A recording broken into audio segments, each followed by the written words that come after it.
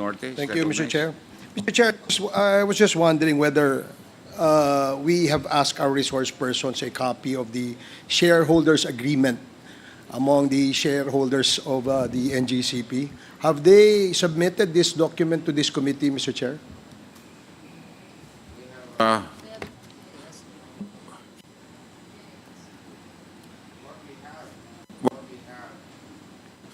The Honorable Barbers, what we have is the GIS, the General Information Sheet, but the shareholders agreement, we are not in possession of that. The question of the Honorable Barbers is, have you requested for it? We have, so that's also I something. think, Mr. Chair, that based on the transcript of the previous hearings, there was a request for a copy of the shareholders agreement among the shareholders of the NGCP. And if they have not submitted this document to this committee, I believe this is a very important piece of document that can inform this body as to what legislative actions we can take after the committee hearing, Mr. Attorney Chair. Malyari. Thank you, Mr. Chair. Mr. Chair, I would like to make a manifestation insofar as, Mr. Chair, insofar as the shareholders agreement in a proceedings with the Senate Committee on Energy, where there was also a request for a copy of the shareholders agreement. There are several manifestations in that letter, Mr. Chair, as regards the submission thereof.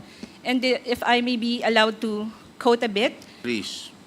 So Proceed. in that letter, Mr. Chair, what NGCP stated is that, quote, NGCP respectfully manifests that the shareholders agreement is the subject of and has been produced as evidence in an ongoing arbitration proceedings administered by the Singapore International Arbitration Center, SIAC, between NGCP as claimant and the Power Sector Assets and Liabilities Management Corporation, PISAM, and the National Transmission Corporation, Transco, as respondents. As evidence in an arbitration proceeding, the shareholders' agreement is protected by confidentiality under Section 23 of Republic Act Number 9285 or the Alternative Dispute Resolution. I'll go on the last paragraph of the letter to the Senate Committee on Energy, Mr. Chair. Should the Senate insist, quote, should the Senate insist on the production of the shareholders agreement relative to matters in which it may potentially legislate, it should issue the corresponding subpoena ducis tecum for the protection of NGCP. Otherwise, NGCP may be held in breach of its confidentiality obligations, end quote, Mr. Chair. So, Mr. Yes, Chair, so, Mr. Chairman, wait, so Attorney Malyari, what date is that? Anong sulat, anong petsa ho niyan? May 24, 2023, Mr. Chair. And since 2023, what is the status of that? Did you submit? Did they submit? Did they give a subpoena? Mr. Chair, can you give me like 1 minute? Because I was not the one attending this. Okay, so please look for that. Yeah. Look for that. The status. I'll give you 1 minute, but I just would like to remind everyone that Section 1 of the Rules of Procedures governing inquiries in aid of legislation of the 19th Congress, Section 1, Paragraph 2, the filing or pendency of a case before any court, tribunal, or quasi-judicial or administrative body shall not stop or abate any inquiry conducted to carry out a legislative purpose. So that's in our rules, okay? yeah, in Thank you addition very to that, much. Mr. The Chair, if I Honorable, may, Robert Ace Barbers. the reason why I feel that that document is very important in these inquiries because we'd like to determine, no, sino ba talaga nagko-control ng NGCP? Di ba? Is it run, controlled, managed, operated by the Chinese? Or is it really the Filipino? So, kaya very crucial ito, Mr. Chair, because we'd like to determine Up to what extent does the foreign incorporators or counterpart have influence over the management, operation, and control of this corporation? So this is really a very important piece of document, Mr. Chair. And as you stated, based on our rules, no one can deny us this document once it is asked and demanded by the committee. Thank you, Mr. Chair. Thank you very Mr. much, Chairman. Honorable Barbers. The Honorable J.J. Suarez, Deputy Speaker. Thank you very much, Mr. Chairman. Mr. Chairman, I remember in the last December 23 briefing that we had, it was this representation that moved for a copy of the shareholders agreement. And in fact, during the time that we had the briefing on the 23rd of January of December of last year, up until last week, I was requesting from the COMSEC a copy of the shareholders agreement. Unfortunately, since the time that we had the briefing and until last week, wala pong pinadalang kopya ang NGCP ng shareholders agreement. Now, the good Congressman Barbers has already emphasized the importance of why we need to have a copy of that shareholders agreement. So therefore, Mr. Chairman, I move that we subpoena duces tecum, the shareholders agreement Second the motion. of NGCP with the shareholders, Mr. Chair. So move. Thank you very much, the Honorable J.J. Suarez, duly seconded by the Honorable Dan Fernandez. Any objections? The chair, any objections? The motion is hereby approved. COMSEC, please prepare the necessary documents for submission before the next hearing. Thank you. Mr. Chairman, The Honorable Deputy Speaker, you still have the floor. along the line of the subpoena that we have just acted upon, can I just request that the chair also give a timeline? At least it is something that we can hold on to when NGCP can comply with the committee with regards to the submission of the shareholders agreement. Kasi baka mag-comply sila sa susunod na taon pa kasi nung isang taon ko pang hiningi yung kopya. Hanggang ngayon wala pa rin. So may we ask the COMSEC, we will give you a week to proceed to produce all the documents required. So the COMSEC, may I ask Attorney Malyari that if you could please produce the documents within a week, okay, so that we can proceed smoothly and intelligently in this hearing. So COMSEC, 1 week is given to them. Thank you.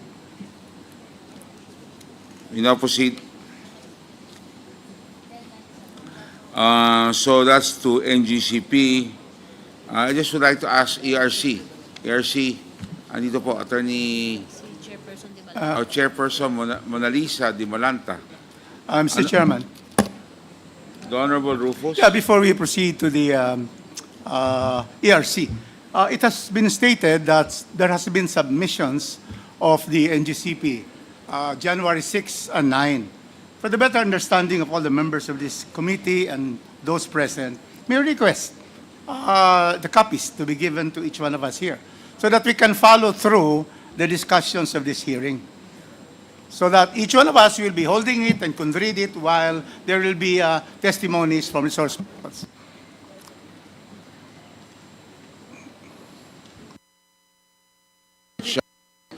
Honorable Rufus Rodriguez, I'm asking them to provide a copy today, a copy, so that some members have been given the copy. And thank you very much for attending the hearing. So a copy now will be given to you. Thank you very much. Thank you very much, Honorable Mr. Chairman. Rufus Rodriguez. So for ERC, ano po masasabi po natin tungkol sa mga dokumentong sinabit po ng NGCP? Meron po ba kayong masasabi tungkol dito? Mr. Chair, good afternoon. We were not furnished copies of the documents, Mr. Chair, that were submitted by NGCP. Okay, thank you very much. Can you also please provide a copy to to ERC. Thank you very much. Comsec, pakabigyan din ng kopya niyan so that they can peruse. Any member that would like to ask a... Oh, there are more members in today's hearing. The Honorable Mr. Chair, may I also Tina ask a Pancho copy? is here. The Honorable Tina Pancho, welcome. Honorable Tina Pancho. The Honorable Tony Ferrer is also here. Welcome. The Chairman of the Committee on Games. The Deputy Minority Leader Presley De Jesus and the Honorable Vice Chair Jeffrey Konghun. Thank you, sir, for attending today's hearing. We now proceed. DOE. The Honorable Sharon Garin, you are recognized. Thank you, Mr. Chair. If you allow, we have a short presentation. Yes, please. And, Your to- presentation, please. And together Enlighten with, us. together with the DOE family, I think Transco and IMAP have presentations. Transco has a different presentation. Yes, yes, sir, because the topic is okay. different. So you start it off, then Transco will come in after you. Yes, Mr. Chair. You have the floor. Can we start with the slides, please? Next slide. I'll try to make this as brief as possible, Mr. Chair. The first slide shows the history of NGCP. No? On 2011, IPIRA was enacted. So Transco took over the transmission business, both the systems operation as well as the transmission assets. Now, when you go to 2007, that is when NGCP, they had the bidding for these functions, Mr. Chair. And at that time, it was 40%, on December 2007, 40% State Grid Corporation of China, 60% Monte Oro Grid Resources Corporation, and Calaca High Power Corporation. The offer back then was $3.95 billion, Mr. Chair. Now, moving forward, NGCP registered in 2008, and then in 2008 February, PISAM, Transco, and NGCP entered into a concession agreement. Ito yung unang agreement, Mr. Chair. Then, in the concession agreement, this is 25 years that you can extend another 25 years. So yung unang 25 will expire on 2034. At the same year, on November, Congress granted the franchise to NGCP. Why is this important, Mr. Chair? Kasi condition yan at that time ng concession agreement na kuhanin ng NGCP yung franchise it was a condition in the concession agreement, Mr. Chair. So NGCP was granted the franchise in 2008, and then and now we have NGCP both as a transmission network service provider and a system operator. Next slide, please. Next slide. So you're talking about three items here. There's IPIRA, there's franchise, and then there's the concession agreement. Sa IPIRA kasi it covers, at that time it was just Transco. No? So under this under the IPIRA, so ang system operator of the nationwide electrical transmission and sub-transmission system.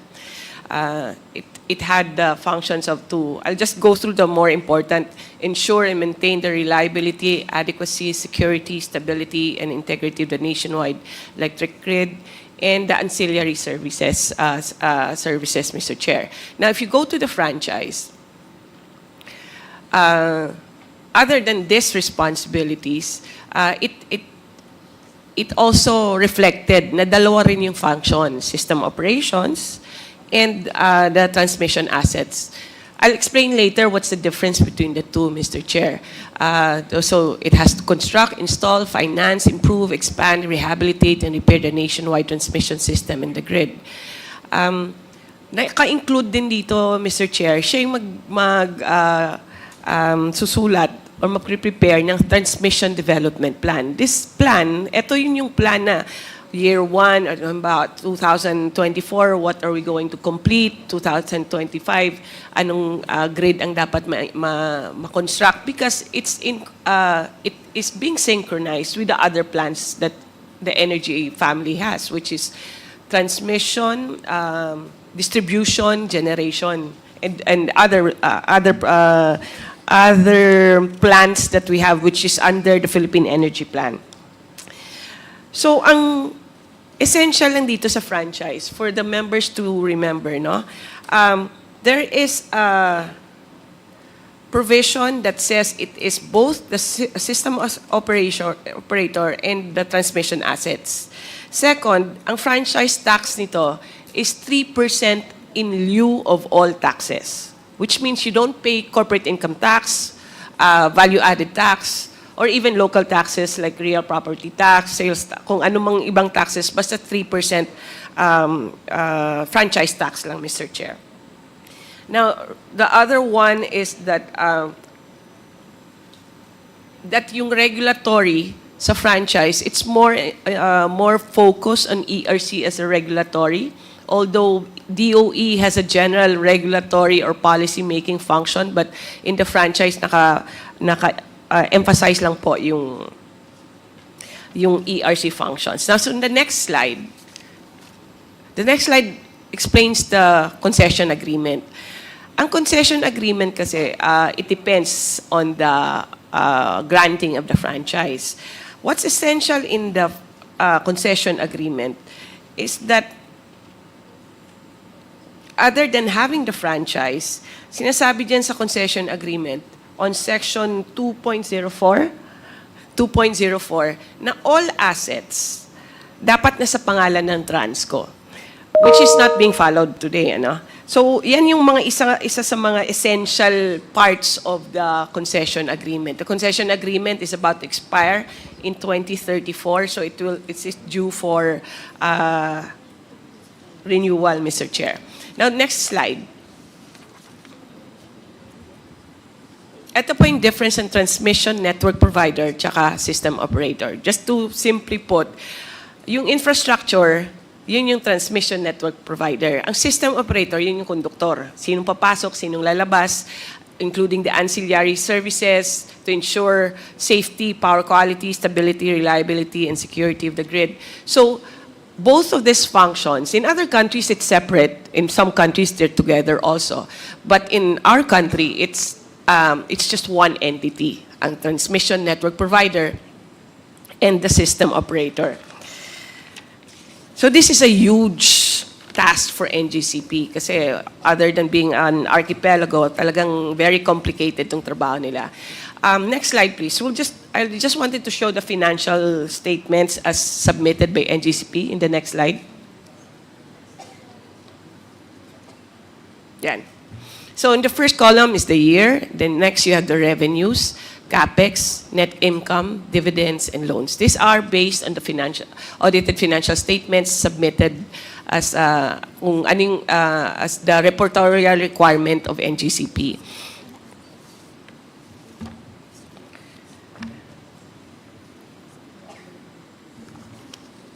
Mr. Chair, the total revenue is 663 billion in the past 14 years. The average annual net income is 22.52 billion, and the average annual dividends is 16.86 billion, while the total net income is 315 billion, and the total dividends is 236 billion. NGCP's total capex is 237.8 billion and the total loan is 237.6 billion. Based on the Transco's 2023 annual report, the total transmission asset is 544 billion. Compared to the above, to the said figures sa table, the total revenue of NGCP in the last 14 years, 663 billion, has exceeded the valuation of the total transmission asset of Transco at 544 billion. The total concession fee paid by NGCP in the last 16 years of 203.62 billion has been overtaken by the total dividends received by its owners of 236 billion, Mr. Chair. Next slide, please. Now, these are the delayed projects, Mr. Chair.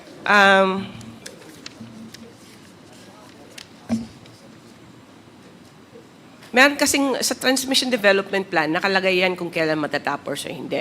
But what happens is every time there is a new transmission development plan, which is annual in submission, there's a new schedule that's being put. But just going through this, there are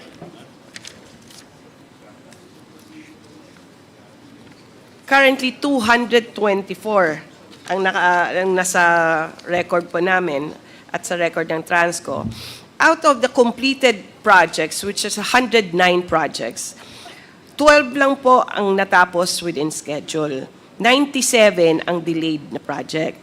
Out of the ongoing projects today, which are 55 projects, 9 lang ang within schedule, 46 ang delayed.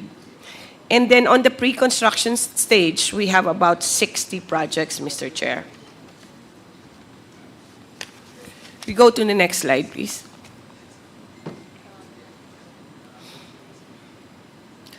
Mr. Chair, can I just ask Yusek Garin a question? Or, Can we allow her to finish her presentation? Okay, thank you very much. So please take note so that we have we can we can ask all members, no, that would like to ask Yusek Garin to ask sabay-sabay na tayo para hindi tayo paulit-ulit. The Honorable Garin, please proceed. Yes, Mr. Chair. I yield to the better judgment of the chairman. Speaker. This one, Mr. Chair, shows the major projects. Some are finished already, like the MVIP, or the Mindanao Visayas Connection, Cebu Negros Panay, Hermosa San Jose. These are completed projects. There are pending pa. So, for example, ang Panay, which is in the middle of the, which is Cebu Negros Panay. 2020 dapat natapos yan. 5 times na move. Year on year lang yan. Kasi within the year, may movement din yan eh. So, natapos yan ng December, kailan yan? March 27, 2024. For example, there was a 3-day island blackout in Panay from January 2 to January 5 in 2024. As a result of multiple coal-fired power plants succumbing to issues resulting from the manner in which they are utilized by the system operator. Ang epekto niyan, Mr. Chair, I think I would rather give NGCP or ERC a chance to explain what happened kasi sila nag-i-investigate.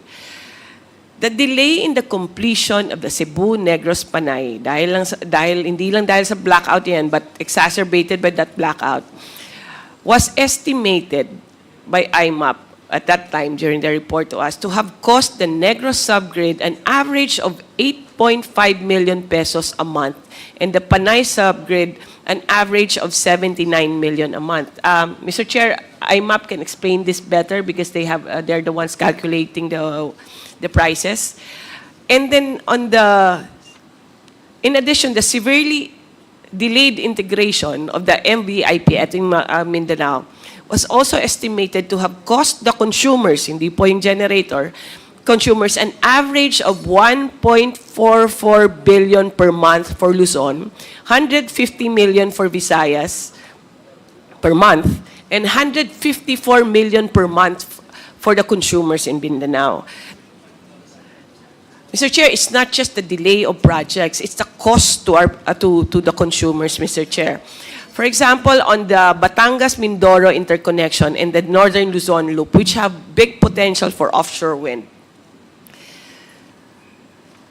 The projects, for example, that are in total 1,185 megawatts of potential capacity, which are slated to come online between 2025 to 2026 will be affected by the delay in transmission kasi sa 28 at 27 tapos after pa matapos yung project, saka papasok yung transmission. So, the project's delays range from 9 months to as long as 8 years and 7 months, and are expected to cost, ang onshore lang to developers, of 64 billion in potential revenues.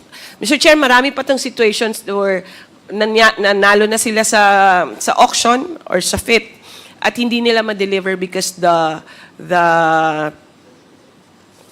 transmission is not there, Mr. Chair. We can give the committee more information on this. Marami lang kasi ito masyadong, Mr. Chair. Like Hermosa San Jose. Hermosa San Jose is what connects Bataan to Metro Manila. Dahil na-delay to, 2020 pa dapat natapos to, there was around, I'm not sure about the exact megawatts, but about 2,000 megawatts ang na-stranded doon sa Bataan na, or the upper area. Kaya hindi siya mabato sa Manila, Mr. Chair. Go to the next slide, please. Now, with all these delays, with all the costs that we've been talking about, actually, kung titignan niyo po sa cost of electricity, because I think the objective of the committee is to lower the rates, but the transmission is really small. If you have a 4,000 peso bill, you have a 227.59 peso bill on transmission. That's correct, Mr. Chair, but a delayed transmission has an effect in the cost of the generation also, Mr. Chair. Kasi kung may delay yan, either sa power supply agreement sila, ang DU mo, or magwe-WESM ka. So there's an effect there, and I think IMAP can explain that better later, Mr. Chair. And that is where I think on the part of ERC and Transco and on IMAP, they explain the effect of this on the consumers. But on the DOE side, what is the impact on the GENCO? It affects, kasi, for example, Mr. Chair, we made calculations on what is the effect on our generation companies. If we go to the next slide, please. Dahil nag-mandate yung presidente na dapat 35% na tayo sa RE. So we've been pushing, and we have so many contracts already. Actually, we are over-contracted with renewable. The problem is, kung walang grid, tapos na yung project mo, may losses ang GENCO. Nakatayo na yung solar farm mo, wala kang connection, you're losing money every day, Mr. Chair. So, Mr. Chair, for example, we've made calculations on the cost of on the GENCOs. For wind power, there will be 11 projects affected. Potential capacity would have been 3,285 megawatts. Ang onshore po, Mr. Chair, ang expected loss ng onshore wind would be 68,272,413,362 pesos. How do we calculate that? Kung kailan dapat siya maging online, binibilang siya per day nila and per month nila, kung ano sana ang potential nila kung nabenta na sana nila yan. Offshore, Mr. Chair. On offshore, there will be at least three projects affected, 2,100 megawatts. That's 251,465,760,000 pesos. On solar, 10 projects affected, it's 4,563,282,095 pesos. A total of not less than 324 billion costing our generation companies, Mr. Chair. That's the impact on Department of Energy, Mr. Chair. Kasi we plan to reach our targets, but if one of the players in this chain, no, si GENCO, si Transmission, pati si DU, pag may nagkamali or one of them is not performing properly, then the whole system is affected. And this is the effect on the generation companies, Mr. Chair. With that, Mr. Chair, if you want, we can proceed with the other agencies or ask the question, Mr. Chair. Thank you very much. Mr. Chair. We have the now Yeah. to the agency while it still stays fresh in the minds of our members in The Honorable J. Um, The Honorable Deputy. Okay muna, Vice Chair. Sandali lang ako. I'll just be The brief. Vice Chair, Mr. Chair. then the Honorable J.J. Suarez, then the Honorable Rufus, then the Honorable Dan Fernandez. Thank you. First of all, Mr. Chair, it was a very comprehensive presentation. I commend Yusek Garin. For a layman, maintindihan mo talaga yung presentation niya. So we would like to have a copy of the presentation. Can we go back to the first slide, please? Yung first slide na presentation.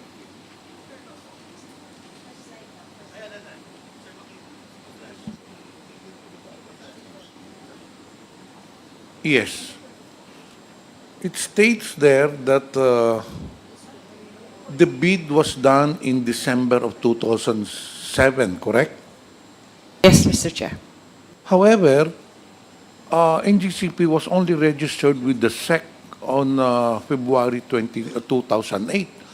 So, I'm just asking, did the government, hindi ba ni-require ng government that the bidder should be registered with SEC? Parang mali yata.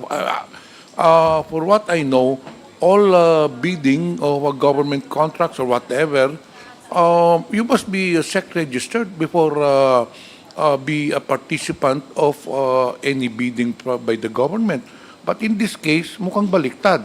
Nagbidding muna before there was a registration with the SEC. So, yan ang question ko. Why, paano nangyari ito? All biddings, every entity that participates in any government bidding should be SEC registered or DTI registered for that matter. So that is one of the questions that must be answered, I think, by this committee. Now, another question would be, which is more important, the concession agreement or the franchise? Which comes first? So, Mr. Chair, I think we'll have to really dig deeper and see what happened during the bidding. Thank you, Mr. Chair. Mr. Chair. Actually, the Secretary. parties to this agreement are Transco, NGCP, and PISAM. And PISAM is here because they can explain better. But just before if PISAM wants to answer, Mr. Chair, it was a consortium at that time, so hindi pa siya nare-register. Nanalo lang sa bidding as a consortium, and then they were required para makakuha sila ng concession agreement. But a question, if what is more important, I guess both are important, Mr. Chair, but as to the superiority of the document, then the franchise is always, because it's the law. But the concession agreement also rules on the private relationship, as a private contract. So meron din sila, despite it being a public service or public utility, may condition naman talaga na dapat kumuha ka ng franchise. But I don't think there's any conflict between the two, Mr. Chair, except probably for the term. Iba lang yung expiration ng isa, Mr. Chair. Mr. Chair, if you want, I think PISAM is in a better position how to explain the historical of their agreement. Kasi nandito naman si President Dennis, Mr. Chair.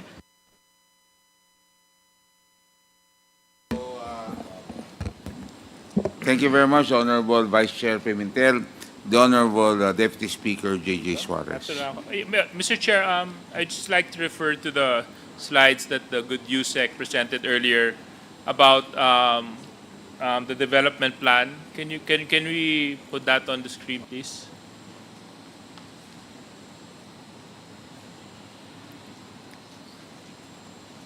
Kanina iniisa-isa niyo po USEC, di ba, yung mga itinatay yung mga projects. Pwede po ba natin balikan yon?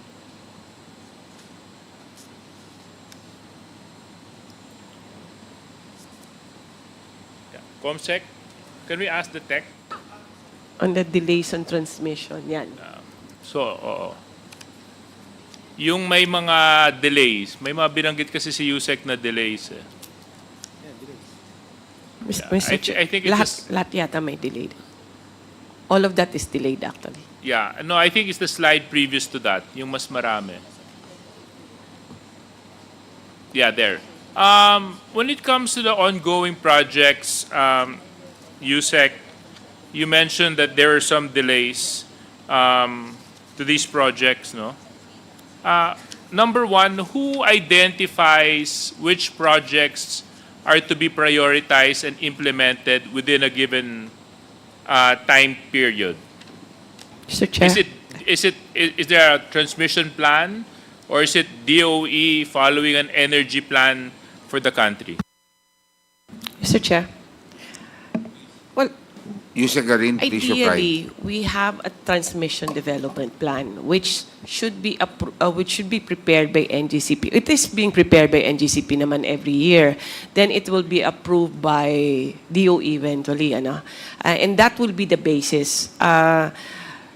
It's not a matter of which is more important. Para sa naka-TDP na yan, yun na dapat yung schedule. Now, what happens is, Mr. Chair, is that every submission of a TDP, the target completion date changes also in the previous years, Mr. Chair. Yun nga po, Mr. Chairman, yung gusto kong sanang mapansin natin eh. It's a moving target, in other words. Kaya nga gusto ko malaman kung sino po ba ang nag-identify ng mga projects to be implemented. Kasi sila din ang magsasabi kung kailan dapat matapos ito. Kaso lang, base po sa sinasabi ninyo, NGCP ang nagbibigay ng proyekto to be approved by DOE, and then you mentioned that it's a moving target. So, how are we supposed to hold companies, entities accountable to their performance targets if we can't even hold on to specific targets when it comes to when projects should be completed? The targets are supposed to be fixed, and that's what our comment to NGCP actually in the last review of the yung mga targets na yan, dapat fixed siya, hindi siya moving target, and that's what we communicated to NGCP. Previously though, Mr. Chair, the previous to this administration, di ba ilang beses din siya nag-move previous to this administration, na-approve din siya ng DOE kasi but it is being prepared by NGCP. It's basically like a unilateral decision on their part to change, but technically it goes through the process also. Dinadaanan din yan, nag-approve, recommended by a consulting Transco and then approved by DOE, Mr. Chair. Ngayon pa lang kami nagsabi na dapat hindi na yan pinapalitan. Kung ito po ay moving target at sabihin na natin hindi na natapos ng NGCP at the timetable, at the time frame that was provided to them, are they penalized? Sir, the penalty would be under the ERC because they're the regulator. Pero, Mr. Chair, these are not supposed to be moving targets. Kasi si Genco, hindi gumagalaw yung target niya for his generation. Si distribution, ganun din. So, even the demand of our households are not moving targets. Kung i-increase yan, mag-i-increase yan. So these are violations of the TDP, not only of the TDP, but also the concession and the EPIRA and the franchise, Mr. Chair. Yun actually yung point na gusto ko sanang sabihin at i-emphasize, Mr. Chair, na unahan lang ako ni Yusek. Siyempre, yung pangailangan ng taong bayan ng kuryente, hindi naman pwede mag-antay yun, di ba? So, ang hindi ko lang po masyadong maunawaan sa isang kumpanya na napakalaki po ng kinikita, dividendong pinamamahagi na umabot ng bilyon taon-taon, bakit hindi po nila matapos yung mga proyekto sa takdang panahon? At sila pa magsasabi kung kailan nila tatapusin to ayon sa kanilang kakayahan. When in fact, I don't see any reason why they should even have delays in their projects. So, Mr. Chair, like for example, let me just go down this list. I have a list of projects here that have been delayed. Some have been delayed for 5 years, some have been delayed for 6 years. Meron po dito 10 years na pong delayed, meron po dito 9 years na pong delayed. Some of those are relocation of steel poles. Meron po ditong Tuguegarao, Lalo project, Bingas, San Manuel transmission project. Meron pa palang susunod na pahina to, and the list is so long, Mr. Chair. So again, how are we to hold a company accountable to their performance indicators when it comes to providing transmission lines to the country. Dito po sa amin, sa sarili ko pong karanasan sa lalawigan ng Quezon, inaabot po ng taon bago makapagpatayo ng NGCP ng bagong substation doon po sa bayan ng Pagbilao. And it affected a lot of investors. It actually led to two investors closing down just because NGCP wasn't able to put up the power station, the substation that was required. So, and I'm sure this is not only limited to or happening in Quezon Province. I'm sure this is actually happening in the entire country. So, Mr. Chair, I want that point to be emphasized. And if NGCP can explain their dismal performance to this committee, I would appreciate an explanation from NGCP, Mr. Chair. If I may, Mr. Chairman, baka makapag-interject lang ako ng kapraso. Kasi nga, even itong masyadong maraming delays that our Deputy Speaker have mentioned, I think ang NGCP wala namang worry even these projects are delayed. Kahit 10 years yan, 9 years yan, wala silang problem eh. Because these are being paid and passed through to the consumers. Hindi pa siya used and useful, hindi pa siya commission, hindi pa siya tapos. Binabayaran na po natin to. Kahit sabihin mong 10 taon, 9 taon, 5 taon yan, no problem. Basta't bayaran ng taong bayan. So wala silang hurry eh. Wala silang reason to hurry the construction or the infrastructure na dapat po matapos. Dahil nga, bayad naman eh. And that was allowed by the third regulatory period. The rules of the third regulatory period allows it. But unfortunately, dito, sa mamaya, i-discuss ko, Mr. Chairman, sa fourth regulatory period, hindi na po allowed yan. But, the majority decision of the ERC have decided, no, na spent na lang. Kaya nga yun yung minimension ko in the last hearing eh. Okay. So, Mr. Chairman, yun lang pong gusto kong mention. Kaya tumatagal ang project po natin dahil binabayaran na yan ng taong bayan. Thank you very Mr. Chair? Mr. Mr. Chair? The Honorable Dan Fernandez. Mr. Chair, may I? The Honorable Presley, I would like NGCP to first Just to a quick reply question. to the question of the Honorable Deputy Speaker JJ Suarez. Please reply. Good afternoon, Your Honor. I'm Attorney Pia Sanjego from NGCP. We'd just like to seek the committee's permission that we be given copies of the lease of these projects, and we will be able to submit a detailed explanation or the reasons for the completion dates and the reasons for the moving as the transfer or the change of the new completion dates. Sandali na po. And Kayo po nagsubmit ng dokumento sa amin. Hindi ko kami magsasubmit sa inyo. yes, Your Honor, but the names of the projects we could be clarified from the presentation of Yusek Garin. Or if we may, we will submit the list of projects and the completion dates as well as the reasons for the change of the moving targets. Mr. Chairman, we have already received. That was requested last hearing. Actually, Mr. Chair, if I can refresh the committee's memory, this was the discussion we had on the 23rd of December last year.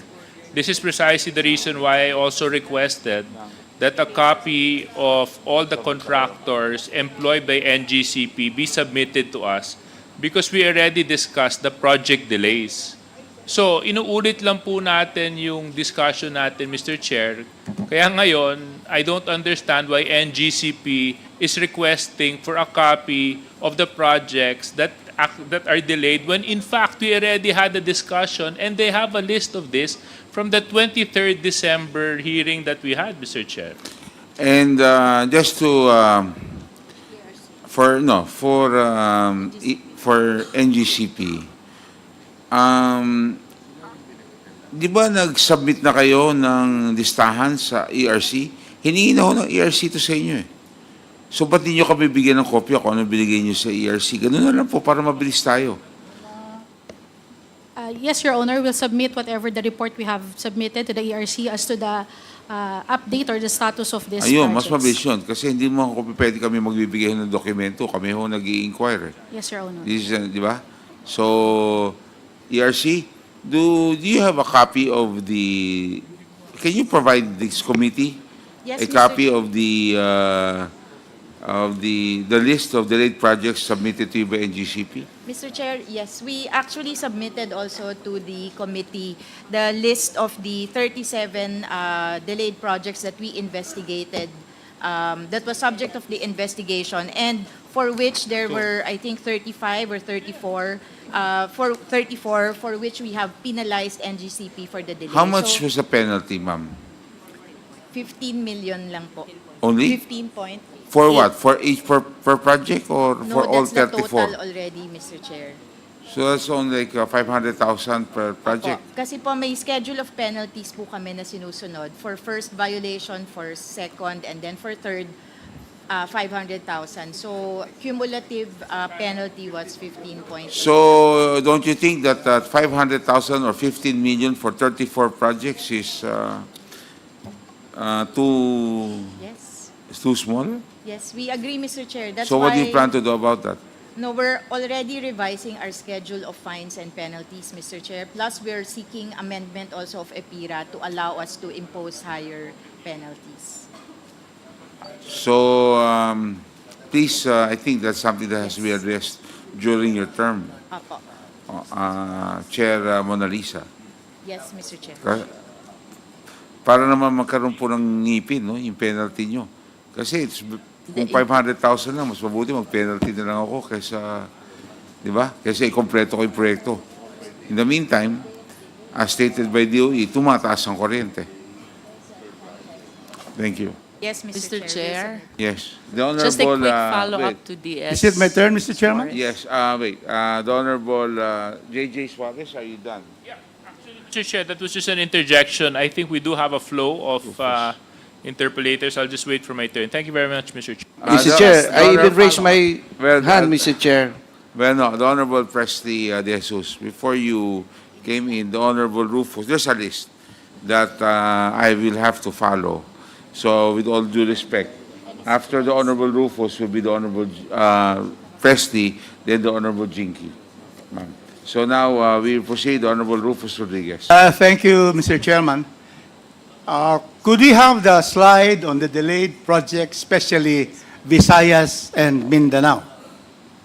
Can we have the slide here?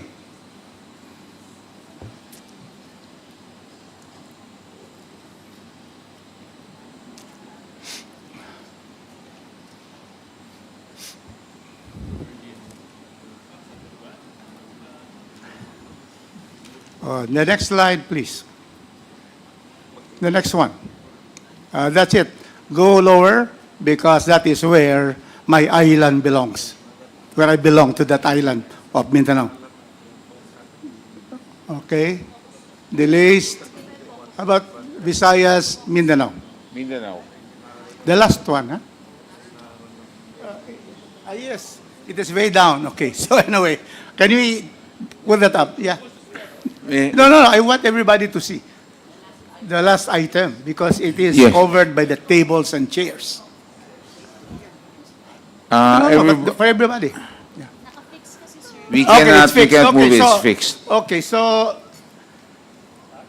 Mindanao has been interconnected with the Visayas last January 2024. My constituents, Cagayan de Oro City, 2nd District, would thank the NGCP for finally connecting Mindanao to the Visayas and to Luzon. Why? Because if we need more energy from Luzon, Visayas, they can give to us. And if we have an excess capacity in Mindanao, we can help Visayas and Luzon. There is a 5-year delay. I am personally, I know this because of right-of-way problems. First right-of-way that I encountered, the Cebu Golf Club filed a case in the Supreme Court to stop the NGCP from putting lines to Cebu that will go ultimately to Lanao del Norte and then to Cagayan de Oro. And I said, and I was able to come to the press and state, is golf more important than the needs of Mindanao? Everybody scrambled, including Secretary Frasco, calling me and saying, we will ask the golf club to manifest in the Supreme Court that they should now agree and not to stop it. Because if we stop because of the golf course, then certainly our priorities are not in the right places. And indeed, it took about 8 months to be able to proceed with NGCP's lines of transmission going through Cebu and then going to the island of Negros and then going to Lanao del Norte. That's the first one, Mr. Chairman. You know why I know this? Because I am one of the foremost proponents for the interconnection of Mindanao to the rest of the grid. Visayas already has interconnection with Luzon. But why Mindanao is not yet in? Even during the time of President Pinoy, he was in Iligan City. I spoke there that President Pinoy already support the NGCP to make sure that we interconnect Luzon, Visayas, and Mindanao. So now it's interconnected. And so now there will be many more power generation companies that will come to Mindanao because if we have excess, they can sell it, especially Luzon, who has a very tight supply on energy. Next, Mr. Chairman, that is why we cannot blame NGCP for the delay, at least for the Visayas, Mindanao interconnection. The next problem is Lanao del Norte. Right of way, you cannot just, you cannot just be able to dig and put your transmission lines there because, or put posts there because our Muslim brothers in Lanao del Norte will object. And in fact, they have objected. So what did we do? We were able to talk to the governor and the congressman of Lanao del Norte. It took so much time also because they had to talk with the owners of the properties. And so to be able to put just point, Secretary Garin, my former colleague, to state that it's 5 years delay and we should penalize them and to the ERC to increase the penalties. We have to look at the reasons. And in fact, if we see the reasons for delay, the right-of-ways that could not be immediately be secured, it stops the project. And so that is why, Attorney Malyari, we thank you. Because Mindanao is now interconnected to Visayas and Mindanao. There are more companies that are putting up power generation plants in Mindanao because they can now sell to Luzon and the Visayas if they have excess capacity. And right now, I tell you, because of the development of Mindanao, brought about by President Bongbong Marcos, nakapasok na. So, we expect, if you will see the NEDA report, Region 11 followed by Region 10, there's a lot of companies going there, and therefore there will be a need for more watts and more power companies. And so we cannot, my dear colleague Sharon, who has been, with us, presentations like this looks like, NGCP has not done its job. But let me tell you that based on my personal experience, at least these two right-of-ways problem easily would cause the delay. So what I'm saying here, Mr. Chairman, is let us look at the reasons for the delay. Because NGCP would want to connect all of these grids and all of our consumers because it is for the best interest of their company. They will be able to charge more.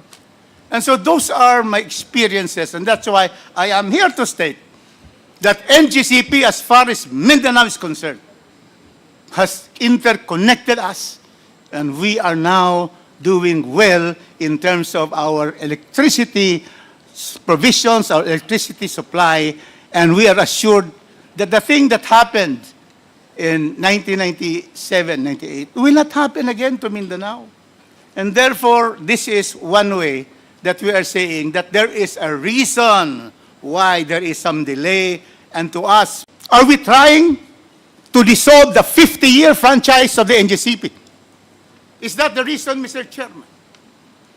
The BIR in the hearing of the Ways and Means clearly stated, NGCP has paid all the tax liabilities of the company by Mr. Romeo Lumagi, that BIR chief.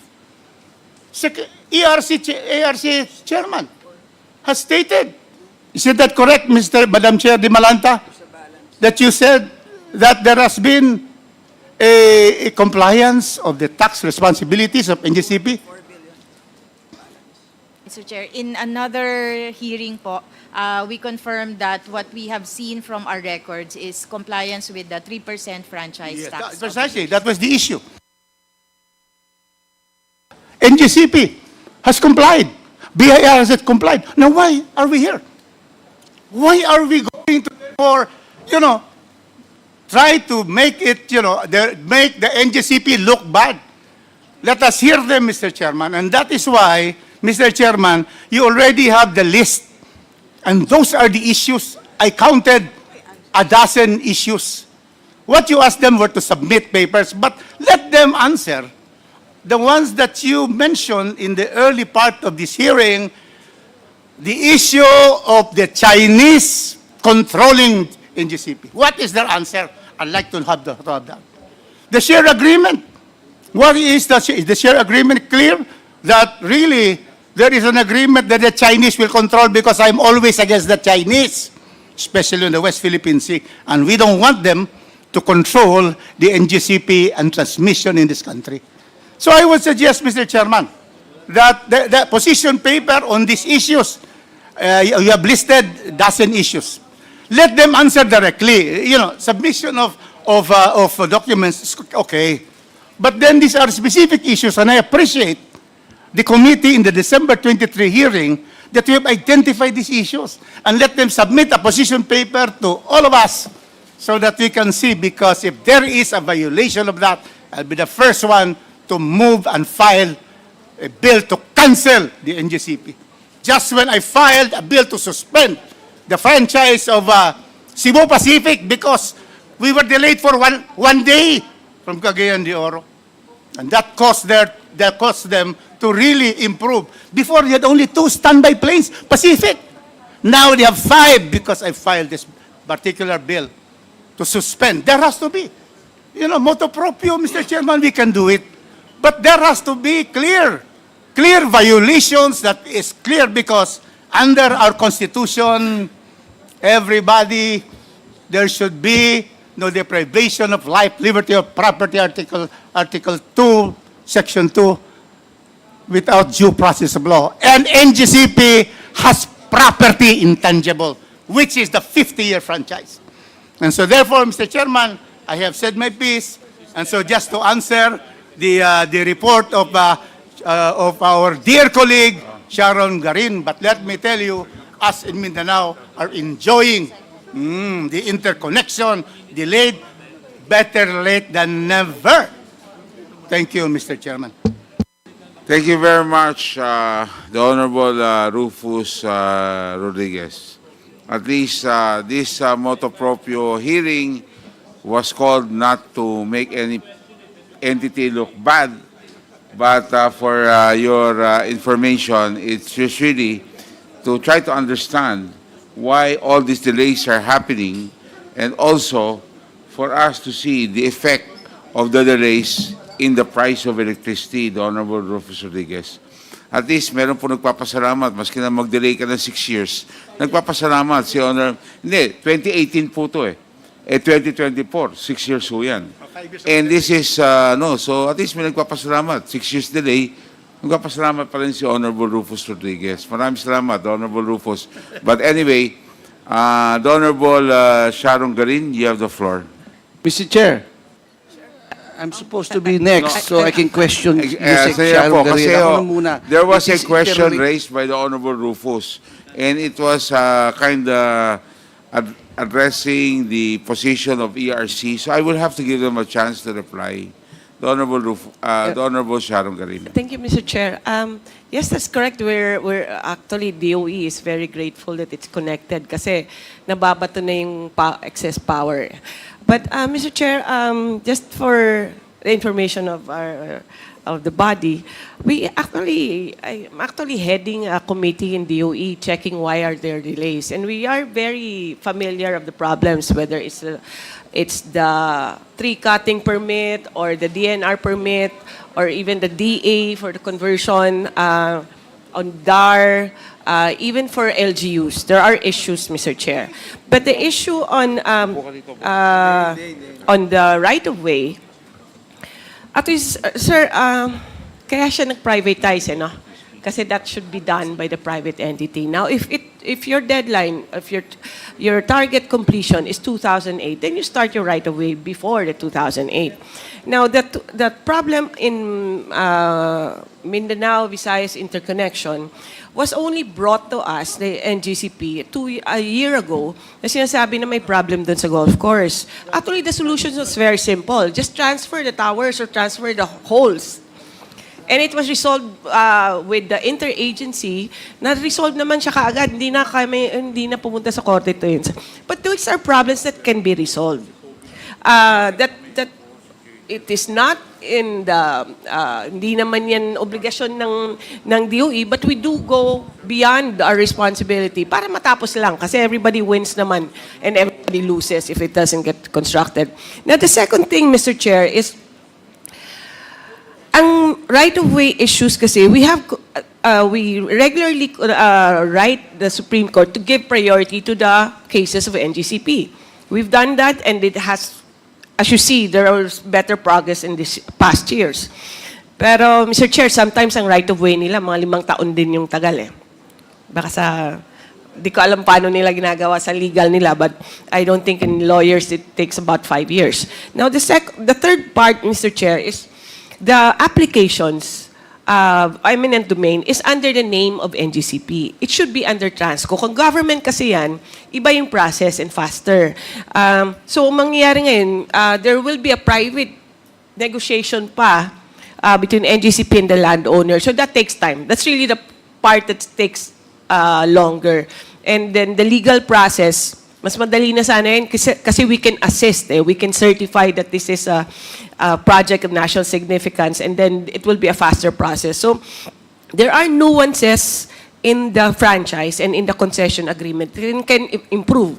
But also there are provisions that are already there that kung sundin lang ng NGCP, siguro mas mabilis yung right-of-way process natin. But yes, again, we are quite thankful for NGCP for finishing it kahit delayed man siya, basta natapos lang.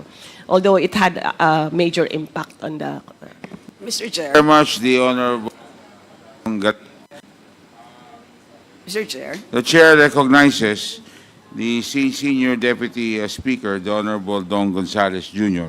of the 3rd District of Pampanga. Welcome, sir. Thank you, Chairman. And from the 2nd District of Antipolo City, the Honorable Romy Acop. Welcome. And of course, si Ramon Rodriguez Gutierrez of One Rider. Welcome, Rog. We now proceed to the next speaker, the Honorable Presley. Mr. Chair, the Honorable yes, just, Senior, the Honorable you, Stella Kimbo. The Honorable, meron nga palang interjection na Just, si the Honorable quick Kimbo. interjection. Yes. With respect to the 3% franchise tax, I heard Chair De Malanta say that compliant naman po ang NGCP. However, based on our hearing last week, na nandun po kasi ako, at narinig ko po si Chair De Malanta mismo ang nagsabi na meron pong problema mula 2011 hanggang 2021. Hanggang 2022. Kasi po, maliwanag naman po sa batas na yun lang naman po ang katangi-tanging buwis na binabayad po ng NGCP. So yun po, franchise tax in lieu of all other taxes. Ibig sabihin po, hindi na po kailangan magbayad ng income tax, etc. ang NGCP. Therefore, hindi po dapat pinapass on to the consumers itong franchise tax. Kaya nga lang po, mula 2011 hanggang 2022, itong 3% franchise tax ay pinas on po sa ating consumers in the form of higher prices. Yun po ang naging finding ng ERC at yun po ay nireport po sa amin ni Chair de Malanta. Kaya po, tinanong po namin sa kanya, in which case, hindi ba dapat may, in effect, kumbaga po, may utang ang NGCP sa kanyang customers, in effect. Or this is something that we can actually debate and discuss. And tinanong namin kung magkano po ang kabuuang amount na yan. Ang sabi po ni Chair de Malanta, if my memory serves me right, is 204 billion. Or sinabi ni Chair Joey, how much is that? Mr. Chair? Yes. With your permission, for the franchise tax, based on our calculations alone, Mr. Please speak Chair, closer to the microphone, Chair. on franchise tax, based on the information only that we have, because we also recommended that BIR weigh in also on the issue because they have the primary documents. It's 21 billion from 2016 to 2022. The 204, ma'am, is on the reset po yun. So, So- just on franchise tax, 24. 21, sorry. 21 billion. So from 2016, 2016. from 2011 We to don't have 2015. the information, Mr. Chair. That's why we recommended that BIR. So it's at also- least 21 billion pesos. So, yun lang po, Mr. Chair. So, in short, they're not compliant. Exactly, Mr. Chair. That's your point. They're Yes, not Mr. Chair. compliant. And they still owe government. Or they were not compliant from 2011 up to 2022 with respect to the not passing of the 3% franchise tax to the consumers. Thank you very much, the Honorable Stella Kimbo, the Senior Vice Chair of the Committee on Appropriations. So now, the Honorable Presley De Jesus. Thank you, Sir, Mr. point of order, Mr. Chairman. The Honorable Dan Fernandez. Do we have a list of those who will interpolate? Para atang 2 oras na po akong nakaupo Ay, dito, pala. hindi pa po ako natatawag. And I'm I'm number so 3 sorry. in the list, The Mr. Honorable Chairman. Presley, I'm sorry. Hindi, pero kung maikli lang po yan, it's okay. Mr. Chair, I have only quick question to Yusek So, Sharon. may sila naman yung sa'yo, no? May So, the sila. Honorable Dan Fernandez will yield to you. The Honorable Presley De Jesus. Thank you. Thank you, Governor Dan. Thank you. Again, Mr. Chair, maraming salamat sa inyo. No?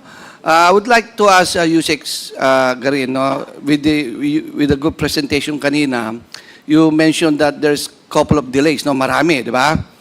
So, yung mga delays ba yun, ano yun? Is it caused by the NGCP alone for not acting on time o maraming, remember, karamihan dyan, right of ways. We know that, Mr. Chair, right of way yan. Ang tanong ko, ilan ba dyan yung na sa korte na ngayon, kaya hindi nagpo-proceed yung mga ganyang projects? Meron bang ganon? Mr. Chair, in the major projects, parang tapos na yata yung if there's a TRO or anything, no? Pero sa right of way, meron pa. Also, there are cases that have pending ERC approval also. So it's a combination of everything, Mr. Chair. Like yung sa Panay, there's an issue with the owner and also an issue with DNR. Kaya iba-iba yung reason, Mr. Chair. But the major ones, parang wala namang court case na na-present because ayaw ng owner, Mr. Chair. So, in short, Mr. Chair, Yusek, no, hindi lang ito solely fault ng NGCP. Just to make it clear. Kasi sabi mo, may court, may pending sa court, at the same time, is under the review of ERC. So, it's a culmination of all, it's a combination na lahat. So, kasi, ang masama rito, I'm not trying to defend NGCP, no? We're trying to level the playing field. Kasi ang dating, laro, maraming nanonood sa atin, kasalanan ng NGCP kung bakit maraming delays. But straight from the horse's mouth, sabi mo, may problema ERC, may pending at may mga court pang pending din sa korte. Am I right? Mr. Chair, those are the reasons bakit nadidelay ang NGCP. But those are also their responsibilities to procure. Mr. Chair, based on their concession agreement and then franchise. Responsibility niyan as a transmission network provider and as a system operator. If historically, if you know that it's 2 years to get a right of way, then you apply it way back before the start of construction. So that is a matter of project planning, Mr. Chair. I don't know if how NGCP does that, but just to explain, Mr. Chair, once we focus on a project with NGCP and we go check what are the problems, it gets resolved naman, Mr. Chair. But we cannot handle all the problems naman. We just focus on the major. Halimbawa, Mindanao, Batangas, Mindoro interconnection. We had an audience with the governor and then introduced NGCP and DOE because they never got the appointment with the DNR or the LGU. So we facilitated kaya, ibig sabihin, these are not problems that are impossible to resolve. Kaya naman. Yeah. Nadidelay lang talaga sila. Would you also agree, pag nagbago ang gobyerno, for example, the former secretary ng DOE, meron siyang gustong transmission development plan that was presented by NGCP. Now, papasok Secretary Tilla na nababago yung kanilang plan. Is there a chance na nangyari yon? Or kasi it was mentioned by Chairman Di Malanta na puro plano, bago-bago. So, wala bang continuity ito? Na kung ano pisang, since lahat naman tayo, this is very important, no? Everyone needs the transmission line in order for our generation na magamit lang yung transmission line. But the problem is, at the end of the day, ang mga consumers ang talo dito. You even mentioned that. So, we conduct this hearing. Ano ba talagang purpose natin? Paabayin ng presyo ng kuryente? Or we just blame one element of the energy family? Remember, NGCP is one of the elements lang yan. Nandyan transmission, generation, distribution, even the IMAP, nandyan lahat. Kompleto tayo. So, pag ito lang gusto natin pababayin ng presyo ng kuryente, ay kailangan lahat dito ma-involve, no? Right now, we have a motto proprio with regard to NGCP. I agree with Kong Rufus. Ano ba talagang purpose natin dito? No? Just the franchise ba? Paano natin tulungan? Remember, we're here in age of legislation. I think it's high time to review the IPIRA law. No? Kasi ang IPIRA law is the problem. No? Do you agree with me, Yusek? Kasi nandun lahat. You just follow the IPIRA law. Mr. Chair, with all due respect, the IPIRA is actually being reviewed and there is a first phase of Yes, revisions. being Two reviewed actually, because PSAM and Kong ERC. Dagok and I are part of the Yes, Mr. revision Chair. of IPIRA law. Kasama kayo ni Chairman. So, kailangan natin ayusin to. Yes, No? sir. My point is, in age of legislation, kailangan makapagpasa tayo ng batas. So, any suggestion that this committee will recommend sa Kongreso na mapagpasa kami ng batas kung paano mapabilis yung paggawa ng transmission lang. Yun lang, Mr. Chair. Mr. Chair, we were called here for the franchise itself, Mr. Chair. So the decision whether there will be another law or there will be a review of the franchise, hindi na po ako congressman, I leave it to your wisdom. Mr. Chair, anytime Mr. you appear Chair. in committee hearing, in aid of legislation lagi to. Mr. Chairman, Mr. doesn't Chair. matter. Point of So, order. kailangan natin magpasa Mr. na Chair. talagang batas na talagang nararapat dito. So, Mr. we cannot Chair. name blame. Mr. Chair, can we follow our rules and proceed with the list of interpellators with due Yeah. courtesy to our good and very honorable colleague, Honorable Presley De Jesus? Meron kasing mga nakalista, Mr. Chair, and Yes, we can ma'am. interject if it is related to the direct question. But I believe we have to go back to the Yes, list the Honorable, to put order. The Honorable Garin, it was really Presley De Jesus, the Honorable Presley De Jesus. Ma'am, nagpalista ako Siya ho eksakto talaga ho nakalista ho. 1:11 The Honorable Dan PM. Fernandez yielded to the Honorable Presley. Mr. Chair, Nagpalista ako kanina pa nga ako So, it was Yeah, Honorable I Presley. understand, but I thought, Mr. Chair, the next interpolator was supposed to be Congressman Rufus, No. and then Tapos na ho. Tapos na ho si Honorable Rufus. the next interpolator will be. The Honorable Presley De Jesus. That's Okay, why he and has the next floor. is, The I Honorable thought Dan somebody Fernandez. nag-yield po si Kong Dan, Mr. Chair. Yes. Yeah, because my understanding, well, Mr. I Chair, yield is you can... for a couple of questions, no? but Yes. not for long. Yeah, but Yes. just to put things in the, my Yes. apologies, Mr. Chair, but just to put things in the proper perspective, I believe if you are listed as an interpolator, you cannot just yield it to somebody else unless there's an interjection. With that, Mr. Chair, maybe if the Honorable Fernandez will yield his time to the Honorable Presley De Jesus, we don't have any objection. Yes, he did. The Honorable Presley, proceed. I think For tapos your na short ako, money, baka- are you done? The Honorable, Yeah, I'm done with are you that. Thank you So, very much, the Honorable Now, President. I want to be my Yeah. name be listed in the second round. Okay, Just thank to you. make sure that my name will be recalled. Thank you. You're now Thank on you. the second round, so that's clear. The Honorable Dan Yeah, Fernandez. just- Okay, are you going to say something? Yes, point of order lang, Mr. Chair. Because palitan na ho sila eh. Ang dapat na una si Dan kay Presley, but because kay Honorable Presley, so nagpalitan na ho sila. Sila ho talaga magkasunod. Sila ho yung magkasunod. The Honorable Dan Fernandez. Mr. Chair, with the indulgence of Congressman Dan, I have a point of order myself. Okay. Yes. Yes. What's your point of order? The motion for the motu proprio is a motion that I filed. And it seems that it's been alluded to twice by our colleagues. I would have appreciated if they had objections to the motu proprio motion, they would have showed it in proper writing or opposed it. But insofar as it was able to garner enough support, then that is why we're pushing through with the motu proprio hearing to review the franchise of NGCP. The very nature why I pushed for this motion, Mr. Chair, is so that we can look into whether or not, number one, NGCP is complying with the franchise that has been provided to them by Congress. Number two is also to look into the efficiency of NGCP with regards to their performance in providing electricity to the Filipino people. So I don't think if there is a question of the wisdom behind the motu proprio inquiry into the franchise, I would have welcomed an opposition in my motion.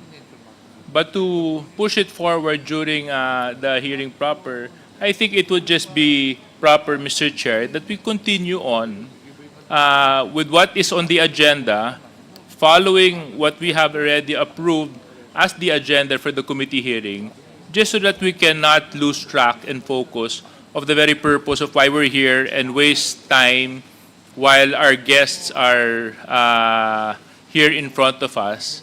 And I'm sure they're also waiting for their opportune time to discuss this matter, Mr. Chair. JJ Suarez. Definitely, this motu proprio hearing followed all the rules and with the permission of the Committee on Rules that this be done. So we have enough votes for this. So the Honorable Dan Fernandez is recognized. Silence requested. Okay, maraming salamat po, Mr. Chairman. And the very reason why we are here right now ay yung sinabi ni Congressman Presley is talagang maibaba yung presyo ng transmission rate. And that's the reason why we've been fighting this for so many years. As a matter of fact, noong 2019 pa, pinaglalaban na po natin itong reset na kung saan ay 2011 ang last recorded na rate reset. And it's been like 13 years. Hanggang ngayon, wala pa po. And that's the reason why we're asking why. Di ba, bakit hindi nagkakaroon ng panibagong set ng rates para sa transmission?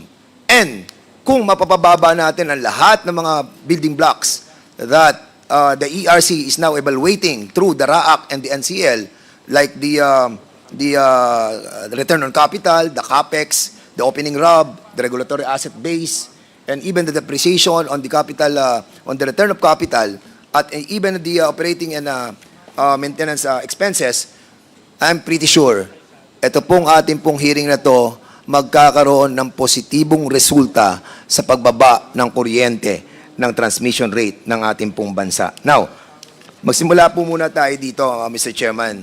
Ang tatanungin ko po ay ang NGCP regarding doon po sa inyong IPO na in the last hearing, I mentioned about this IPO. Ano po ba yung legal obligation ng NGCP regarding the public offering na binabanggit ng provision ng ating pong batas? Attorney Malyari, you can answer this.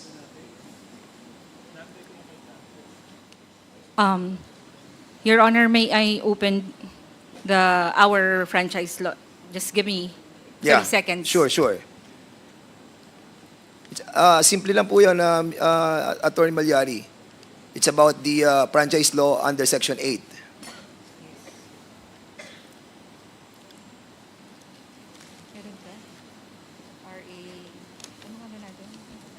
Okay, ako na lang mag-mention, Attorney Malyari. So under Section 8, ang mandato po ng ating pong NGCP is to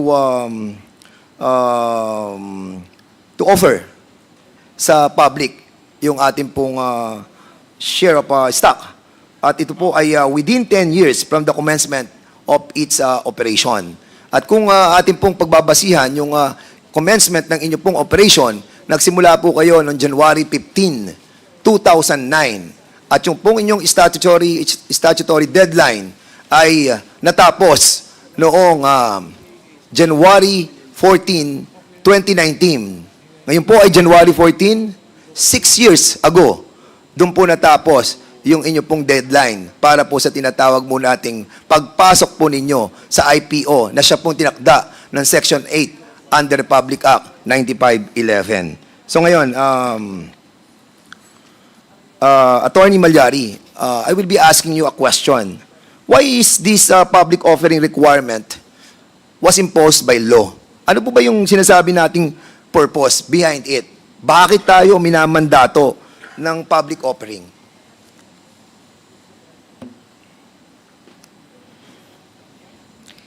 Your Honor, as to the wisdom of the legislation, it will be this honorable representation that may be able to expound that because it is indeed written in our franchise. So, bakit minamandato na tayo po ay mag-IPO? Kasi kung titingnan mo po, Attorney Malyari, halos lahat ng mga public utilities, minamandato yan na mag-IPO tayo. I-share natin sa public yung ating pong pag-aari ng ating pong entity dahil public utility to. So, the very rationale of our Constitution under Section 2 of Article 4, Article 12 of the 1987 ay magkaroon ng equity yung ating mga mamayan. To be more transparent, magkaroon tayo ng accountability, and at the same time, yung ownership at yung operation, operation, ay mapapunta sa ating mga kababayan. Most especially, ang ating pong transmission is a natural monopoly. Ang ibig sabihin po ay wala po siyang kakompetensya, and that's the reason why kung wala siyang kakompetensya, kailangan siya ng partisipasyon ng ating pong mga kababayan. Now, I will be asking you again, Attorney Malyari, are there entities in the energy sector or elsewhere na masabi natin that the public offering is also being provided? Meron po ba kayong alam that yung mga public utilities are sharing their ownership to the public? Your Honor, top of my head, I apologize. I am not aware Sige, of other public utilities. okay, Top of sa my head. ERC, meron po ba tayo alam na mga public utilities? ERC Commissioner, Chairman Dimalanta? Yes, Mr. Chair. In fact, the EPIRA requires, under its current form, EPIRA requires generation companies, distribution utilities, as well as for individual franchises, like for telecoms, for example, they have public listing requirement. Correct. Under Republic Act 79-25, yung ating pong mga public telecommunications mandates na to offer at least 30% sa IPO. At ito pong ating may nilad nung ating pong inaprubahan ng kanilang renewal ng kanilang concession agreement, pumasok din po yung kanilang IPO. And even the Manila Water, ito po yung sinasabi ko in the last hearing, yung pong kanilang mga empleyado, sayang wala si Attorney Cynthia, pero during that time, sa hearing, sinabi ko na ang Maynilad, ito pala yon, yung ESOP, Employee Stock Option Plan, na kung saan binigyan nila ng share ang kanilang mga empleyado, which dapat yun po ang ginawang una ng NGCP kung talagang mahal nila ang kanilang mga employees. Now, tama si Chairman Mona that under the Penal Law, yung ating pong Republic Act 9136, 15% doon sa ating mga distribution utilities. And isa pang batas na nagsasabi dito ay Republic Act number 8479. Ito po yung Downstream Oil Industry Deregulation Act of 1998 na inaalaw na mapapunta sa public yung 10% of their common stock. Now, ang tanong ko sa iyo, Attorney Malyari, did NGCP meet the legal requirement for an IPO within 10 years from the grant of its franchise? Your Honor, I would like to read, now that I was able to open the Section 8 of NGCP Franchise RA 93511, dispersal of ownership, Mr. Chair, two ways, Mr. Chair. One is to make a public offering of the shares representing at least 20% of the outstanding capital stock or higher percentage that may hereafter be provided by law. And there's another, Mr. Chair, provided that the listing in the PSE of any company which directly or indirectly owns or controls at least 30% of the outstanding shares of stock of the grantee shall be considered full compliance. All right. In- So, tatanungin lang kita, Attorney Malyari. Simple lang yung tanong ko. Did NGCP meet the legal requirement for an IPO within the 10 years period that was mentioned in Section 8, Republic Act 9511? Yes or no? Your Honor, our legal position is yes. Yes, your pursuant to legal the position is yes. Correct. Now, nung November 13, 2018, para maintindihan po ng ating mga kasamahan at mga nanonood sa atin, para at least maging klaro po. Kasi dito ako ipaglalabang ko that you have violated Section 8, Republic Act 9511. But in your contention, in your statement a while ago, you have mentioned that in May 26, 2022, the order of the ERC was that NGCP was compliant with Section 8. But that was in contrast with the decision of the ERC on March 10, 2021, when they rejected your motion for reconsideration, when you filed a petition on November 13, 2018. Now, ang tanong ko sa iyo, Attorney Malyari, ano ang final nyo nung November 13, 2018 sa ERC with regards to this listing of share of stock of the NGCP? Mr. Chair, I am not the counsel that personally Who is the proper person to answer my query? Mr. Chair, can you just give me one minute, Mr. Chair?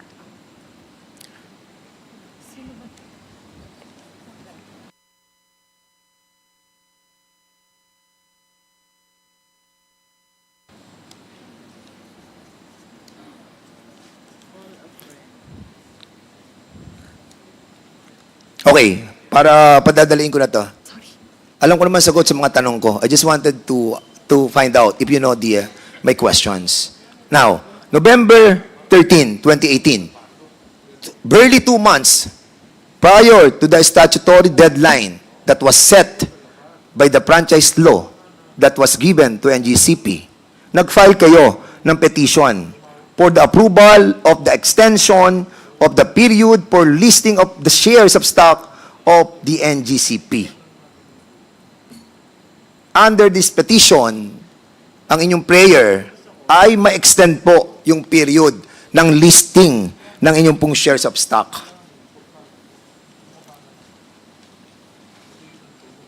Are you familiar with this? Now that you're mentioning, Mr. Chair, I'm taking your word as is, All right. Mr. Chair. Now, tanong ko sa commission, ERC. Wala pa si Mona Lisa dito. Siguro ang tatanungin ko dito ay si Ma'am Commissioner Maceda. Ma'am, thank you for being here. Ano po naging aksyon ng komisyon on this petition for extension of the listing of shares of stock of NGCP? If it's the November 2018 motion to extend actually, there was a prayer actually to extend the period for listing of shares of stock of NGCP. The decision of the Commission was adopted March 3, 2020, as you mentioned, Your Honor, and the decision was to deny such motion to extend the period to comply with the public listing requirement. So, ang kanilang prayer prior to the deadline noong listing ng share of stocks ng NGCP in accordance with Section 8 ay dininay noong March 3, 2020. Am I correct? I confirm that, Your Honor. And what are the other directive of the NGCP or of the ERC to the NGCP regarding doon po sa process ng public listing? Yes, sir. If I may just read the pertinent portion of the order, Your Honor. Yes, please, go ahead. This is the order dated 3 March 2020 on the public offering requirement. Wherefore, the foregoing premises considered, the petition filed by the National Grid Corporation of the Philippines seeking the Commission's approval of its proposed extension of period to list its shares of stock in compliance with RA 9511 is hereby denied and is directed to comply with the following. Number 1, NGCP is directed to commence immediately the process of public listing pursuant to RA 9511 and to fully comply with the same within 6 months from receipt of the decision. Second, NGCP is hereby directed to submit a compliance report showing its compliance with its public listing obligation within 30 days from the said compliance. So ordered. So in other words, Madam Maceda, there was a directive from the Commission for NGCP to immediately comply with the process of publicly listing. I confirm that, Your Honor. Sila po ba ay nag-submit ng compliance report na binabanggit nyo sa order ninyo? Within 30 days, sinabi po dito, to submit a compliance report. From my recollection, Your Honor, they submitted a motion for reconsideration, and it was filed within the time frame as provided under our rules. All right. That I understand. Okay. We will go on that, Madam Maceda. Punta mo muna tayo bago tayo pumunta sa motion for reconsideration. Doon sa petition nila no November 13, 2018, was there any representation from NGCP that it will be pursuing a share swap transaction as a form of compliance with the public listing requirement under Section 8 of Republic Act 9511? Was there any mention of the share swap? Noong November 2018, 2 months prior to the statutory deadline of January 14, 2019. There was no mention of that, Your Honor. No mention. Okay. In March 3, 2020, Your Honor, if I may, Your Honor. Yes, go ahead. Just to add, in our deliberations, there was no mention at all of a share swap agreement, but Ma'am, can you speak louder, please? And Ma'am Mona Lisa, can you kindly turn off your mic, please? from our discussions, Your Honor, the share swap transaction was never discussed during the deliberations of the Commission. But I've been perusing through the order that was issued, and I note here that from the evidences submitted actually by the applicant, there was an indication that they had abandoned the share swap, no? I was about to go there. Excuse me, Madam. Because I have read all the documents that I gotten in the website of the ERC, and even the partial initial determination and also the draft of final determination. I got all these copies. And it's here with me. And I've read about it. Ma'am, ang tanong ko po, hindi ko alam kung nandun kayo sa hearing during nung dinidiscuss po itong news report na sinasabi mo, entitled, noong November 17, 2010, by ABS-CBN News, entitled, C. Junior Cojuto may raise funds for NGCP via backdoor listing, was among the exhibits submitted by NGCP, and the stated purpose of its submission based on the decision was to prove that the attempt at backdoor listing was abandoned in 2016. So ito po yung minimension nyo, no, that they have the intention to abandon the share swap because there was a due adverse decision from the BIR regarding the tax-free status of the transaction. And as a matter of fact, doon sa Annex G, no, na nakuha ko rin po doon sa inyo pong documents coming sa website, news report posted on the website of the DOE on March 1, 2016, entitled C. Cojuto Cancel Share Swap Deal for Synergy Grid, also submitted to ng NGCP. May I know? Siguro sa NGCP. May I know, NGCP, what this adverse ruling of the BIR is all about?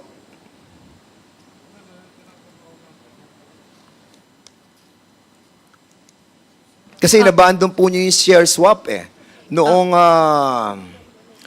2020 yes. May I know the year, Your Honor? 2016? The NGCP attempt the backdoor listing noong 2016. Pero inabandon po nila at pagkatapos po, kinancel na po nila yung share swap. Pero dito po, nakikita po natin na ibinalik natin yung share swap. You abandon the share swapping methodology because here sa submission nyo po sa ERC, you have mentioned the adverse ruling of the BIR. So, ang tinatanong ko po, ano po yung adverse ruling ng BIR about doon po sa tax-free status of this transaction? Your Honor, I have no information insofar as that one, but given we will provide, Your Honor, we'll look in our files, Your Honor. Attorney, are you the proper person to be representing NGCP? Kasi kanina ko pa napapansin, lahat paiwas yung tanong sagot nyo Your Honor, hindi po sa umiiwas Because na this po. is one of the alleged violation that was committed by NGCP. Section 8 of Republic Act 9511, we discussed that in the last hearing. And this issue, we tackled in the last hearing. Mabigat po itong allegation sa inyo. And this may cause your revocation of the franchise of NGCP. Don't you know that? Your Honor, I am very much aware of the gravity of what we're... So bakit hindi po kayo nagsama ng mga taong may alam sa sitwasyon ng mga bagay na tinatanong po ng mga members of this committee? Anyway, I hope that next time na po, sana po, mapadala po yung mga tamang tao. ERC, wouldn't you say that it was apparent for this evidence kanina na binanggit po natin that yung pong submitted voluntarily by NGCP, kasi sila po nag-submit nito that they had abandoned the share swap as an alternative to the public listing requirement? Your Honor, I'm looking at the order of March 3, 2020, and yes, I confirm that there's an enumeration of exhibits or evidences submitted to us, and among them, as you had mentioned earlier, I think that's Annex G and Annex D. Yes. Yes, it appears in our order that NGCP submitted that, and that there was a notation that the attempt at backdoor listing was abandoned in 2016 due to an adverse BIR ruling regarding the tax-free status of the transaction. I don't recall this being questioned by NGCP in its motion for reconsideration. So, ang tanong natin sa NGCP with that, kino-confirm mo, NGCP, did you comply with the directives of the Commission on its decision dated March 3, 2020, na kung saan sinasabi, ano na po tayo, pumasok na po tayo sa IPO. Mag-IPO na tayo dahil lang sinasabi ng Section 8. Nag-comply po ba kayo? Yes, Your Honor. Your Honor, now that I have here some documentation in order to support what I will be stating now, may I be allowed to make some chronology, Your Honor? Sige, go ahead. Apo. Your Honor, Attorney 13 Malyari, November.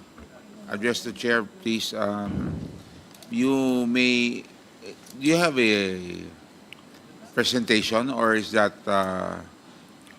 just something you're going to read from your cell phone? Wala pong presentation, Mr. Okay, Chair. please proceed. Your Honor, you have mentioned the 13th November 2018. So NGCP filed a petition on 13 November 2018 before the ERC for the approval of the extension of the period for the listing of shares of stock of NGCP. Correct. These are the reasons cited, Your Honor. First, there's a pending arbitration case and there's a delayed regulatory reset. Second reason, Your Honor, period provided is merely directory. Third, no implementing rules for Section 8 of RA 9511.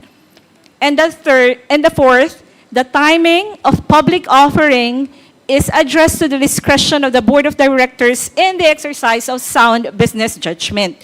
So ang prayer po sa nabanggit niyo po na 13 November 2018, ang prayer po ni NGCP ay, 1, approve the extension, and 2, grant an extension of 1 year from 14 January 2019 or upon final resolution of the arbitration case. Ngayon po, tama sila, nagkaroon ng desisyon si ERC noong 03 March 2020. It was issued on 27 April 2020.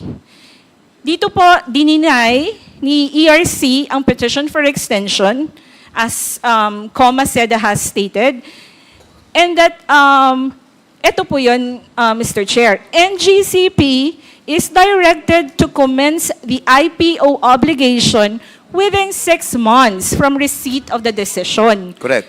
And that NGCP now is directed to submit compliance report within 30 days from compliance of public listing. Dito po sa desisyon na ito, due process, nag-file po si NGCP ng motion for reconsideration dated 19 August 2020. Tapos ngayon po, si ERC, in its order dated 10 March 2021, umabot na po ba tayo dito, Your Di ba? Honor? Wala pa. Sige po. Nag-advance ka Sige na. Okay. Alright. So, now you confirm, no, that nag-apply kayo 2 months prior to the deadline. And then, nagdesisyon ng ERC, sinabi ng ERC, denied yung extension nyo. So, nakalampas na yung deadline nung inyo pong statutory requirement na sinasabi dapat within 10 years, nag-IPO na kayo. And on January 28, an urgent motion was filed by the NGCP to the Commission nung progress in moving the IPO forward. Nag-file kayo ng urgent motion sa Commission at sinabi nyo, oy, ERC, eto na, magsisimula na kami ng process ng IPO. Correct, Attorney? At nung March 10, ayan na, papunta na tayo sa sinasabi mo. On March 10, 2021, yung motion for reconsideration nyo was finally denied by the ERC. At inutusan kayo ng ERC to commence the initiation of the requirement of Section 8, Republic Act 9511. Simulan na po ninyo ang IPO. At within 6 months, you have to report monthly to the ERC nung inyo pong accomplishment. Now, ang tanong ko sa iyo, would you consider this order final and executory that this resolve, the MR filed by the NGCP? Sa tingin mo ba, this is a final and executory? Yes or no? Your Honor, Wait, sagutin mo muna, Attorney Malyari. Ang tanong ko na simple. Nag-file kayo ng petition, prayer for extension, na denied, tapos according sa rules ng procedure and practices of the ERC. Isang beses lang magmo-motion for reconsideration. Sabi sa rules will you confirm this, Mona Lisa, that according sa rules of procedure and practices of the ERC, isang beses ka lang magmo-motion for reconsideration. Then, you were denied sa motion for reconsideration. Ngayon, ang tanong ko, final na ba yun and executory? In the same order, Your Honor. No, wait. I'm asking you. Yes or no? Yes, Your Honor, and we were Yo, given 6 months. Wait. Before you explain, let me hear your answer. So I'm asking you, final and executory na po ba yun? Yes or no? Opo. Okay, yes. Now you can explain. And in the same order, okay po. So, tuloy Go ahead. ko lang po yung chronology. So, in the ERC order dated 10 March 2021, which was received on 14 March 2021, the ERC denied NGCP's MR of the decision dated 3 March 2020, and that the following are maintained by the ERC in its ruling. Among others, NGCP was given 6 months from receipt of the order instead of the receipt of the 3 March 2020 to complete the public listing process or on before November 10, 2021. Yes, At dito okay. rin po, in order po kami to submit a compliance report every fifth po of the month for the 6-month compliance. Alright, thank you. So at least klaro po na binanggit po natin, nagkaroon na ng order na final and executory yung pong desisyon ng March 10, 2021 ng ERC. Now, and it was directing the NGCP to complete its compliance with the IPO requirements until the successful listing thereof. Yun ang sinabi ng ERC . At dito, hindi sinabi. It did not say any IPO or any alternative thereto as may be allowed under the law. So ngayon, ang tanong ko sa Commission, what was the basis of the Commission in explicitly requiring an IPO and not just an alternative? Ito sa mga majority who have decided dito, siguro tatanungin ko si Puentes, si Commissioner Puentes. Commissioner Puentes, Yes, Your Honor. ano naging basis ninyo? What was the basis of the Commission in explicitly requiring an IPO and not just an alternative thereto? Bakit nyo ni-require ng IPO ang NGCPO? At yun na sinabi nyo. Sabi nyo, walang extension. Motion for reconsideration, denied. Final and executory. Tapos sabi nyo, proceed with the IPO. Within 6 months, dali ng listing sa ERC. Bakit yung po naging desisyon na require nyo sila ng IPO? Your Honor, yung At sa... walang ibang alternative. Yun ang desisyon nyo. Walang ibang alternative. Bakit yun ang desisyon nyo? Your Honor, yung sa IPO naman, nakasaad naman yung sa batas. And then there was deliberation wherein this was presented to us and that is why we... Hindi ang came up with tinatanong that ko, decision. Commissioner Puentes, malayo na yung sinasagot mo. Ang tinatanong ko, bakit nyo ni-require sila ng IPO? Kasi dito, sa decision nyo, sa March 10, 2021, nire-require nyo sila na mag-IPO na. At nagkaroon nga sila ng urgent motion noong January 28, 2021 . Ini-inform ang commission na sinasabi niya, ERC, andito na kami. Nagpo-progress na yung aming nagpo-progress na yung aming IPO.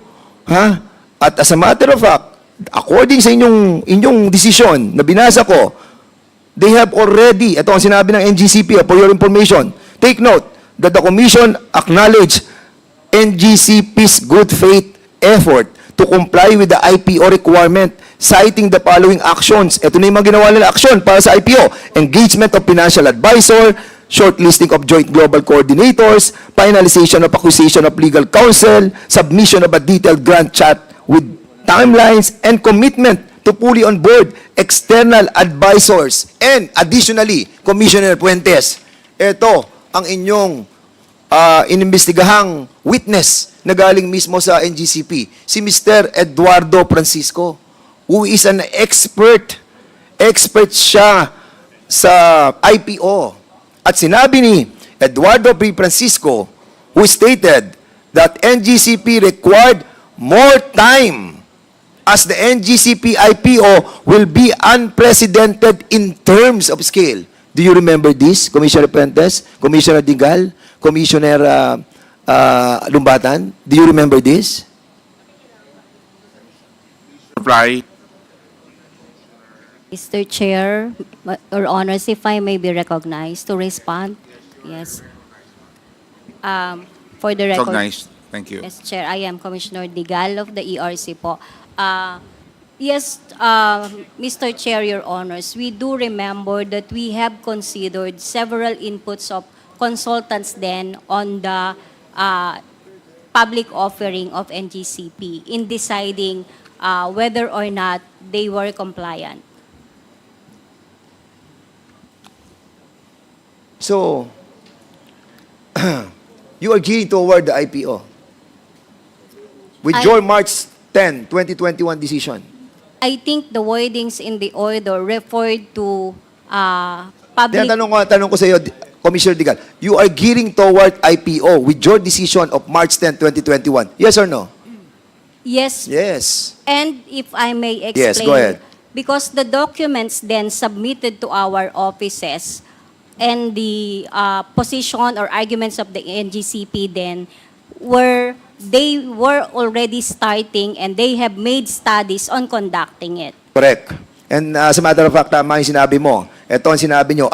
Sabi nyo, the March 10, 2021 order of the Commission was also very clear in stating that other activities were included by the BDO Capital to ensure a successful IPO and not merely the listing of such with the PSE. So in other words, eto na eh. Nagsisimula na sila ng IPO. Di ba? Noong March 10, 2021.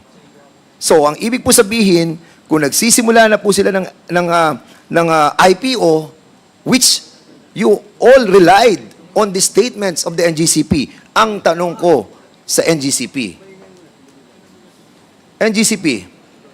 did the IPO proceed?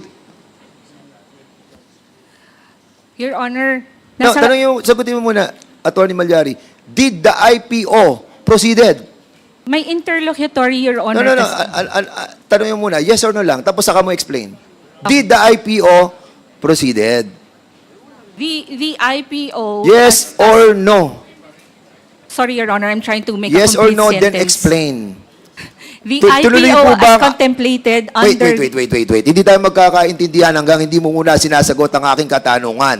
Did the IPO proceeded? Yes or no? As contemplated in the order, hindi po. And if I may explain. Hindi. The answer. Hindi sa order. Ang tinatanong ko, kasi in-orderan kayo, di ba? Na proceed with the IPO. Kasi nga, nag-witness kayo eh. Ang sabi ni Eduardo Francisco, yung inyong expert, nagpo-proceed na po kami sa IPO, nasa initial stage na po kami, and we will be earning or we will have investor like $1 billion coming from the different investor. So ngayon, nandito po report eh, nabasa ko lahat eh. At ang sinasabi nyo, nasa stage na kayo ng IPO. Ang tinatanong ko, nag-proceed ba kayo sa IPO? Sabi mo, no. Di ba? Then now, explain. Your Honor, ituloy ko lang po yung chronology. After the ERC order dated 10 March 2021, NGCP now filed a motion for clarification to allow... Wait. Darating tayo sa motion for clarification. Ang tinatanong ko lang muna, explain mo muna yung... kasi hindi kayo nag-proceed sa IPO. Sabi mo, no, you did not proceed with the IPO. So why? Explain. Ito na nga po, because we wanted to be clarified whether we can be allowed insofar as the alternative mode under Section 8 of RA 9511. Okay. So, ang tanong po nila, Your Honor, is, did the IPO proceeded as contemplated under ERC order dated 10 March 2021? Ang response po namin ay, Doon nga po sa interim na yon, nag-file po si NGCP ng motion for clarification to allow the alternative mode under Section 8 of 9511, which is, yun nga po yung... Wait, Attorney Malyari. Yes po. What is the motion for clarification all about?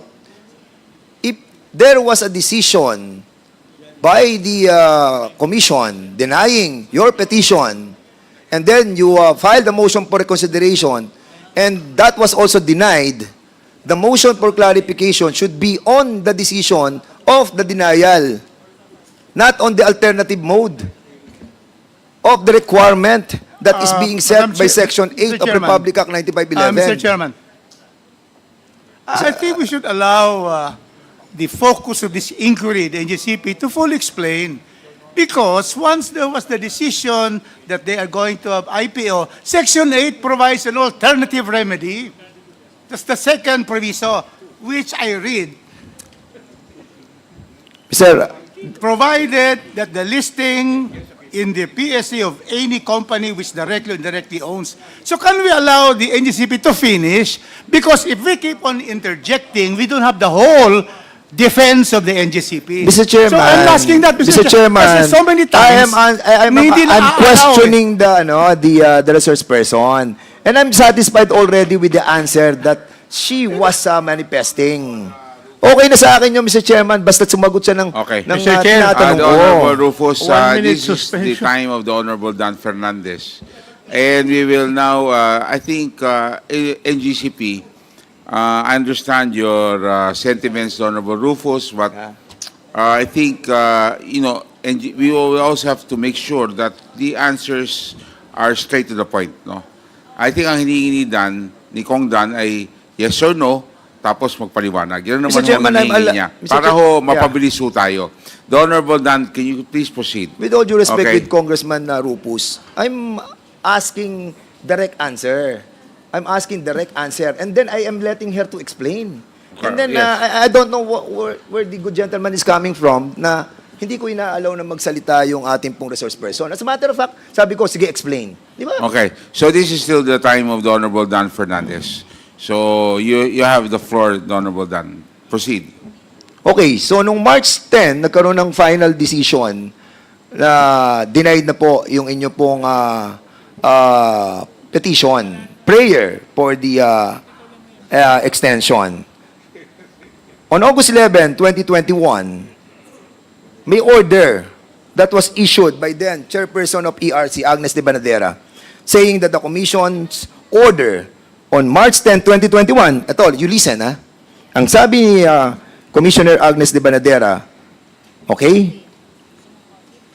The Commission's order dated March 10, 2021 should not be taken as allowing or prohibiting any mode of ownership dispersal allowed under the law to be undertaken by NGCP as this was not an issue in the entire proceedings. In other words, hindi po siya issue to tackle about this dispersal ownership doon sa petition that you filed on November 18, 2018. So, nung mag-lapse na yung period nung January 14, 2019, at your motion for reconsideration was denied, and you were ordered to proceed with the IPO, and then you did not proceed with the IPO, then, Mr. Chairman, I believe that there was a violation of Section 8. Now, nung May 26, 2022, eto na po yung sinasabi po ninyo that another order was issued, this time by all the members of the commission, with one dissent, si Commissioner Maceda, declaring that NGCP has complied with the dispersal of ownership provided under Section 8 of Republic Act number 9511 based on SGP's indirect ownership of 40.20% of the outstanding capital stock of the NGCP. Now, may I know from the member of the majority who have decided, who reached this conclusion, dun sa March 2021 order, sinabi nyo, they have explicitly directed NGCP to complete its compliance with the initial public offering requirements until the successful listing thereof. Now, you have decided, dito po sa May 26, 2022, pwede po bang malaman anong naging reason ng ating pong tatlong commissioner? Kung Wait, Mr. Chairman, I still have the floor. No, I have an interjection because the best evidence of what was the reason of their majority decision is the document and the decision itself. We cannot be again asking them on this particular forum. Mr. Chairman, The best way is to find out, to have it read by the secretary, that decision. Mr. Chairman. Because that is already the best evidence rule, Mr. Chairman. All right. Yes. Okay, ask Commissioner, sino pa bang hindi nakakasagot? Lumbatan. So, what is your reason for this? Kasi nagdesisyon na kayo nung okay, March 10, 2021, IPO na tayo. Proceed na kayo. And then suddenly, nung May 26, 2022, sinasabi nyo na hindi na, compliant na kayo. Meron na kayong pwede na kayo sa share swap. While sinabi nyo doon sa mga investigation nyo and hearings that were conducted by the NGC, by the ERC, that share swap was already abandoned. And as a matter of fact, kasama nyo si Mr. Francisco doon at sinasabi niya, nagpo-proceed na sila sa initial process of the IPO. Now, what is the reason or what is the explanation on this matter? Thank you, Your Honor. Chair, if I may be recognized to respond to the Yes, go ahead. to the question. Ay, boss. Thank you, Mr. Chair. Lumbatan, right? That is correct, Please. Mr. You Chair. are Thank you. recognized. Thank you very much. We have specified in our 10 March 2021 order, we have specified IPO because it was NGCP who elected to pursue the first mode of compliance, which is the public listing or the IPO. So, pinanghawakan ho namin yung sinasabi nila na mag-IPO kami. And thereafter, they were asking for extension to conduct or to comply with the IPO. Ngayon, ang sinasabi ho namin, hindi. Ngayon na kagad, gawin na ninyo. Now, we have arrived at the 26 May 2022 decision because prior to that, they have filed a motion for clarification, asking the Commission, if we have elected earlier IPO, are we now prohibited again to choose the alternative, which is the public listing of a company having at least 30% control of the company. The majority decision of the Commission, composed of myself, Commissioner Fuentes, and Commissioner Digal, including the former chair, Agnes de Vanadera, was that by earlier electing to pursue IPO, you did not necessarily abandon the alternative mode of compliance. And so, ang sabi ho namin, sige, dahil nga ito ang sinasabi sa franchise law ninyo, you may utilize the alternative mode. So, in 26 May 2022. Pero Commissioner Lumbatan, if Opo. I may, I got your point. Will you agree with me that the petition that was filed 2 months prior to the statutory deadline noong January 14, 2019, deadline na ang petition nila is for the extension of the period of listing of the shares of stock of NGCP. Opo. Wala silang sinabing share swap. Wala po. Correct.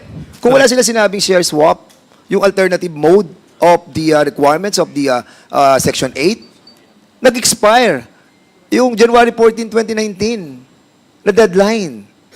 Di ba? Kaya nga nyo binigyan sila ng extension Bigyan nyo sila ng extension twice, 6 months, para to complete the process of the IPO. But they did not. Correct? Correct, Your Honor. Now, yun nga ang tanong ko dito The sudden as a matter of fact dito, kay Commissioner Digal, doon sa urgent manifestation nila, sinabi mo that NGCP is also, kasi nga, I think there was a deception in here because Ang sabi mo, Commissioner Digal, NGCP is also finalizing the engagement of legal counsels for the IPO and expect to finally onboard all external advisors for WID. Wala namang mention ng share swap eh. January 28, 2020, 2021 na to. So, ibig sabihin, hindi pinag-uusapan ng share swap. Di ba? Will you confirm that you have said this? Kino-confirm mo lang na, IPO na. Di ba? Tama, Commissioner Digal? If that is what is in the order, Chair. Yeah. Mr. Chair. And ganun din kay Puentes, Commissioner Puentes. Ang sinabi din ni Commissioner Puentes, for the record lang, para at least we have the basis for all of this.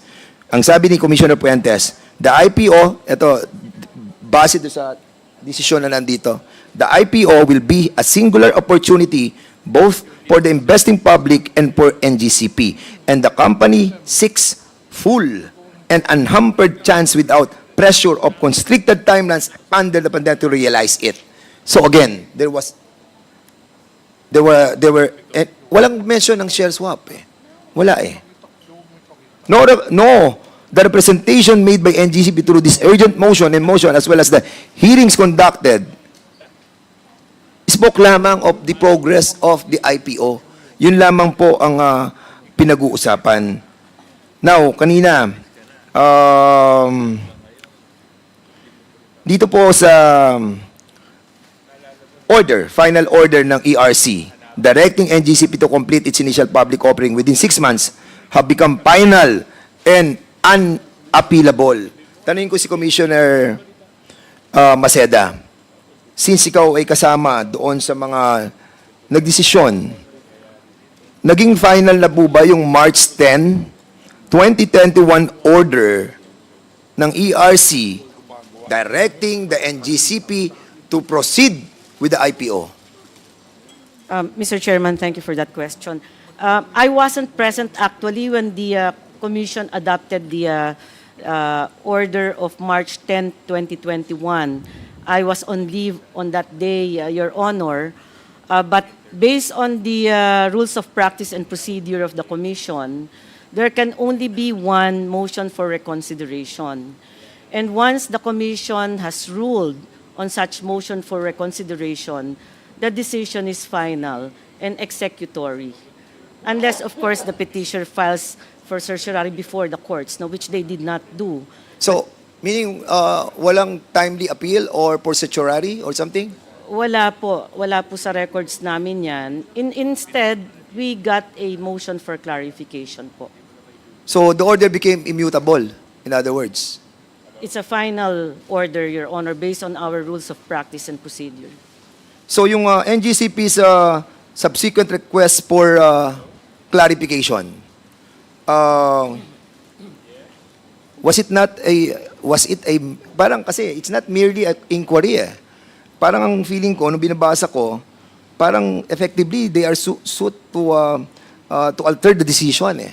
Because they injected the share swap, after which the motion for reconsideration was denied. And then motion for clarification, to clarify the decision of the motion for reconsideration, then suddenly, the clarification deals with the decision making. Am I correct? I issued a dissenting opinion, Your Honor, so my answer will be very biased. I would tend to agree with that observation.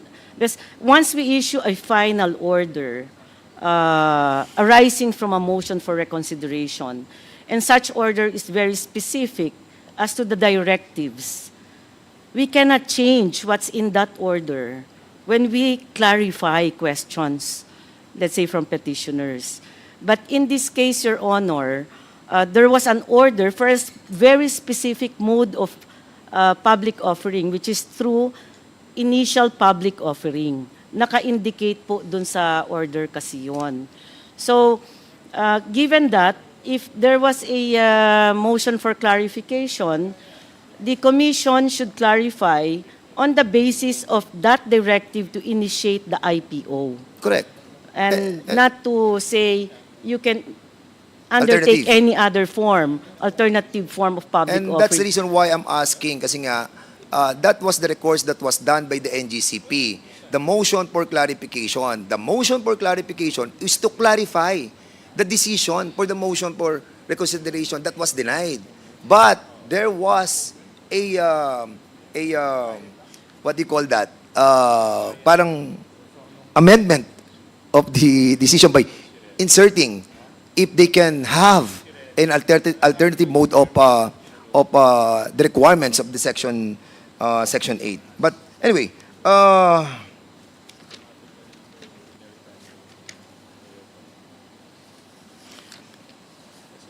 ano ba ang difference, Madam ERC? What's the difference between the share swap? Para at least maintindihan po ng ating mga kababayan. What is the difference between the share swap, transactions, and on the other hand, the IPO? Kasi yan ang requirement ng Section 8 yung IPO But there was a provision there also, a word there, na sinasabi, provided. Di ba? Yung provided na yan, we need to explain and to clarify. Di ba? So, ang tanong, ma'am, anong difference ng share swap and the IPO that is being mandated? Kung titignan mo ang kabuuan ng Section 8, ang body ng provision is IPO. IPO. Di ba? So, can you kindly explain to us the share swap and the IPO?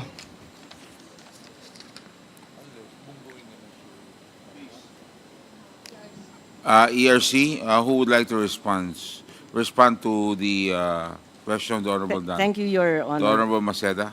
Yes, my understanding of a initial public offering is such that you widely disseminate such information for public offering to give chance to the public, that's why it's called initial public offering, a chance to own a part of the stakes in that company. So there's wide dissemination. A share swap agreement is more of a transaction between private entities. So the question is, does that satisfy the public offering requirement in the Section 8 of RA 9511? I guess it's the, to a certain extent, the Securities and Exchange Commission, perhaps that can also help qualify that. But mainly, if you talk about what is the directive in the order, it's definitely initial public offering. That's the order of March 10, 2021. No mention of the share swap, as of course, also my fellow commissioners also confirmed earlier on. So when this came in under the motion for clarification, for me, as the dissenting commissioner, the number one question was, is that in compliance with the final order of the Commission of March 10, 2021? And for me, it is not in compliance with the final order of the Commission of March 10, 2021. Okay. The Honorable Dan Fernandez. Okay, malapit na po to, Mr. Chairman, but I still have a lot of issues, pero mamaya na lang po after ng mga members who would like to ask as well. So, doon po sa Section 8, maliwanag to sa mga commissioners po, no, na who have decided on this matter. Kasi medyo may, talaga medyo, can we correct the error that was done? Because, Chairman Mona Lisa, the ERC decided on the franchise tax, the 3% franchise tax under Resolution number 7 of 2011 to pass through it to the consumer. But on your decision on 2023, Resolution number 10, sinasabi doon na hindi na pass through sa consumer. Di ba? Now, you reverse the decision of the ERC. Question, can we reverse that May 2022 decision of the ERC regarding that? Kasi kung titignan mo yung decision ng May 22, May 16, 2022, masyadong baliktad doon sa decision ng ERC regarding sa pag-proceed sa IPO. Tanong, ma'am, can you do the same? We can study the matter, Mr. Chair. The matter of the franchise tax is a bit different because it's a continuing collection for continuing obligation to or continuing authority that was given to NGCP to collect. So what we did was to suspend that authority by issuing another resolution. But this one is a case that was decided already and made final by the commission. But we can study it, Mr. Chair, because I myself, I have questions. Also Yes, ito, Madam, I will cite you on a Supreme Court decision regarding the proviso, the word proviso. The Office of Proviso, ang ibig sabihin ng provided na sinasabi nila dito, no? Kasi nga, ang sinasabi sa Section 8, yung public offering, kumbaga, ito yung pinakabuod nung provision na to, yung public offering, mag-initial public offering kayo. Di ba? Para may partisipasyon ng taong bayan. Ang problema, hindi Sila-sila rin din may-ari Now, ang sinabi dito, provided, ito ang decision ng Supreme Court, the Office of Proviso is to limit the application of the law. It is contrary to the nature of a proviso to enlarge the operation of the law. It should not be construed so as to repeal or destroy the main provisions of the status. A proviso which is directly repugnant to the purview of or body of an act is inoperative and void. So meaning, Chairman, void. Di ba? we will study it, Mr. Chair. Maraming salamat. The reason, Mr. Chairman, that I'm pointing this out, the intent of the public offering requirement in franchise law is to ensure public dispersal of shares in accordance with the Constitution. How can we allow a share swap? Paano natin allow yung agreement na yan to be a form of compliance with Section 8 of Republic Act 9511 when in reality, wala naman pong public dispersal of shares that happened. What will prevent other public utilities to do the same? Sabihin ng Maynilad, sabihin ng Meralco, sabihin ng iba pang public utilities, ay, magsi-share swap na rin kami. Share swap na lang para kami rin na may-ari. Di ba? And that's my point, Mr. Chairman. We cannot allow this. Maraming salamat po. Thank you, the Honorable Dan Fernandez. The Chair, is SEC here? SEC. Attorney Tria. Yes, Your Honor. President. Question. What is the treatment on a share swap? And how does this affect the corporate structure of a corporation? Essentially, a share swap, it's not a public transaction. It's a private transaction wherein it's an agreement between two parties. Example, I'm a shareholder, and then I will have an agreement with another shareholder. We can swap our shares. So essentially, the effect would be there would be a change in ownership of the shares. It's not relating to the issue at hand, it's not a public offering since in a share swap there is already parties that are decided who will own the shares. So therefore, the law says IPO. Can a share swap take the place of an IPO? We do not have an official position on that issue, But- Mr. Chair, but Please.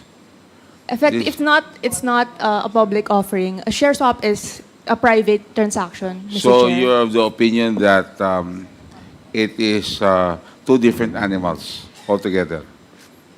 Yes, Mr. And Chair. cannot And if be the same, coming from the same mother? yes, Mr. Chair. Although the commission does not have an No, official that- position, but Yes. if you desire, we You're a can lawyer. submit I a mean, position paper, Mr. Chair. Yeah, but as a lawyer, you feel that it's not the same.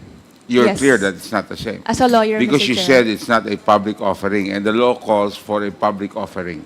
Yes, Thank Mr. you Chair. very much, Attorney Tia. The Chair now recognizes the next speaker, the Honorable Jinky Luistro. Ma'am, thank you. Thank you, Mr. Chair. I wish to commend the very passionate interpellation conducted by the Honorable Fernandez. However, Mr. Chair, I lament that the Filipino people who are viewing us right now may not be understanding the significance of this inquiry. So, while I do submit that this is a very technical matter, I hope everybody will exert the necessary effort to laymanize in the same way that Yusek Garin did during her presentation. So before I proceed to my interpellation, Mr. Chair, I wish to request Yusek Garin to please enlighten the public.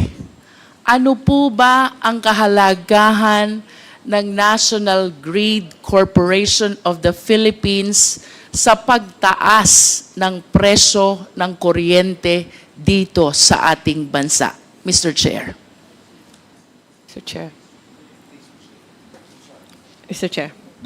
Yusek Garin. As a transmission by itself, kasi yun yung nagko-connect, di ba? So kada parte ng electricity natin, may charges yan. Generation, transmission, and then distribution. So, ang generation, halos 50% yan. Transmission is a small amount. I don't know if it's 10%, ma'am. I'm not sure. I think even less. But ang importance is not just the charges. The charges can still be lower kung ayusin siguro yung mga taxes or yung pag-pass on nila ng yung costing nila, no? But the more important impact of a delayed project is, halimbawa magpagawa ka ng, Mr. Chair, pagawa ka ng bahay. If you do it in 2010, it's cheaper rather than doing it in 2020. May inflation, umaakyat din yung presyo. And that's what's the impact is to our households. Dahil mas mahal ang presyo ng proyekto, depende kung how ERC would treat that for their cost recovery. Pero nagiging mahal yung presyo, nagiging mahal din yung charges. And at the same time, other than the cost, yung capex niya, yung cost ng pag-build mo ng transmission, is yung ano epekto niya sa other players. You have two sides May generation, tapos kung sino nagkukonsumo. So sa nagkukonsumo, I think IMAP and Transco can explain that better kasi sila yung nagbabantay ng presyo and they monitor the market. But on the generation side, halimbawa, there are projects na tapos na siya. Ang epekto, and it cannot sell the electricity because it's not connected to the grid. Some generation companies actually build their own transmission na lang. So it's costing also our generation rates. So as a transmission by itself, their own charges, maybe the impact is not as big as we expect, no? Pero ang epekto ng instability of the grid has an effect on the distribution, on the demand side and the supply side, ma'am.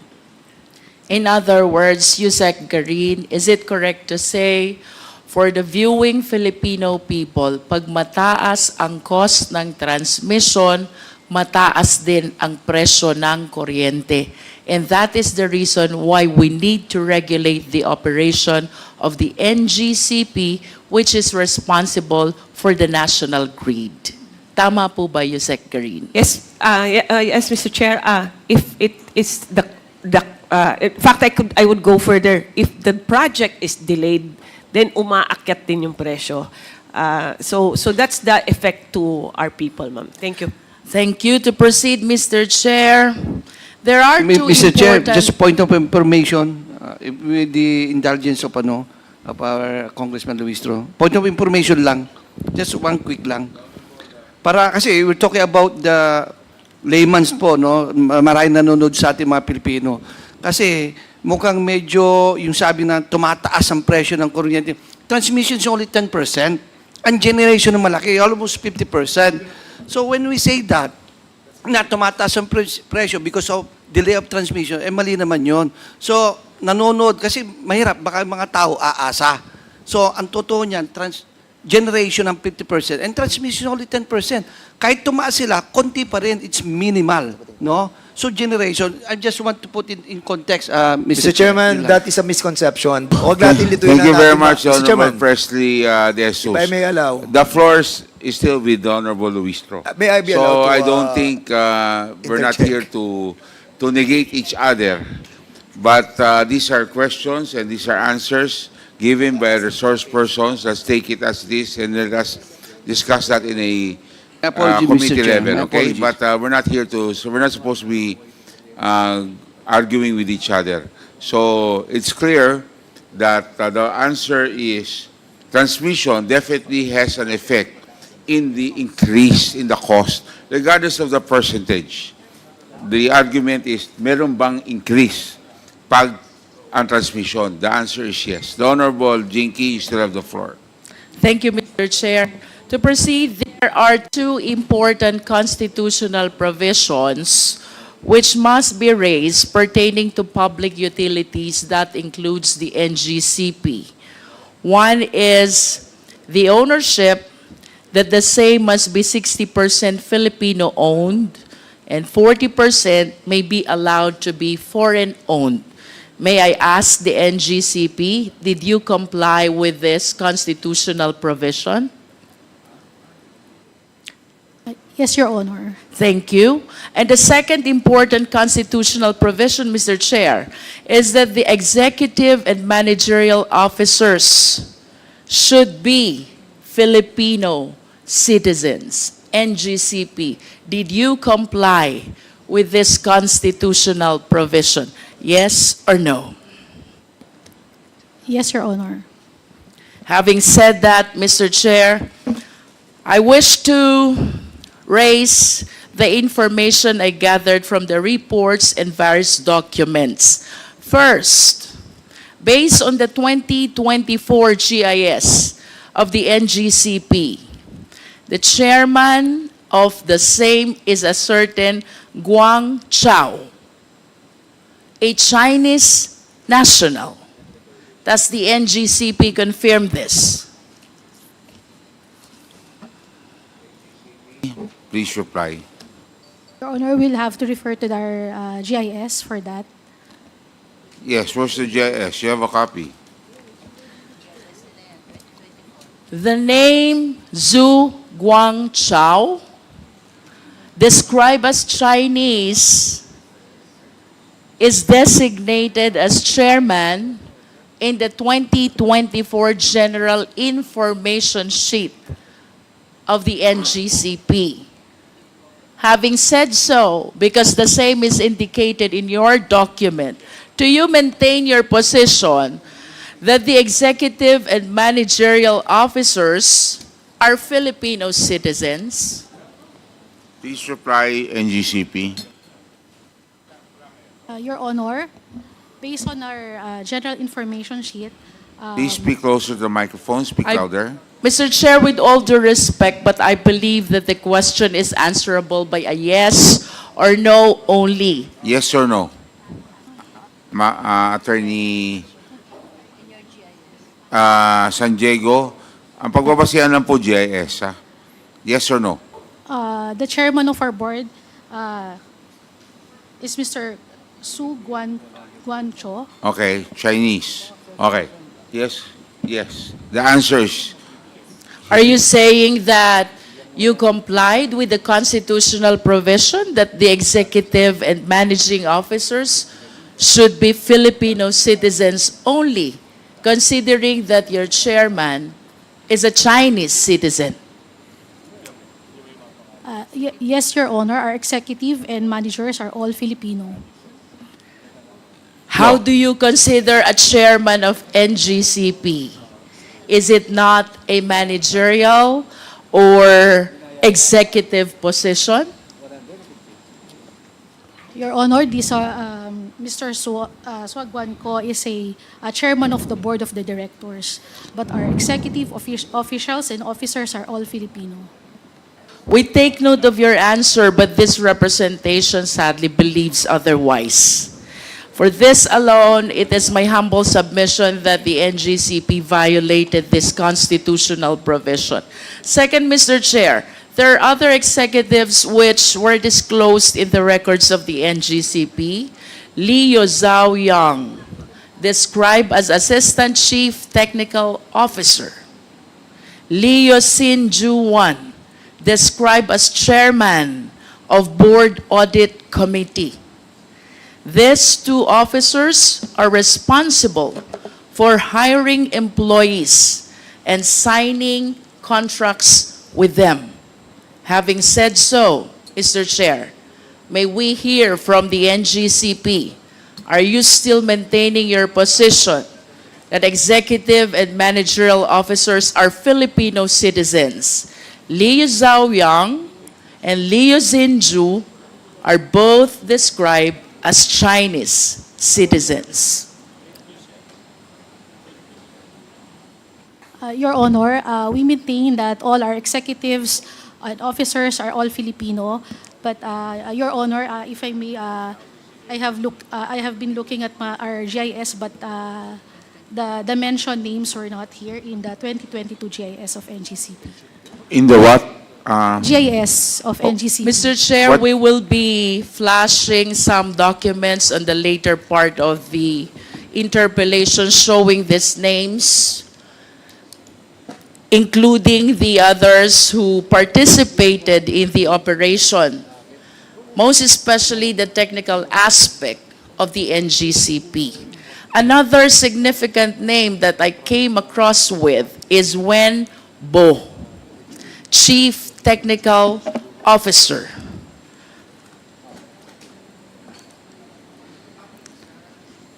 And he is described as well as a Chinese citizen, Mr. Chair. And with that, I wish to manifest, without asking anymore the NGCP, that the operation is participated not only by Filipino citizens. Proceeding, Mr. Chair, I want to know more about this NGCP, so I wish to ask the NGCP, sino-sino po ba ang mga miyembro at ibang officers ng NGCP based on your GIS? May we request the Secretariat to please flash the 2024 GIS.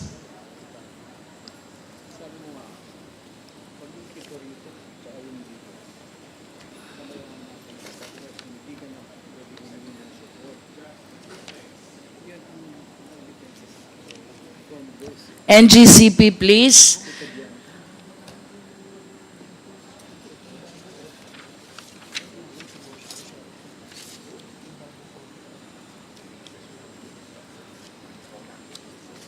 Of course, the document confirms Zhu Guangchao as the chairman of NGCP. And in addition to this Chinese national, we have also number 8, Yao Yusheng, Wang Lijin, Liu Xinhua. Although their positions are not indicated in this GIS. Proceeding to our GIS on stock holdings, Mr. Chair. Kindly flash the next slide.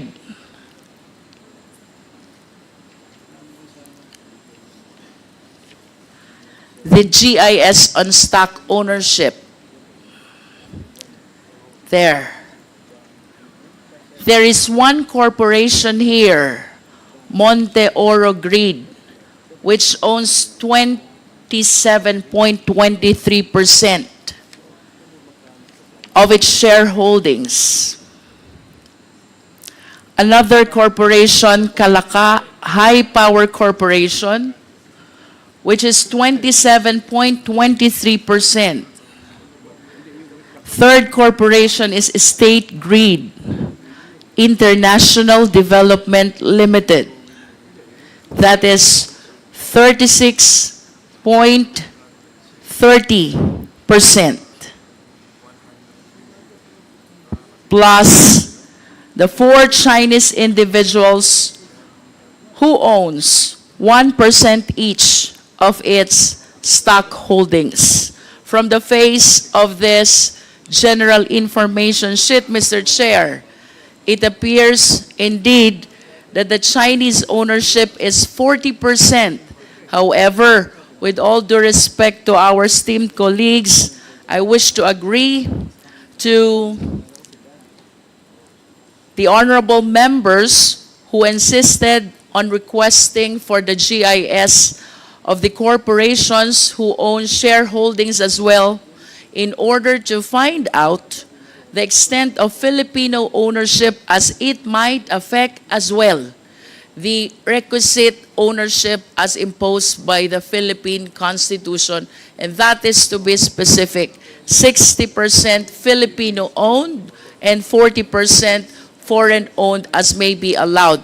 And therefore, let this representation reiterate the earlier motion to Sestecum for the submission of the GIS of Monte Oro, Calaca High Power, and if possible, the State Grid International Development. That is, if our intention indeed is to find out if there is full compliance with the requirement of the Philippine Constitution.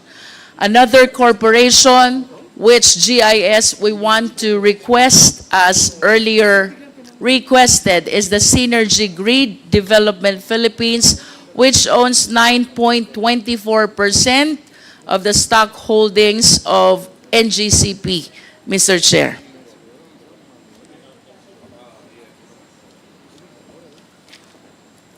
Mr. Chair, I want to go back to the 60-40 ownership. While I do acknowledge that the remaining 40% of the stock holdings may be foreign-owned, I just want to satisfy my curiosity. Considering the significance of this public utility corporation, NGCP, ang tanong ko po, NGCP, wala na po bang ibang Filipino citizens interested to own that 40% which currently belongs to the Chinese nationals?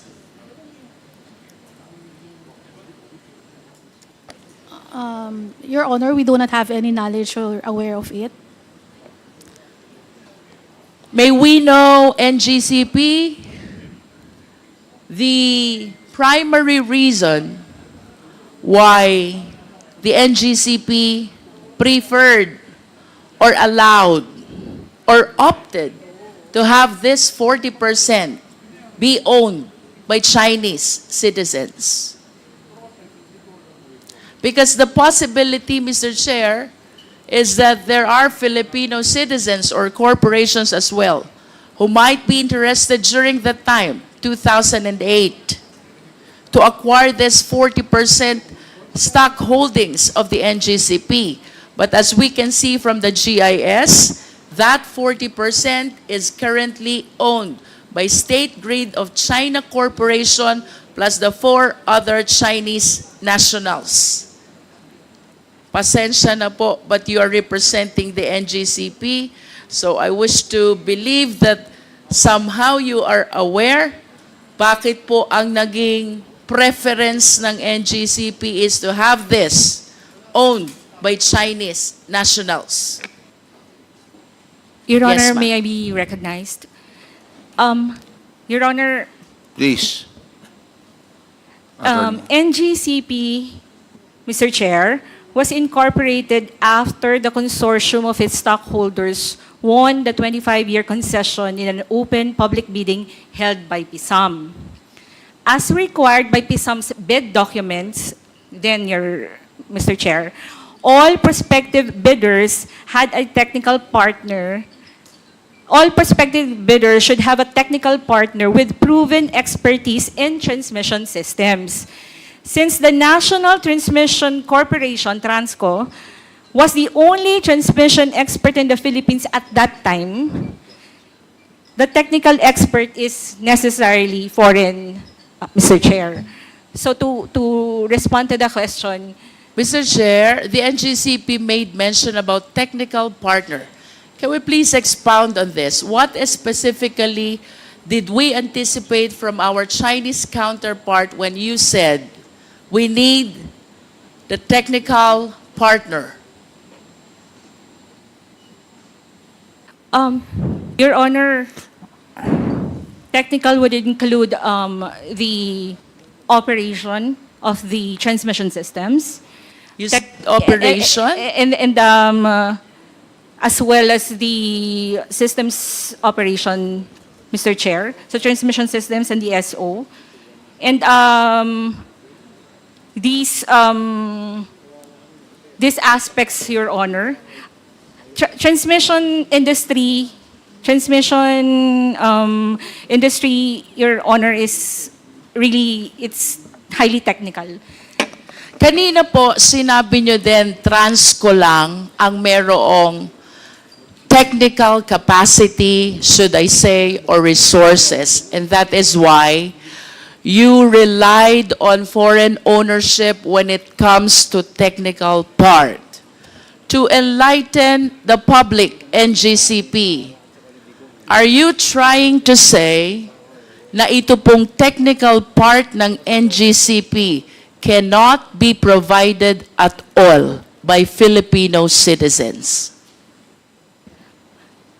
Your Honor, yung konteksto po ng response ko was that from the beginning, and that nung nagbidding din po nung panahon na yon, nung binid out din po ito ni PISAM, other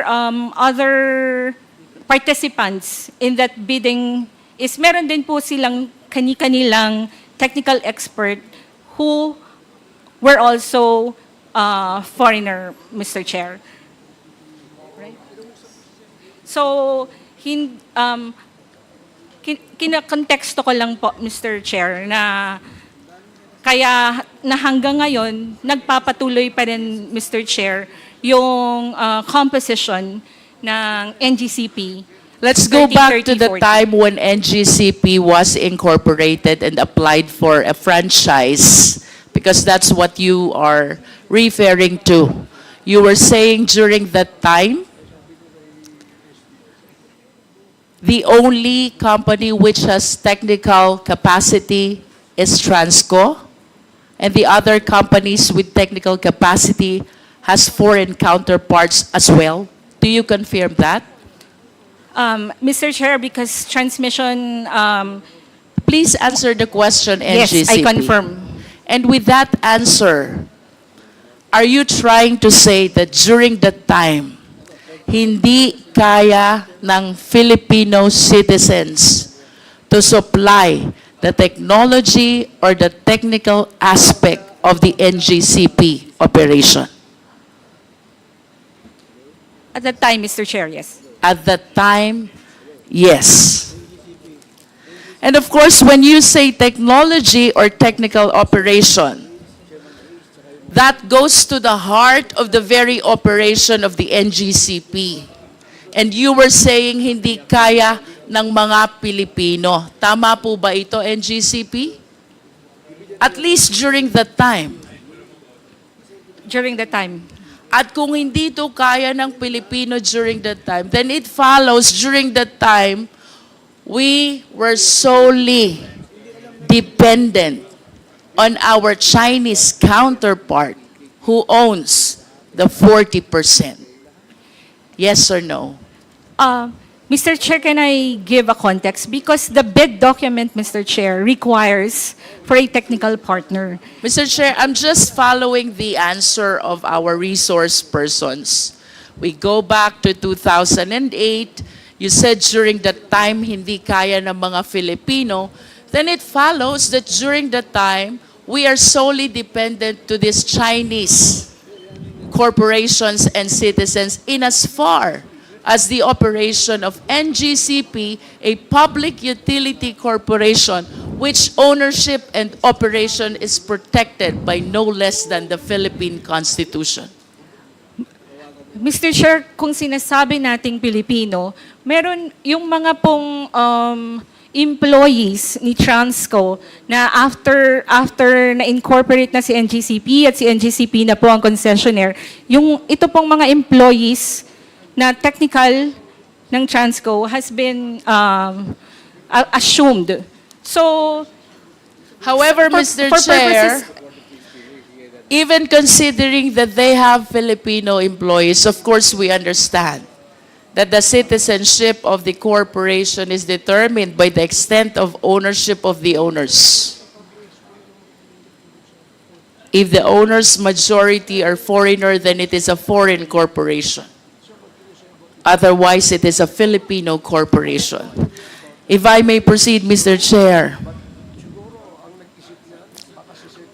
Another important information I came across with is the working group of NGCP. Ano po ba itong working group of NGCP? Mr. Chair, sorry, I missed like NGCP working group. Have you come across this? TWGs, Mr. Chair, but literally working group. I am aware of the technical working group of All each right. department. Please allow this representation to continue. Under the working group of NGCP, there are two important officers. One is Chairman Yuan Ming Jun. He is described as acting officer, acting chief technical officer.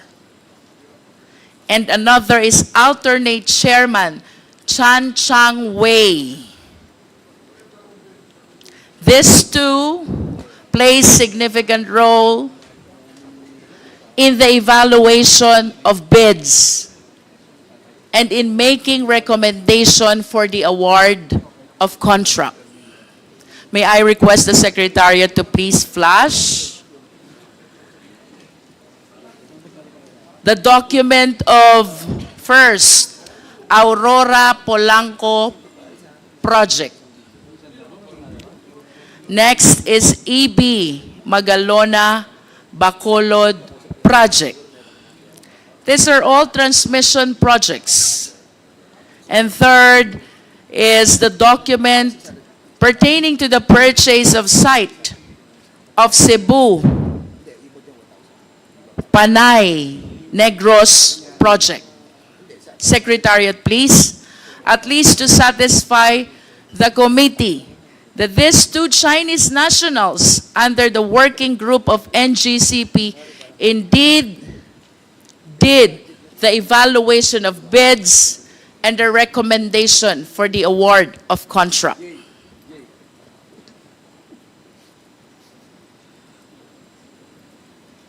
Do we have the document, Secretariat?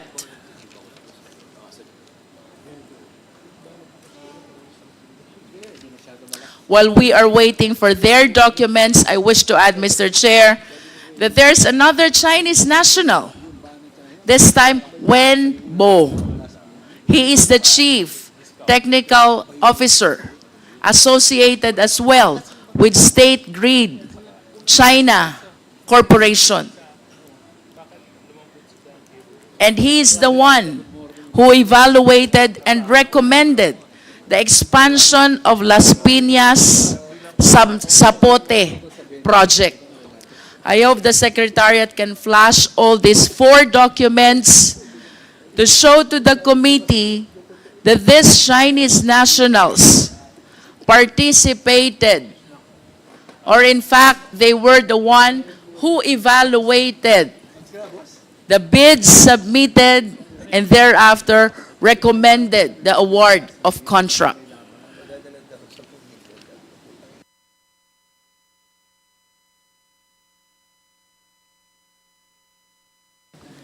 Considering the information, Mr. Chair, that this representation have relayed already, the chairman is a Chinese national. Other executives, Zhang Yu Wang and Xin Ju Wan, are both Chinese nationals.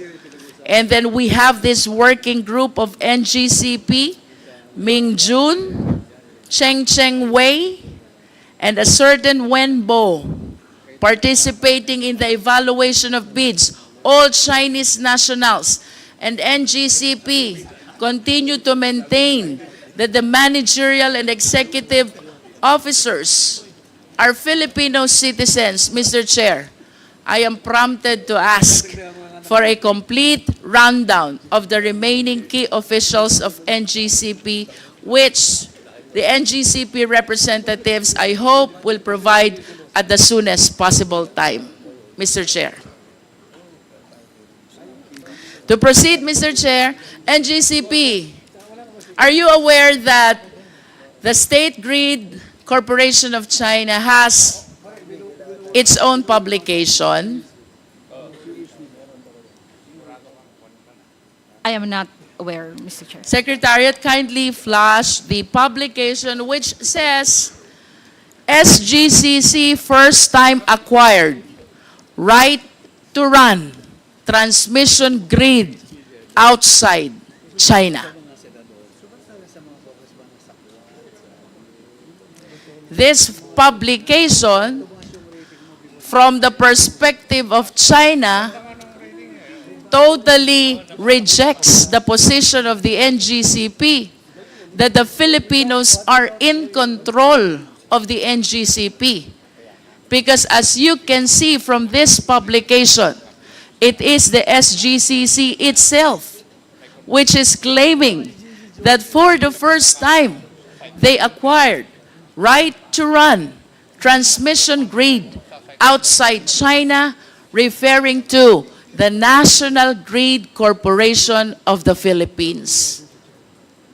May we hear the comment of the NGCP?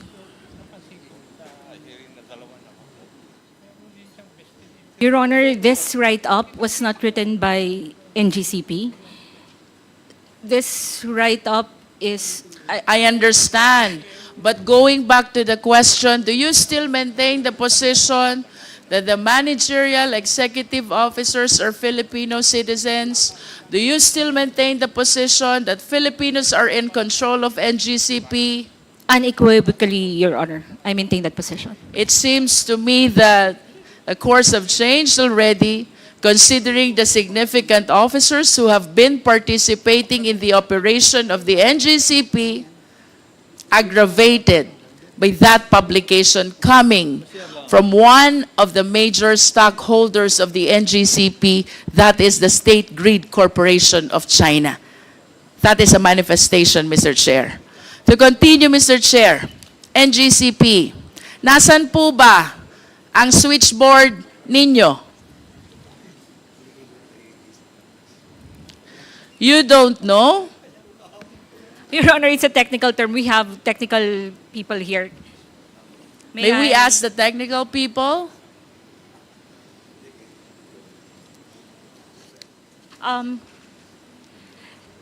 Your Honor, definition? May we have a clarification Yes, insofar as the term we know, okay. So you're calling in the technical people to help out. Can we have their names and what position do they occupy in the organization?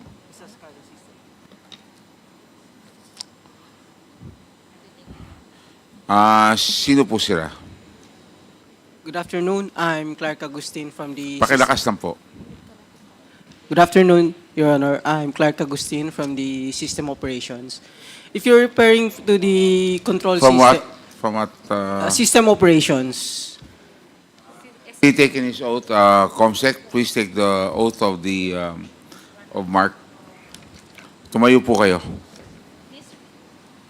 Please raise your right hand. Do you swear to tell the truth, the whole truth, and nothing but the truth before this congressional inquiry, so help you God? Thank you. Answer the question of the Honorable Luistro. Your Honor, if they're referring to the control system, our SCADA system, we have 3 control centers in the different regional grids. We have in Luzon, Visayas, and Mindanao. How many switchboard or control system do you have? 1 for each region, ma'am. One for Actually, each region. We have 3 control What centers. controls the switch or the control system per region? Meron ka pa bang main control that controls all the switch and the control system of all these regions? I believe yes. Yes, ma'am. We have the control center for each region, and then we have substations for the equipment level control. For the system level control, we use the control centers using our SCADA system. Where is the system control? From the control center, ma'am. Where is the control center? For Luzon, we have here in Diliman. For Visayas in Banilad, and in Mindanao in Cagayan de Oro. These control systems which you mentioned, they have the capacity to cause the blackout of electricity. Am I correct? Not to cause a blackout, but to control our transmission assets. And If I want to substations. turn off the electricity, I just need to switch off the control system. Am I correct? One by one per equipment. You One can do by that. one. Yes, ma'am. We can control it remotely. So, kanina you mentioned about the main control. How many main controls do you have? We have a control center monitoring and controlling different equipment of the grid. How many main controls do you have? So we have a system, pag control po ma'am, not necessarily, as I get from your question, isang button, wala po siyang ganon. So kasi different parts po ng grid, different assets, different control.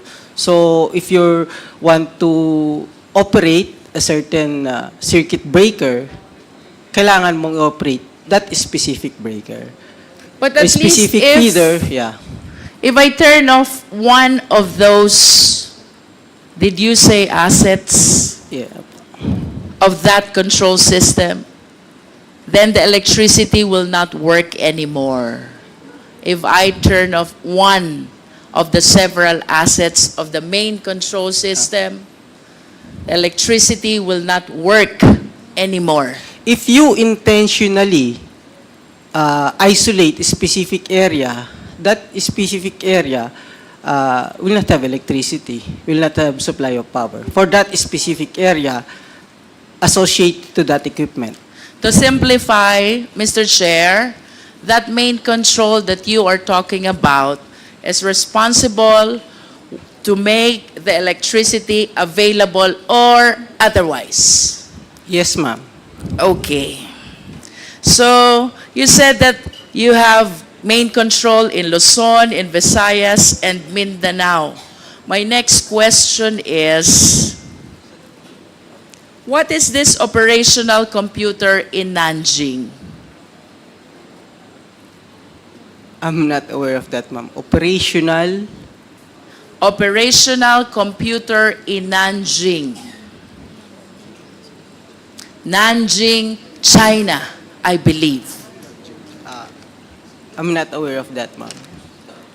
Well, based on reports, there is such a thing as operational computer in Nanjing, which is connected to the server in the Philippines that can control the availability of electricity in the country. Can you comment on this? I'm not aware of that. Is Control, it yeah. possible that this information is exclusive to the Chinese counterparts and not shared to the Filipino counterparts? Based on our configurations of our control center, this cannot be controlled remotely through overseas, not even here, yes, here in What is your basis for saying that it cannot be controlled remotely? Are you that expert? Based on my experience and my knowledge, our SCADA system is actually isolated, ma'am. It's not connected in the internet, so you cannot easily control it remotely. Without Based on the design and the architecture. I understand. With all due respect, but considering that our IT infrastructure tama ba, is provided by the Chinese counterpart, or should I say, a Chinese corporation, I humbly submit that no matter how knowledgeable Filipino citizens are, the one who created the system no more and no better than the one operating the same. As a general statement, do you agree? No, ma'am. Ibig sabihin mo, you're the one using the system of China, mas marami kang alam kesa nag-create ng system? No, ma'am. As I've said, This is a based- general statement, NGCP. It is not my intention to undermine the technical know-how of people from the NGCP, but logically speaking, ang sabi, the creature cannot become higher than its creator. I believe that the one who created knows more and knows better about the system than the one using the system. Do you agree? I disagree, ma'am. Say for example, bawa meron akong laptop, computer, it's made in the US or in China. That does not mean the manufacturer can remotely use my device. Kung analogy po, ma'am, ang pinag-uusapan. No, I'm talking about the system as a whole, and considering its use, the use of the system, considering that they were the ones who created it, it is my humble submission that no matter how expert we are, the one who created knows better about the system. That is a manifestation. We respect your position. To continue, Mr. Chair. Mr. Chair. Mr. Chairman. Romy Ako. With the indulgence of the Honorable Luistro, because I'm interested in the point she was making a while ago. I did not get it clearly, yung sagot po ng resource person. May I ask some clarificatory questions, Mr. Chair? If the Honorable Luistro will allow, Honorable Luistro, there were questions that he would like to ask for clarification. Yes, the Honorable Akop, you have the floor. Thank you, Mr. Chair. Sinabi po nyo kanina, 10 yung control points. Tama po ba yung pagkarinig ko? For the entire country, 10 yung control points. Tama po ba yung pagkarinig ko? Sir, hindi 10 as in 10? Yes. Hindi 10. po. Hindi po. We have three control centers, one for each region. One for Luzon, Visayas, and Mindanao. And walang central control point to control the 3 control points.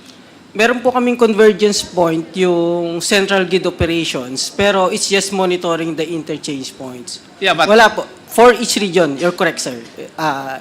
so if you decide to cut off the power for the entire country, wala po yun.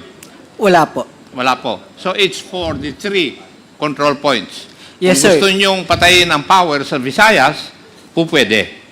Yes, sir. Using the control center, one Yes. by one, you turn off the circuit breakers. So you walang isolate the plants. central control point to control yung 3 control points. Yes, sir. If you're referring to central control point as a single control, single button, wala pong ganun. Thank you. Thank you, Mr. Chair.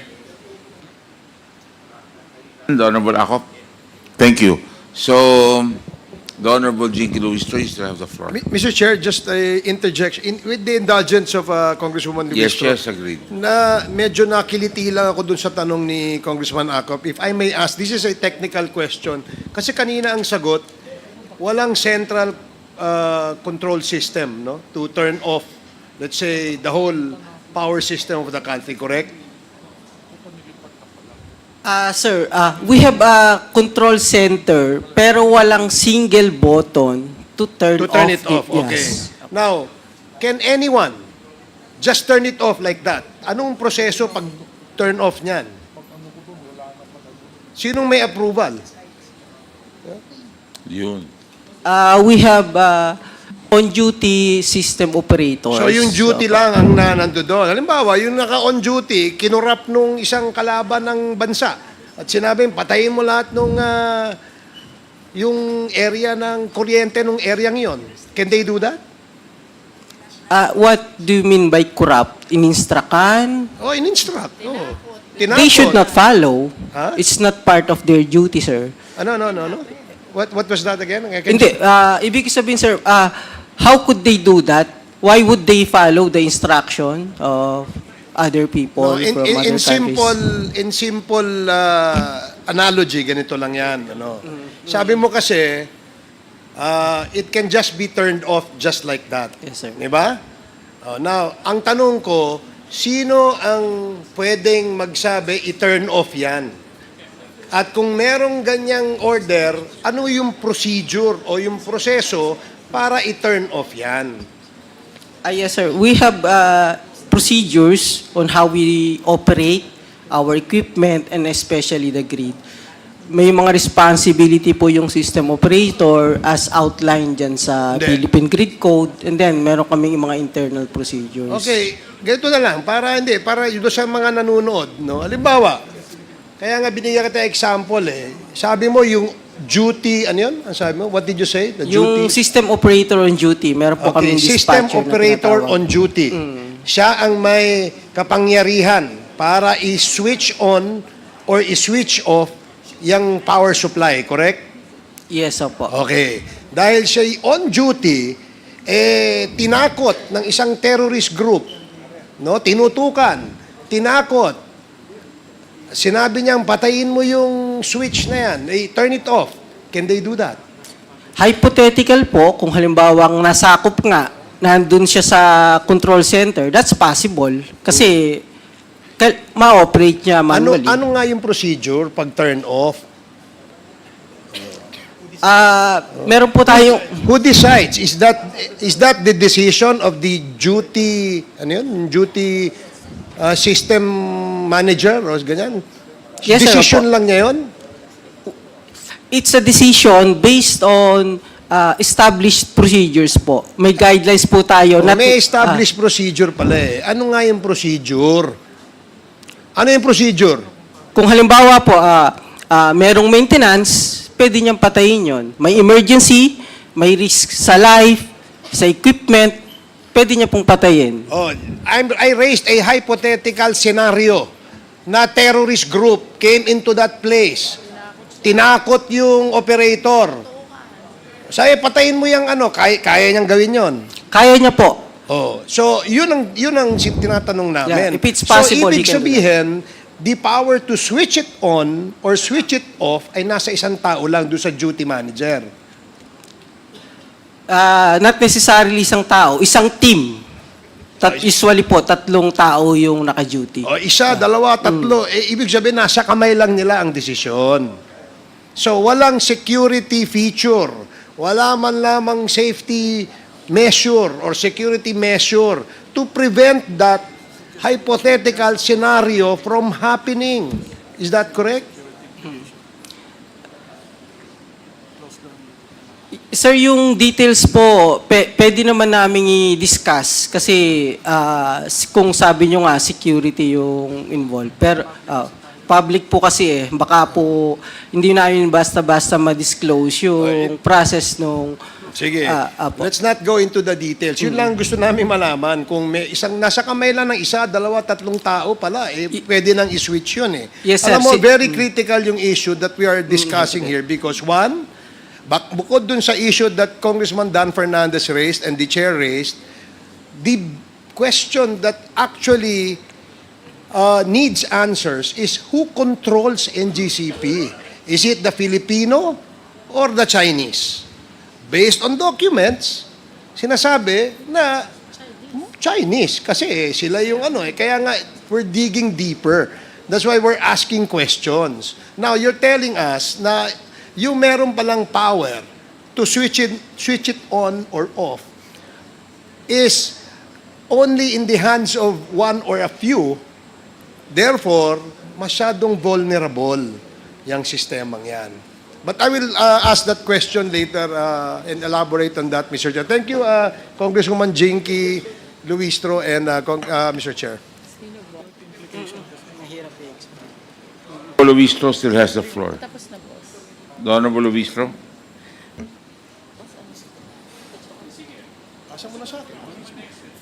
Mr. Chair, I came across this NARI, the one which provides the IT infrastructure of NGCP. Does NGCP confirm this? NARI. Mr. Chair, I am not familiar. May we place back on board the technical officer of NGCP. Mr. Clark Agustin, please take the chair of Attorney Malyari. Do you confirm that the IT infrastructure of NGCP is now NARI? For the IT, it's not NARI, but we have equipment branded as NARI. Okay. Yeah. Equipment is branded as Some. NARI, Some equipment, Some. not all, yes, ma'am. but you deny that IT infrastructure is NARI. I'm not sure about the specific brand of our IT. And it's not, I think not supplied by only one brand, ma'am. Mr. Chair, I wish to remind our resource person that he is testifying under oath. So I hope you are giving truthful information to this committee. I understand that prior to NGCP, the IT infrastructure is ESCADA, a Filipino corporation. However, upon the assumption of NGCP, they converted to NARI, which is a Chinese corporation. Now, I wish to ask, what is the reason why you switched from ESCADA, a Filipino corporation, to NARI, a Chinese corporation? Ma'am, I would just like to clarify. IT is different from the ESCADA. So, ESCADA is our control system. That's our system control and Do you data still have that acquisition. ESCADA Yes, up ma'am. to now? Yes, ma'am. We have a SCADA. Yes. Are you still using ESCADA? Yes, ma'am. Actually, all power utilities uses SCADA to control their power system. If ESCADA has this capacity, Opo, SCADA stands for System Control and Data Acquisition. You use it to monitor and control the power system in the case of NGCP. and you're still using that, Yes, ma'am. We need the SCADA to control our power system. then why resort to other Chinese corporations if ESCADA has the capacity to provide the necessary technical aspect of the NGCP corporation? Why resort to NARI if ESCADA is still dependable? Ma'am, our SCADA is just the tool. It's the system we use to control the power grid. So How about NARI? actually the brand of our SCADA as of now is Mr. NARI. Chair, just a point of information para lang magkaintindihan. Hindi sila nagkaintindihan eh. If you will shed clarification. Yes. Okay. You're acknowledged. As a point of information, Mr. Chair, yung SCADA, ginagamit yun lahat sa mga public utilities, either distribution or transmission. Ang ibig sabihin lang ng SCADA, yung sinabi kanina, yung sistema. Pero yung mga mga equipment, pwede namang iba-ibang brand yun. SCADA is not a brand. It is a system of control. So, Kung halimbawa, ikaw yung chairman ngayon, ikaw yung iskada, ikaw nagko-control ng ano dito. But we can use different brand of equipments. So, yun lang yun. It is not a brand, it is a system, control system. Thank you very much, the Honorable Dago.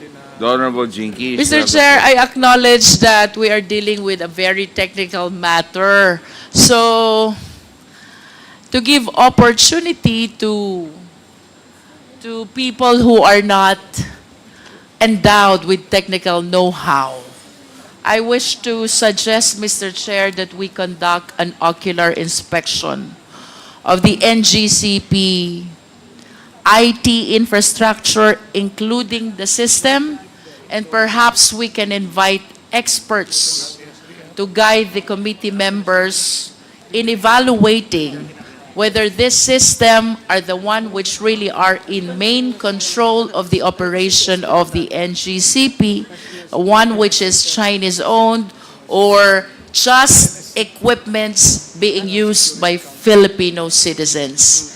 That is a recommendation, a suggestion, Mr. Chair, from this humble representation. Noted. We will make the representation for us to be able to make an ocular. Mr. Chair, I wish to conclude on this point as my other questions has something to do with NARI, which information that I have is the IT infrastructure of NGCP. And with that, Mr. Chair, I wish to make this final manifestation that with all due respect to our esteemed colleagues and our resource persons, but it is indeed my humble submission that while we, in the face of the general information sheet of NGCP, only 40% is Chinese-owned, considering, however, the presence of Chinese citizens, one as chairman, the other two as evaluators of bid, the other one as chief technical officer, and NARI, which I believe is Chinese IT infrastructure. It is my humble submission, Mr. Chair, that it seems that the control over the NGCP has been compromised already in favor of foreign nationals. Thank you, Mr. Chair. The Honorable Jinky Luistro. The Chair recognizes the Honorable Junicio. Ernest Junicio is now... okay. So he will do a swap. The Chair recognizes the Honorable Suarez. Thank you very much, Mr. Chair. Mr. Chair, I just wanted to inquire, did Congresswoman Jinky Luistro move that we do an ocular inspection to the NGCP facilities? Suggestion. A manifestation. There was no motion. Can I therefore push forward the motion that we visit the NGCP facilities and do an ocular inspection, Mr. Chair? So moved. Second There's a motion. duly seconded. The chairing objections. The motion of the Honorable David Suarez for a ocular inspection is hereby approved. Okay. And is it also, Mr. Chairman. The Honorable Congressman J.J. Fernandez, Suarez still has the floor. when you had your chance, I was quiet and still. Maybe while I've had my time, you can be quiet and still as well. With the indulgence of the deputy, Excuse just me, clarification. Congressman Dagook. Ano lang, You've clarification. had two clarifications. I haven't even had 2 minutes of speaking. I-clarify ko lang sana, Mr. Chair, kung sa tatlong island, sa tatlong control ba yung ocular. Yun lang. Thank you. Yeah. So anyway, Mr. Chair, I was gonna move to that actually, but since tinanong na rin na Mr. Dagook yung susunod ko pong tanong at hindi na nakapag-antay na itanong ko, maaari po ba, Mr. Chair, na maliban sa pagbisita po natin sa facilities ng NGCP, makapagdala din po tayo ng mga organisasyon at mga tauhan na may technical capabilities that can properly guide the committee in our ocular inspection, Mr. Chair. So move. Okay, there's a motion. Duly seconded. The chair no objection. Motion is approved. We will have now to I was advised by DOE that there are some security protocols for this, and we have to be able to do this correctly. So we will prepare a letter. We will coordinate with you on the ocular inspection. Okay, we understand that there are some issues that has to be addressed, but I think the question really is who would have control in case that button has to be turned off or turned on. I think that's where it goes. The Honorable Suarez, you still have the floor. Thank you, Unless Mayor. you're willing to swap already. Are you done? Not yet? No, I'm not yet. Please proceed. I'm not even starting, Mr. Chair. My Anyway, apologies. Mr. Chair, again to NGCP, I would just like to take off from the points raised by Congresswoman Jinky Luistro, because indeed, when it comes to control of NGCP, security, sovereignty are primordial concern. Kanina po, NGCP, nabanggit niyo po na sa kasalukuyan, sino pong tumatayong chairman ng NGCP?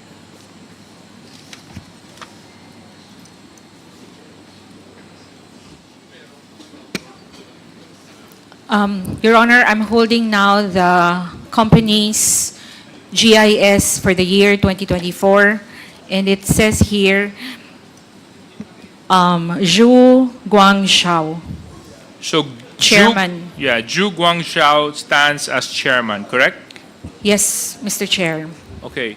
And then, if we're looking at the same document, can we just run through the other directors and officers? Can you just go read them one by one? Mr. Chair, I will read the name and the position. Yes, please. Number 1, Zhu Guangxiao, Chairman. Number 2, Roberto Cayuto Jr., Vice Chairman. Number 3, Henry T. C. Jr., Vice Chairman. Number 4, Jose T. Pardo, not an officer. Number 5, Ambassador Francis Chua, not an officer. Number 6, Anthony L. Almeda, President and CEO/CAO. Number 7, Attorney Paul P. Sagayo Jr., not an officer.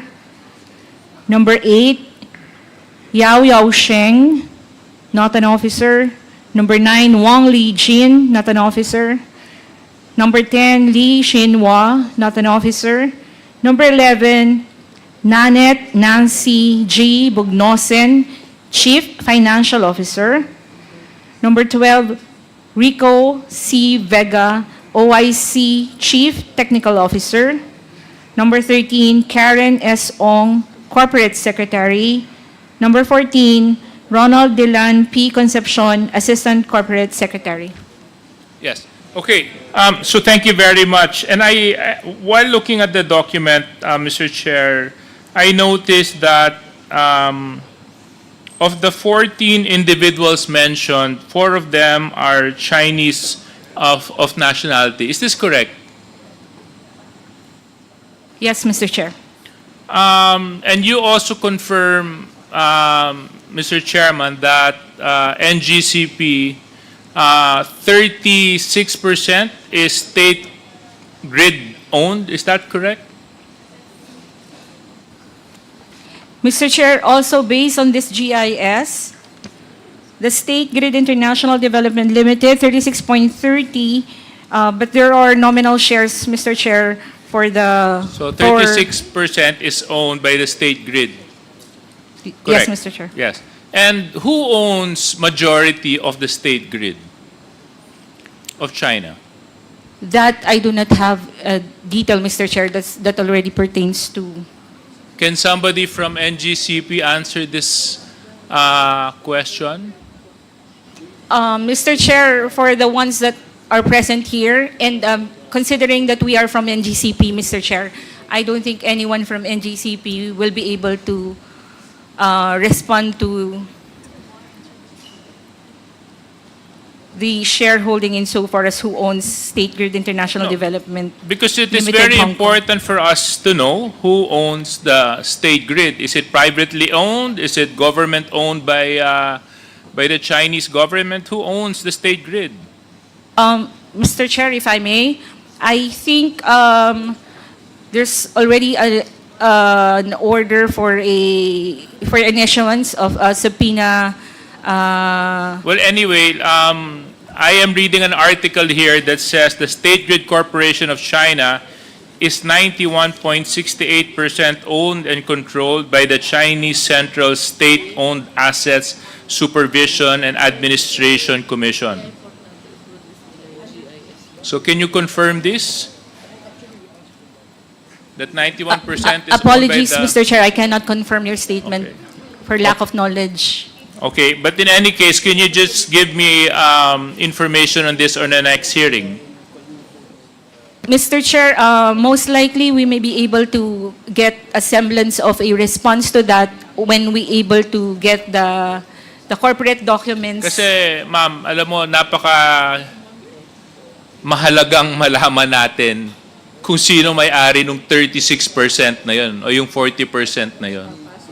Kung yung ba isang pribadong individual o yung ba ay isang pamahalaan. Kasi magkaiba po yun. Magkaiba po yun. At hindi po ako naniniwala na hindi nyo po alam kung sino po ang may-ari ng state grid. Para naman po napakahirap tanggapin na sa napakatagal na panahon na kinakatawanan nyo ang NGCP, hindi nyo man lang alam kung sino po ang nasa likuran ng state grid. How long have you been working for NGCP? Started in 2019, Your Honor. Therefore, for the past 5 5 years. Okay. Anyway, NGCP, next question. 40% is Chinese-owned, correct? Confirmed, Mr. Chair. So how was it possible that the chairman of NGCP was able to be elected as chairman when their shares only represent not even half or minority of the company? Oftentimes, the majority shareholders would be able to elect their chairman. How is it here in NGCP, a minority share was able to hold chairmanship of the company? The particulars, Mr. Chair, I have no information. But as a whole, the board of directors can indeed elect who they want to be the chairman of the corporation. Understood. Conceptually, Yeah. Mr. Chair. Understood. The board of directors would elect. Now, isn't it quite ironic that a minimum share, a minority shareholder will hold the highest position in the company?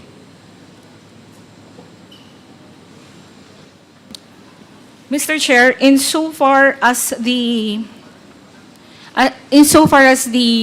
composition of the board of directors, the chairman, Mr. Chair, from what I understand, nagpe-preside lang po siya. So, not much But no. functions. Yeah, but regardless, di ba? That's the chairman. 60% Filipino-owned yan. Mas gugustuhin ko na yung chairman ko Pilipino. Bakit ko ibibigay sa dayuhan yan? 40% lang yung kanilang hawak. Can I also ask, Mr. Chair, if indeed Attorney Malyari's testimony is correct, can I also subpoena, not naman subpoena, but request, Mr. Chair, the minutes of the elections of how the board conducted themselves, Mr. Chair? So moved. Mr. Chairman. No, Mr. Chairman, yeah. Second, Mr. Chair. to ask for the minutes. I'm sorry. So are you addressing that to Attorney Malyari? Yes. Okay. So, Attorney Malyari, there's a motion, duly seconded. The chair in objection. Please submit the minutes as requested by this committee. Kasi nakakapagtaka lang po, Mr. Chair, na minority share ka kaso lang ikaw may hawak ng pinakamataas na posisyon. Totoo na hinalal ka doon, actually yun ang mas nakakapagtaka. Bakit ipagkakatiwala yon sa isang dayuhan at hindi sa Pilipino? Kung mas malaki at mas malakas ang boses, mas natural na ibigay ito sa mas may malaking interest sa kumpanya. Hindi po ba, Attorney Malyari?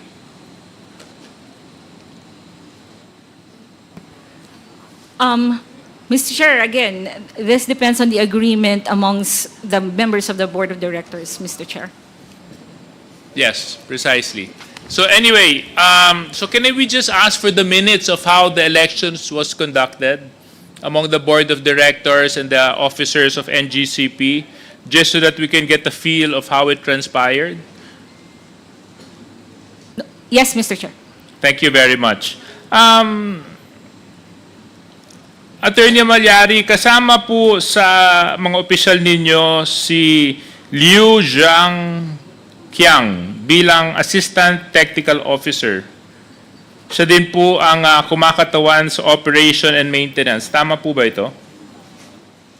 Based on the GIS dated 2024, I'm holding, it's not reflected here, Mr. Chair. Okay. Well, in my notes, he's part of your company. Can you enlighten me, Mr. Mamalyari, when it comes to projects of NGCP, what is the process of approving projects of NGCP?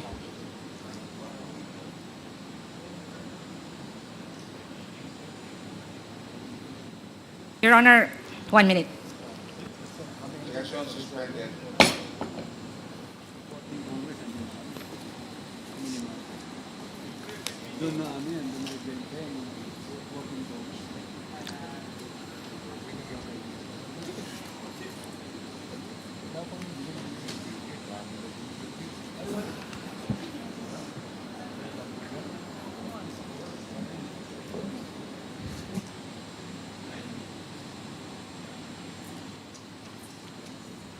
Mr. Chair, I yield the floor to our P&E, Mr. Chair. Okay, session resumes.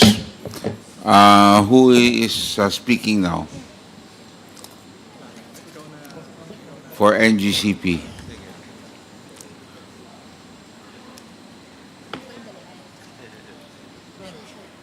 Ano po pangalan nila? Ano po pangalan? Yes, good afternoon, Mr. Chair. I am Christian Ereño, the AVP and Deputy Head of the Transmission Planning Department of NGCP. Okay. So, may please rise for the oath to be administered by the COMSEC. Please raise your right hand. Do you swear to tell the truth, the whole truth, and nothing but the truth before this congressional inquiry? So help you God? Yes, I do. Thank you. Thank you. The Honorable J. Suarez. So, ang tanong ko po, sir, sorry, hindi ko po nakuha yung pangalan po ninyo. Christian po. Christian. Ereño. Ereño. E-R-E-N-Y-O. Christian na lang po, okay lang.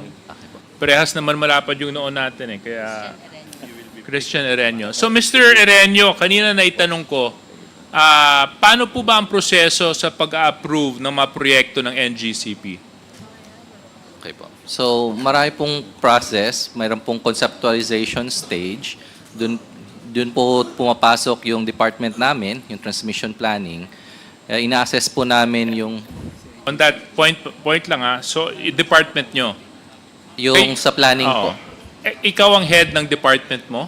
Deputy head po. Deputy head. Sino po yung pinaka officer in Yung- charge ng department nyo? Si Reddy Remorosa po. Reggie. Reddy. Okay. And then, next phase. Okay. So once ma-identify po namin yung mga kinakailangang projects to address, let's say, yung load growth or generation entry, reliabilities, dumadaan po siya sa... So kailangan po kasing i-approve ng ERC before we proceed with the project. So ang kailangan po naming magawa, unang-una po, ma-finalize yung components, yung timeline, at saka po yung kung magkano po yung project. So dumadaan po yun sa planning and engineering group. May ibang departments po after us. So, sino naman po yung head ng department na yun? Sa Engineering Cost Management Department, si Miss Vicky Dolot po. Sino? Vicky Dolot. Okay. Next. So once magawa po yun, we file it to ERC. And once approved, doon na po ma-implement po yung project. So mayroon pong construction kaming group. Kasi lang, Iba naman po siyempre, bago nyo mag-construct, bibilihin nyo muna yung lupa, di ba? Opo.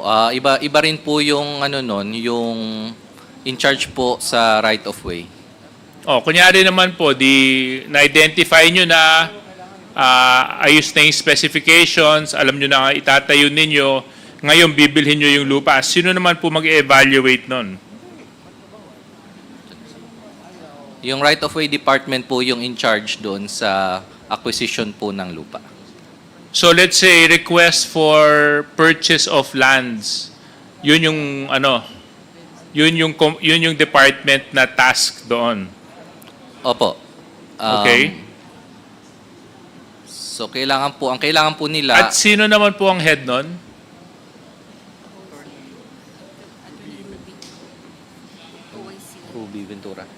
Ruby Ventura. Your Honor, OIC ng right-of-way namin is Attorney Ruby Ventura. OIC. Ng right-of-way department. Who used to be the head of this?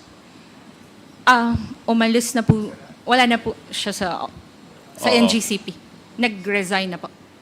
Okay.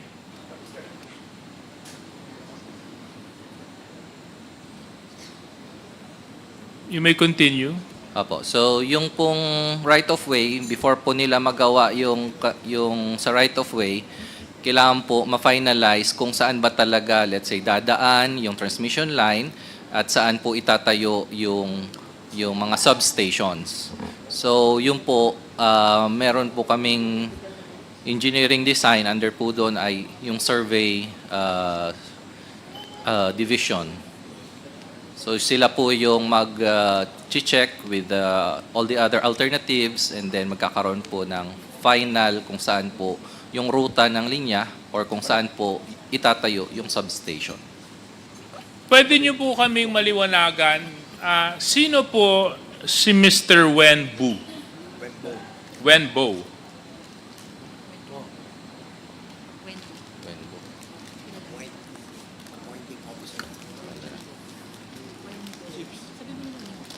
Wenbo. Sino po si Mr. Wenbo? Your Honor, as for myself, I do not know. I will let Mr. Ireneo answer for that question, Mr. Chair. Mr. Chairman, the reason why I ask who this individual is because I have documents here from NGCP addressed to the president of the company from their chief technical officer, whose name is Wenbu. And the subject of the document is request for approval of authority to purchase lands and land rights using the preferred valuations for EB Magalona, Bacolod for a 230 kilowatt transmission line project, part of the Cebu Negros Panay Backbone Project, Stage 1. So, kaya ko po kanina tinatanong kung paano at yung proseso ng pagdadaan ng proyekto at tinatanong kung sino yung mga nag-head ng bawat opisina na yon, nakakapagtaka po, bakit hindi nyo po pinangalanan itong si Mr. Wenbu? At mukhang si Mr. Wenbu din ang nagre-request sa mga acquisition ng mga proposed site expansion ninyo, hindi lamang dito sa Negros Panay Backbone, pati po sa Las Piñas sa Bote Substation. Pangalan niya rin po.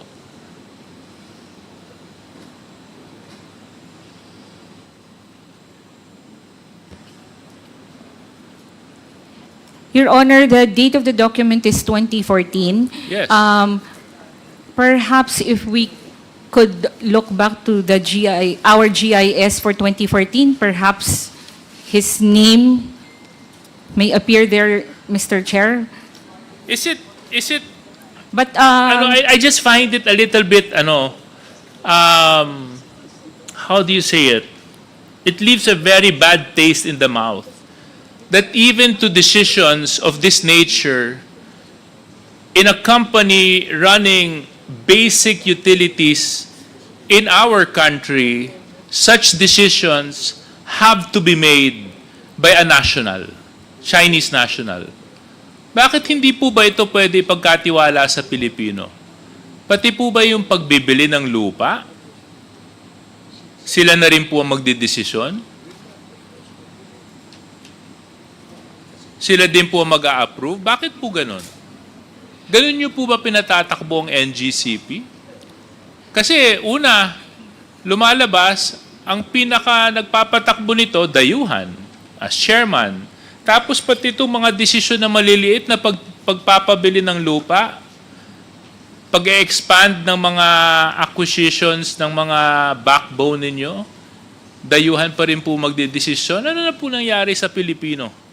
Ano nangyari na po sa Pilipinas? Mr. Chair, ako ngayon, ang masasabi ko, hindi po ganyan yung proseso. Wala pong Chinese executive or managerial, holding managerial position. So, ito po, 2014, if we may be allowed to shed more light on this, kasi po, hindi ako familiar sa dokumento, Mr. Chair, but, and as I have said earlier, I came in 2019,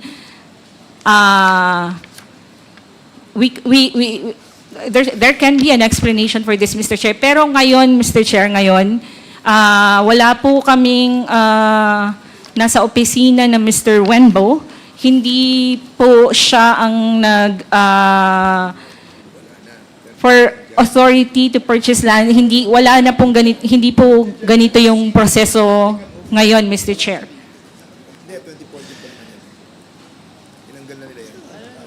Well, you know what, Mr. Chair, madaling sabihin yon, but of course, documents don't lie.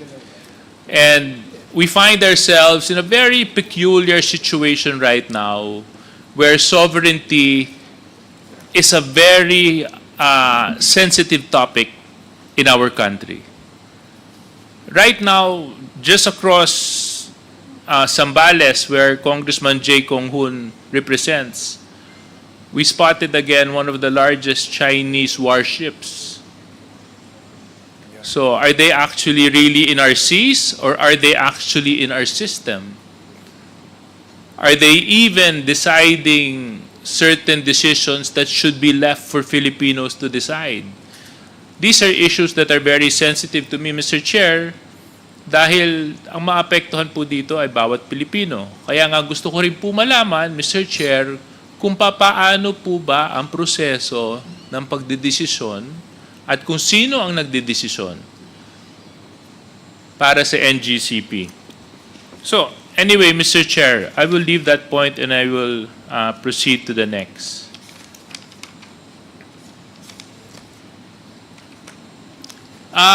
NGCP, balikan lang po natin yung DOE. If I may, Mr. Chair, I'm wrapping up. Okay. Maybe another, I should be done by around 8 o'clock, so not to worry. DOE, I just want to go back to the performance evaluation of NGCP, who determines the projects that NGCP should put up? Are we following a power development plan based on a Philippine development plan? Can you please enlighten me? Well, Mr. Chair, on the hierarchy, di ba may Philippine development plan tayo? And under the Philippine development plan, there is a Philippine energy plan. And under the Philippine energy plan, there's several plans there, which are the different aspects of energy, which transmission, generation, distribution, no?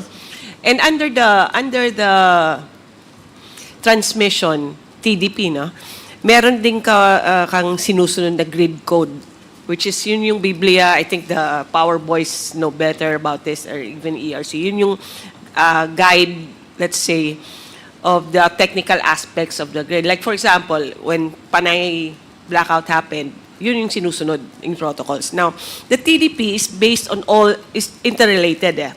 So, sinusundan yan dapat yung kung ano yung the trajectory for generation, saka yung demand. Now, who prepares that? That will be Transco, but now NGCP. And then NGCP is supposed to do it in consultation or coordination under their concession with Transco. And then sasubmit nila yan sa DOE for approval, sir. So those specifies already like which projects, ilang voltahe niya, tapos kailan siya dapat matatapos. So what you're telling me is NGCP determines their own targets per year. Is that right to understand, Yusek Garin? Mr. Chair, not exactly unilaterally, kasi you have to coordinate or synchronize that with the rest of the other plans.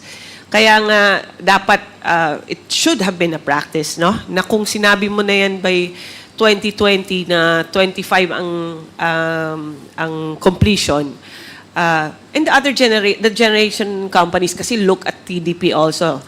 So kailangan yan hindi gumagalaw. Kasi magpapatayo sila ng coal power plant or whatever power plant, they will say na doon tayo magpatayo kasi nandun yung transmission. Ikaw ba, Yusek, garin naniniwala na dahil sa moving targets yung hindi pagkukomplete ng mga proyektong ito, naka-epekto po ito sa kaunlaran ng ating bansa? Mr. Chair, yes, Mr. Chair. Because it affects the generation companies. Because like for example, my good friend Congressman Rufus Rodriguez was very appreciative of the fact that Mindanao was finally connected to the Visayas. But when I looked back at that slide, that project should have been completed in 2016. Tama ba yun? Does my recollection serve me right? Yes, Mr. Chair. I think 6 years, 5 years delay or something like that. Mr. So Chair. finally, it's complete. My good friend is appreciative that it's complete, but my God, it's 5 years delayed. Mr. Chair. Yes. If you, with your kind indulgence, Mr. Chair, when you have, we have a market kasi, no? That's what we call in sa WESM, and IMAP is the one handling that. So, may variation yan ng prices, and the prices are affected because of these delays. And that can be actually shown by IMAP. They have a presentation on how much is the effect of the delay, for example, for Mindanao, Hermosa San Jose, I think, and also of Panay Negros. They have that on file. They have calculations of how much is the impact on the price of electricity on the generation side because of the delay, Mr. Chair. Kasi siyempre, alam mo, hindi naman tayo mauubusan ng dahilan para sabihin ng isang proyekto hindi matapos eh. Kaso lang ang problema ang dahilan, hindi nakakapagbigay ng solusyon yun sa problema ng tao eh. Ang dahilan is only a reason. What you're actually looking for is substantial results. And that's what the Filipino people should be holding on to, substantial results. So, now, on my point, I remember the time when I was a governor, Mr. Chair, and I would just like to end my interpolation. Alam nyo, meron akong dalawang niligawan na dayuhang kumpanya na magtayo ng kumpanya to So, hindi individual. Para pumasok. Diba? So, nagtayo na po sila ng kanilang infrastructures. They developed a large area in the province. And only to find out that they couldn't connect to the grid. And for years, they were hoping that NGCP would put up the facility so they could connect to the grid. It took so long a time, Mr. Chair. It took so long a time, mukhang magsasara na po yung kumpanya na yon. So ang ibig sabihin po dito, kung nais mo pumasok sa energy sector at hindi mahaba ang PC mo, malulugi ka talaga. Meron din pong nagnanais na magtayo ng renewable energy dun sa dulong bahagi ng aming probinsya. Solar power. Natatakot naman po sila mag-invest kasi wala pa po yung NGCP. So these are questions of development. Now if NGCP can't improve the service that they provide, which is basic to every Filipino, Mr. Chair, it is only but right for us to review their franchise, to review their concession agreement. Because this is the only way for us to make sure that we're actually getting, the best service for every Filipino, Mr. Chair. So, with that being said, Mr. Chair, maraming salamat sa oras at panahon. Hihingin ko na lang po yung mga dokumento na hiningi ko, NGCP. At sana naman sa pagbisita po namin sa inyong facility. Nasaan po ba yung pinakamalapit yung facility?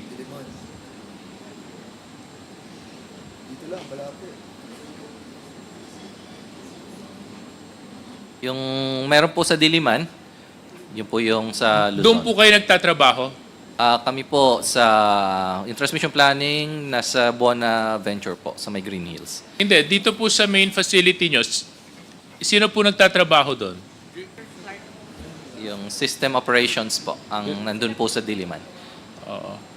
Can I also request, Mr. Chair, a list of employees of NGCP? Okay. Please submit the list of your employees. Thank you very much, Mr. Chair. All employees. All employees, Mr. All Chair. employees. Thank you. Mr. Chair. Mr. Chair. The Honorable Sharon Garin, Yusek Garin. Just, just to add to the query of Yes, please. Honorable Suarez. For example, the comparison of IMAP on the billings for the period before and after the completion of Mindanao Visayas interconnection, ang difference nung January 2021 up to April 2023,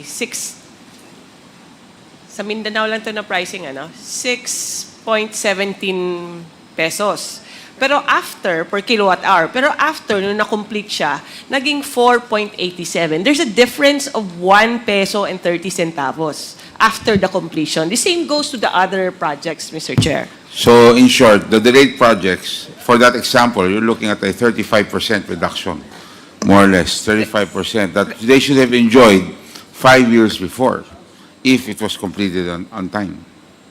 Yes, sir. Thank you. Actually, IMAP has calculated the cumulative rin kung ano yung total na losses, na cumulative na reduction had it been completed already. Yes. So that's the very reason why we're in this hearing, to figure out why and how do we solve it. The IMAP and Transcon, I know you have a presentation, But later on, we will, either today or the next hearing, you'll be given your time because the DOE presentation has a lot of questions that has to be answered by DOE. The next interpreter is the Honorable Ace Barbers. Sir. Thank you, Mr. Chair. Most of the questions that I'd like to ask have already been asked by Deputy Speaker J.J. Suarez. But just following the issues that he raised on the very concerning and very alarming, there seems to be a control by the Chinese nationals in the operation of the NGCP.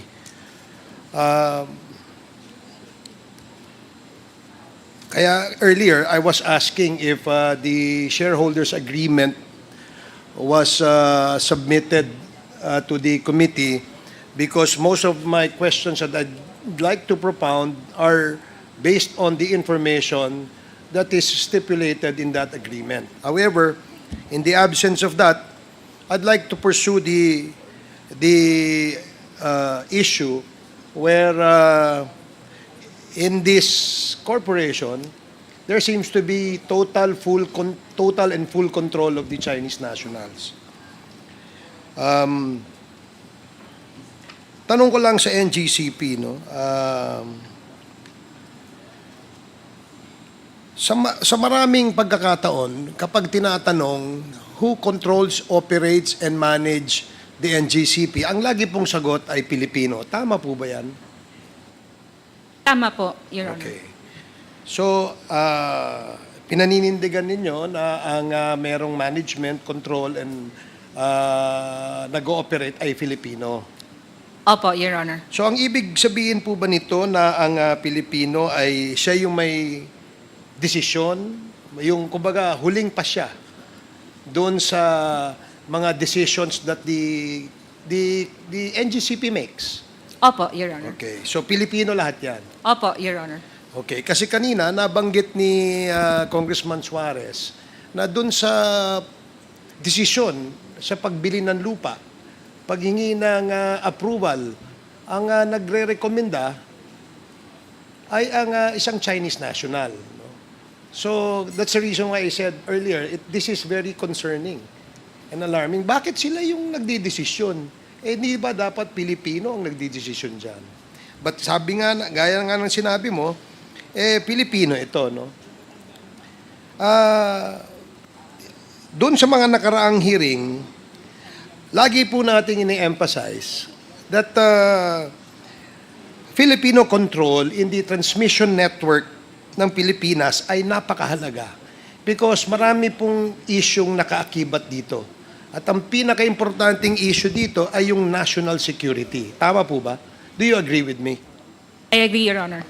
So you agree with this representation that full control, full management of the transmission, national transmission, must be in the hands of patriotic Filipinos.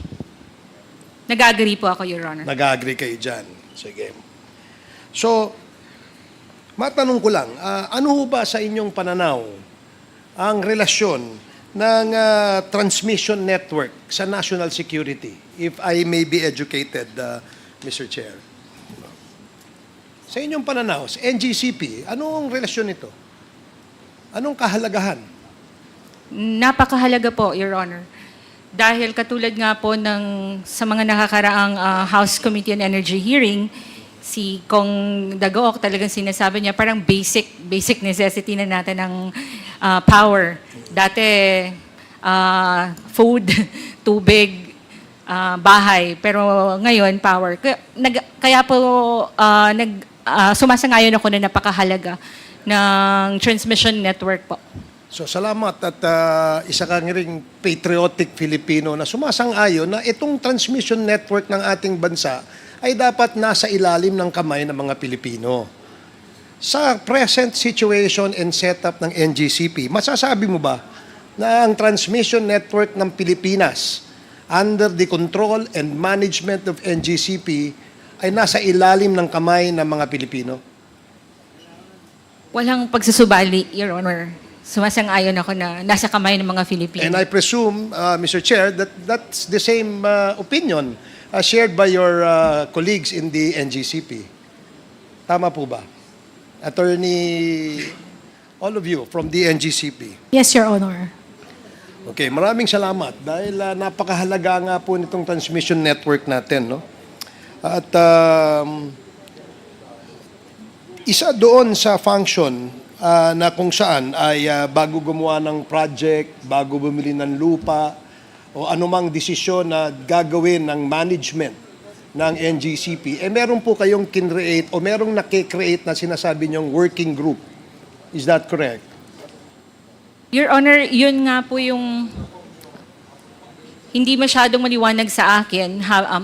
That's a matter that's not clear to me when si Congressman Luistro was the one asking question because working group, meron po kami mga TWGs. Kunyari, nung nag-bar exams, may TWG kami. Pag may election, may TWG na nag-aano na talagang hindi mag-brown out sa mga importanteng pagkakataon na yon. Hindi po ako pamilyar, Your Honor, sa working group. Hindi po ako pamilyar, Your Honor. We have, Your Honor, like departments, roadie right-of-way department. Meron po kaming mga ganon, Your Honor. Working group, wala po. Mula nang pumasok ako ng NGCP, TWG. There's no such working thing group, as hindi. working group. I'm sorry, Your Honor. There's no such thing as the working group. Is that what you're saying? Yes, since I joined, Mr. Chair, Okay. hindi ako familiar sa When did you join the NGCP? 2019, Your Honor. But more or less you have reviewed or perhaps you have been informed as to the contracts entered into Yes, Your prior Honor. to your appointment, correct? Yes, Your Honor. I'm Halimbawa po, with the yung- UGC, Your Honor. Halimbawa po, yung 2014, yung nagkaroon ng bid para sa natitirang aspeto ng Aurora, Polanco, yung transmission line project, tama? You're familiar with that? If your document provides so, Your Honor. Yes, kasi nga, napakahalaga because this is the information that was shared with us wherein this working group plays a very vital and important role. Ba't ko nasabi ito, Mr. Chair, is that nung pong nagkaroon ng isang project, itong sinasabing Aurora Polanco 138 kV transmission line project, nagpabid ho kayo. But that is a normal procedure, correct? Opo, competitive And, bidding before awarding any project. Okay, so when you open for bids, do you qualify those that will submit their bids? Yes, the bidders, Your Honor, are qualified. Yeah. Okay, so I am also sure and certain that in this particular project which I mentioned, is that may nag-submit na mga bids sa inyo. And doon sa mga nag-submit ng bids, karamihan po ay Chinese-owned companies. Are you aware of that? Pagpaumanhin po, Your Honor, I'm not aware. Diyan sa particular po na minimension nyo. Or perhaps it may help us to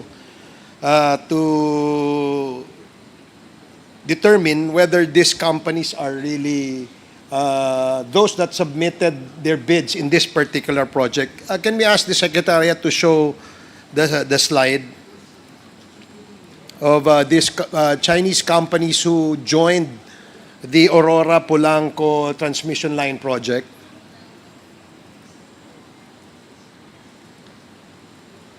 Tatlongput-anim po ang mga kumpanyang nag-submit ng kanilang bids dito. At lumalabas dito sa mga bid na ito ay mahigit kalahati ho ay puro China o Chinese-owned bidders o Chinese-owned companies. Now, bakit ko sinasabi to, no? Na Ano bang importansya? No? Okay lang naman ho siguro kung mag-bid ang isang Chinese company kung wala hong bidder mula sa Pilipinas. Do you agree? Opo. Okay. So, dun ho sa mga bids, sino ho nag-evaluate ng bids? Sino nagsasabing mananalo ito, matatalo ito, hindi nagka-qualify ito? Sino ho yan? Meron po kaming department, Your Honor, at yung most advantageous bid, yun po yung mako-consider for an award, Mr. Chair. Can you repeat that, please? Meron po kaming department that who evaluates kung ang most advantageous bid, Your Honor, sa kanya po maa-award yung project, Your Honor. Base sa aming kasing information, ang nag-evaluate o yung membro ng evaluation, bid evaluation, nag-submit ng bid evaluation report on this particular project ay si Mr. Yuan Mingjun at si Mr. Chen Changwei. You're familiar with those names? I am not familiar with those names, Your Honor. Yes, I agree because you were not there yet. No, this was 2014 project. So for those who were already there in 2014, you're familiar with these names? Your Honor, I have been in NGCP since 2011, but I'm not familiar with those names. So yung hindi ho totoo na meron pong nag-evaluate na by the name of Mr. Yuan Mingjun at Chen Chingwai. Again, as I repeat, Your Honor, I'm not familiar of those names. But as mentioned by Attorney Malyari, we have a department which evaluates the bid submitted by different bidders and recommend the award with the most advantageous bid, Your Honor. Based on the documents that we have, it seems that the approval, the evaluation of all these bids are done by these two Chinese nationals. Which again, I would like to raise this point that this is quite alarming and concerning. Kanina, sinabi natin yung pagbili ng lupa, Chinese ang nagdidesisyon. Yung pag-implement ng project, Chinese ang nagdidesisyon. So again, can we ask the Secretariat to please flash on the screen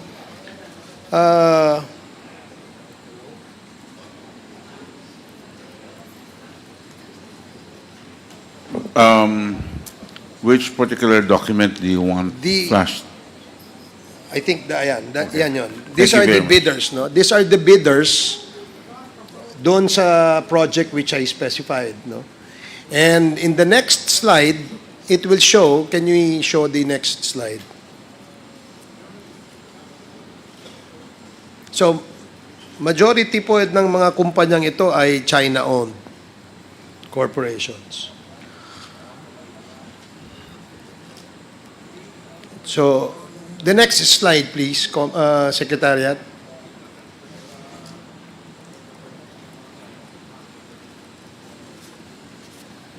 Kanina ho kasi na-raise na po ito ni Congressman Suarez. And when he raised this issue of Chinese nationals being involved in the decision-making of the NGCP, did not just raise eyebrows, so to speak, but also, ito ay isang national security vulnerability sa tingin ko na yung mga importanteng desisyon ng NGCP ay nasa kamay ng mga dayuhan.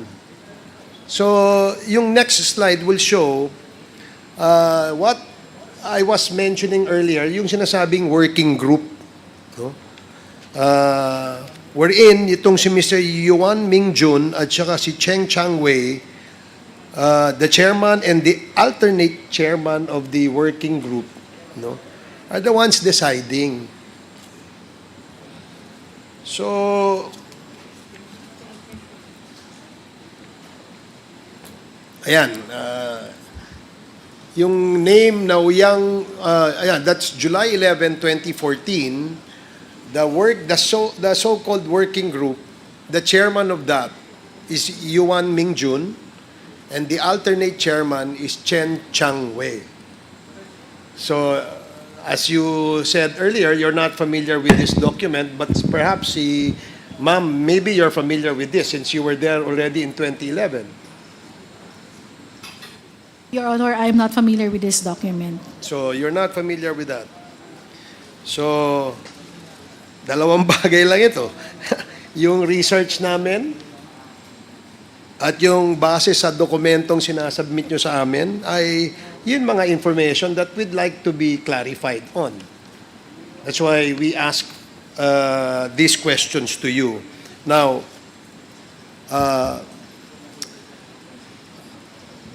earlier, tinanong natin yung systems guy ninyo kung ano yung procedure no, para i-shut off, i-turn on or i-turn it off yung buong power system. At sabi niya, ang in charge lang doon ay yung duty manager. If I remember it correctly, there's just one person or maybe 2 or 3 of them who are in control of the shutting down or the turning on of the system. To me, and I'm sure my colleagues will share my apprehension, na nakakatakot ito. Nakakatakot ito. And this is, again, something that we should really correct and we should look into,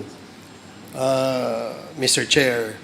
Now, other issues that were raised earlier by Kong Dan Fernandez were quite alarming too, no? Especially dun sa violation sa Section 8. But listening to the NGCP, definitely the first reaction is to deny, no, and to short of saying disagreeing with the observation of Congressman Dan Fernandez, and we respect that. It's just that we're all here para ayusin itong sistemang ito at hindi ito hindi mangyari yung kinakatakutan natin na maaari at posibleng mangyari considering that we have now an issue with China in the West Philippine Sea. I cannot imagine utility companies being managed and operated by quote-unquote the enemy. I'm sure you wouldn't want to sleep with your enemy. And majority ng ating mga kababayan na nakikinig ngayon ay nagtatanong, totoo ba na kapag halimbawa nagkaroon tayo ng alitan sa ating kapitbahay na China, isang pindot lang ba nila, mawawala na ang power sa atin? That needs to be answered. The Filipino people must be informed. They need to know kung ito ay posibleng mangyari. Pero sa sagot kanina, parang posible. Parang posible. Unless you have a better reply to that question, ma'am. Mr. Chair, nandun ako sa likod nung kausap niyo si aming Mr. Clark Agustin. Yung scenario niyo po kasi na bigay sa kanya is si terorista na sa kwarto na. But ang ano po is, bago siguro nakarating si terorista doon, kasi po yung control center namin are physically secured. And insofar as yung mga tao na mag-on at mag-off ng mga equipment, there are switching procedures which includes validation between control and substation. So, sa hypothetical scenario, it appears na hypothetically it can be done, pero sa tunay na buhay, Mr. Chair, may kalabuan. So, yan ay ginagarantiyan nyo sa ating mga kababayan? Opo. So, hindi pwede na pakialaman ng dayuhan ang control sa ating elektrisidad o power dito sa ating bansa. Opo. Sigurado kayo dyan? Opo. Okay, sige. I will not belabor that point anymore, Mr. Chair, but to give more time to my colleagues here that would like to propound questions, I am yielding the balance of my 38 seconds in my interpellation, Mr. Chair. Thank you, Mr. Chair. Very much, the Honorable Ace Barbers. The Honorable Ernix Junicio is recognized. Thank you, Mr. Chair, and good afternoon to everyone. Sino po ulit yung mga representative natin sa NGCP? Parang tatlo po. Meron po kami Pero yung nakaupo po, tatlo. Tatlo po. Ibig sabihin, kayo po yung nakaupo, kayo po yung may kaalaman. Mostly with regards to the query of the members of the committee. Tama po ba? Opo. Hanggang sa kaya ng aming Yes, ma'am. abilidad. Don't worry, ma'am. Ako naman. No, mahirap po kasi yung tanong ko eh. Ma'am, ano pong first nickname niyo, ma'am? Pangalan ko po, Lali, Attorney Lali Malyari. Attorney Lani, ma'am. Saan po ang probinsya niyo? Batangas po. Batanggenya po kayo. Yes po. Pilipino po kayo. 100%. Of course, it goes to, without saying. Of course, all the representatives from NGCP are all Filipinos here. Agreed? Opo. Opo. No, kasi actually, most of the queries and questions of the members have been asked by the members who asked questions earlier. Ako lang kasi na bagabag ng kaunti doon sa mga ibang informations, ma'am, na narinig ko, attorney. For example, ano ba yung nabanggit kanina, yung chairman ba? Sino po ulit ba yung chairman? Based on the 2024 GIS ng NGCP po, the chairman is Mr. Zhu Guangzhou. Ang nationality niya po na naka-indicate dito sa GIS ay Chinese. Ma'am, sinagot nyo na, tinatanong ko pa lang yun. But thank you, ma'am, for answering agad. Pero, bakit po kaya Chinese yung naging chairman sa tingin nyo, ma'am? Katulad po ng sagot ko kanina, Mr. Chair, how the Board of Directors operate, sila po yung nakakaalam. At saka po, pinasasubmit na rin po ni Congressman Suarez yung minutes of the meeting ng election. Yes, ma'am. Opo. Kasi all the answers have been technical. I'm trying to talk to you as representatives of NGCP on a more, let's say, personal yung opinion po ninyo. Matagal na rin po kayo sa NGCP, 2019, tama po ba, ma'am? 2019, Mr. Chair. Ma'am, kayo po, since when po kayo nasa NGCP? Since 2011. 2011. So, more than a decade. Sir, kayo po? 2009 po. 2009. Mas antigo si Sir sa inyo. Pareho. No, yung ano lang kasi sa akin, hindi ba kayo... Ako kasi, ng first time I've heard dun sa sinabi na yung chairman natin, although yes, ipapass nyo sa committee yung mga minutes of the board, hindi ba kayo na babagabag na... O na sa sarili niyo pong opinion, I'm sure you are lawyers, na meron din kayong sariling opinion. Nababagabag po ba kayo o hindi naman po? Mr. Chair, sa pagkakaalam ko po, insofar as our board of directors is composed and how they proceed with their order of business, ang chairman po ng board only presides. So, para pong nag-preside. So, kung bagabag dahil Chinese. Dahil meron siyang pwedeng ma-exercise na compulsion, kahit sa akin, sir, hindi po. Kasi it's outside. It's ultra-virus na po yung gagawin niya kung i-compel niya ako to do anything, Mr. Chair. So, in your opinion, attorney, yung chairman, walang influence. Nagpe-preside lang siya. That is your opinion. That's my opinion, and as they are constituted, Mr. Chair. Yes, I understand that. That's the technical. Yeah, but the reality is, yung chairman, alam naman nating lahat, hindi lang naman hanggang sa preside. Yun naman ang realidad. Pero I won't stay with that. Ang nag-aalala lang ako si ma'am, yung mga narinig kong information, yung control over management, yung extent of influence in decision-making ng operations, medyo nakaka-worry.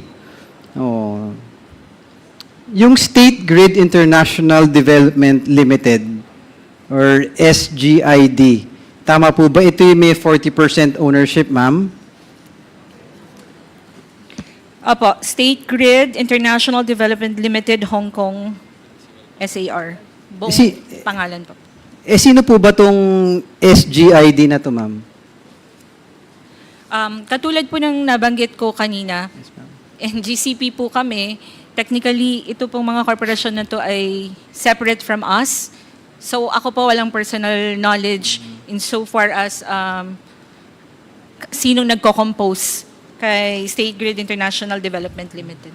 Yes, ma'am. Thank you. I really hope that the committee, sana lumabas po lahat itong mga katanungan ng mga members at control over technical operations. Ma'am, ano po ba yung CTO, yung Chief Technical Officer? Ano po ba ang tungkulin nun?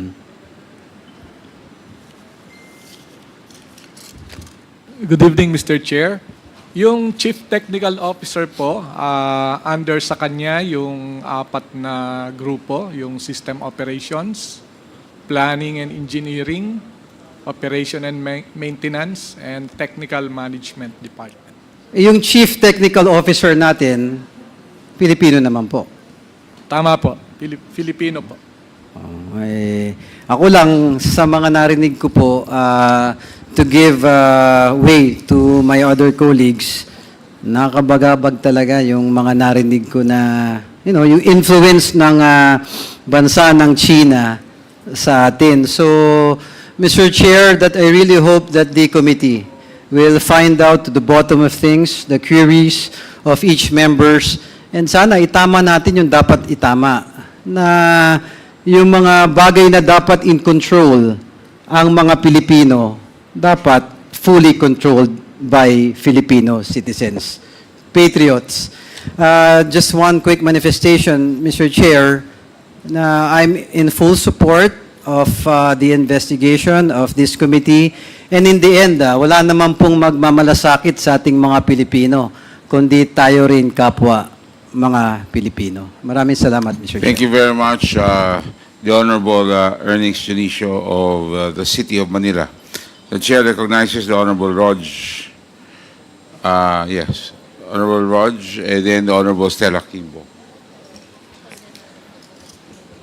Thank you, Mr. Chair. Mr. Chair, before I begin my interpellation, I'd just like to have a short manifestation. Listening to the proceedings earlier, and of course we can't help but understand that some of our colleagues here have shared their elation and their gratitude to the NGCP for having connected their various constituencies to the grid.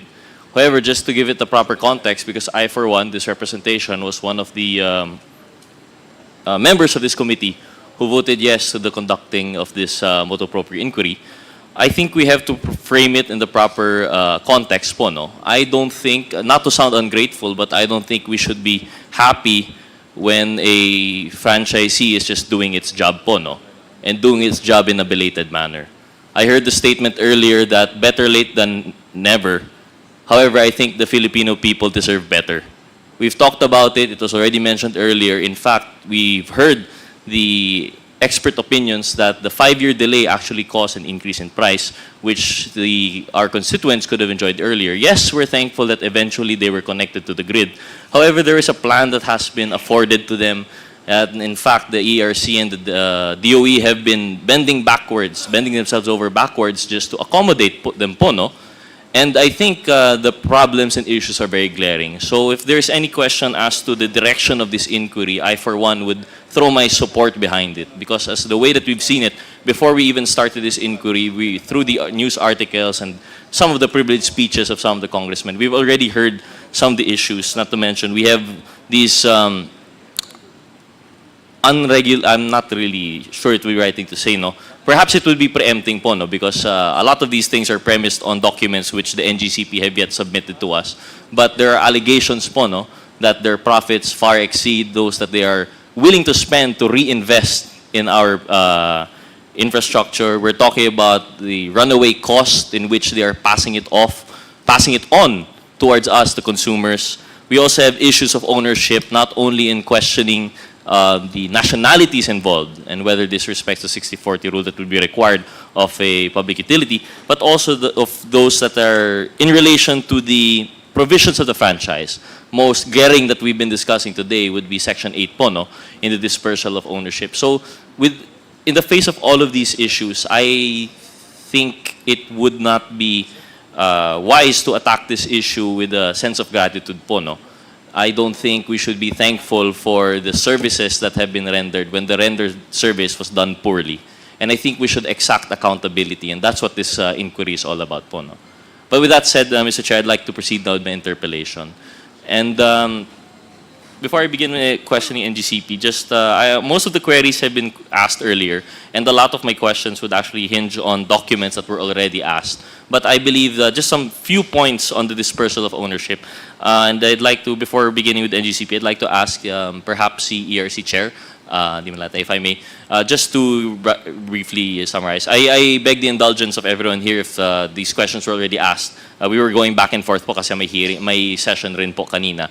But Madam Chair, Mr. Chair, from our understanding, I understand that you would be speaking on behalf of the ERC and that the ERC has already made rulings previously. Whether or not those were wise, we see as we go along with the line of questioning. However, Mr. Chair, Madam Chair of the ERC, yung ating dispersal of ownership, the basic concept of Section 8, what is the reasoning for this? I understand this would be under the wisdom of the previous Congress, but to give us to shed some light at least on the viewpoint of the executive, what is the reason for having a dispersal of ownership?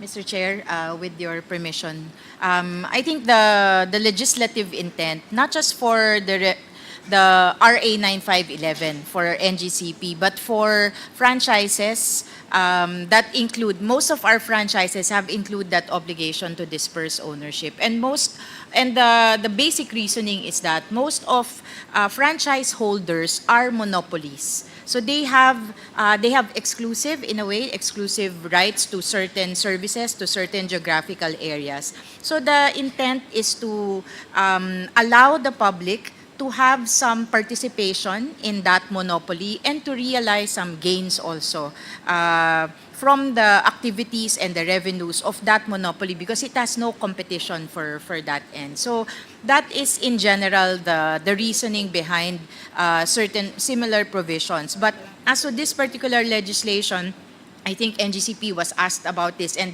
I think it's wise if we check the deliberations of Congress at the time to get the specific requirement for this. But I don't think it will deviate significantly from the general principle behind the similar provisions. Thank you, Madam Chair. Mr. Chair, just wanted to double check lang po, because I would agree, and tend to agree, because this is not the first time we've dealt with such provision under the Committee on Legislative Franchises, actually, and this is not limited only to when we're talking about yung distribution utilities or the like. Actually, even in the field of telecommunications, in the field of media, we also have this dispersal of ownership. And I just wanted to make sure that at least in the field of the DOE, it would be the same. Because the way that I see it, and I'm not sure if the committee shares this sentiment, but I believe that it's twofold po, no? One is that primarily it affords the public to participate and gain economic benefits, that is to benefit from the fruits of this monopoly, whether that be through dividends or whatever manner of which that could be compensated for their investment. But second and most important is a check and balance through ownership, through equity po, no? So the equity portion is very important. And would that be a fair statement, Madam Chair? I don't want to put answers in your mouth po, no? Would that be a fair statement that the dispersal of ownership also talks of equity and control of a corporation? That's correct, Mr. Chair, because the public utilities, there is a requirement in the Constitution to observe certain Filipino ownership requirements. So that's also part of the parameters or safeguards that are put in the law.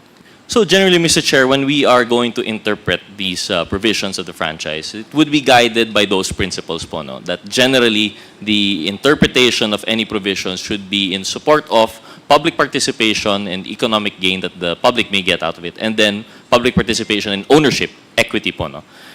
Thank you for clarifying that. So, Mr. Chair, I'd like to now direct my questions to the NGCP. And I believe the current, not the spokesperson, po, the representative is... Mr. Chair, if I may yield to... Mr. Chair, if you allow, can I show a picture of the structure of the ownership, Mr. Chair? Yes, please, by all means. It's with the Secretariat already. Okay, Secretariat, please present the structure. Yung isang picture lang. Because the objective was to disperse the ownership, ano. But with the structure, although ang caveat lang dito is we are still awaiting for documents from the corporations that are like holding corporations. In the structure kasi ng ownership nila, Mr. Chair, yes, the 40% is owned by State Grid. And then there's the 60%. Both 60%, if you divide it into half, that's Monte Oro, and the other half would be Calaca High Power Corporation. But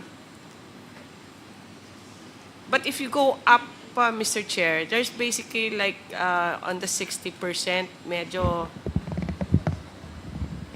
there are basically two people that are controlling NGCP, Mr. Chair. Wala, hindi mo pa.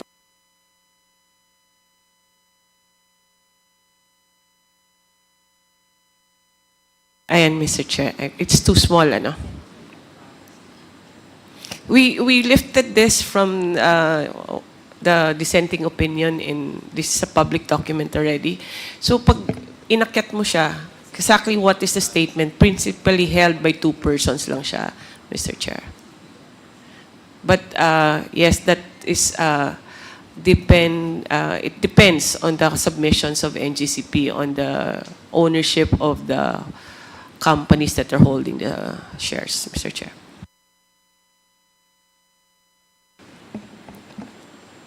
Thank you. Raj.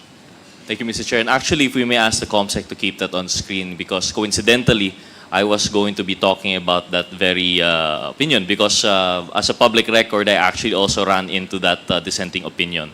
And I would like to ask now the NGCP. Maybe ask Attorney Malyari po, no? So I understand that earlier, if you could, again, as I said, if you could bear with us po, no? We weren't here this whole time. We had other hearings, we were in session. Naitanong na po ito ni Chair Dan Fernandez po, no? You made mention of a share swap agreement, is that correct?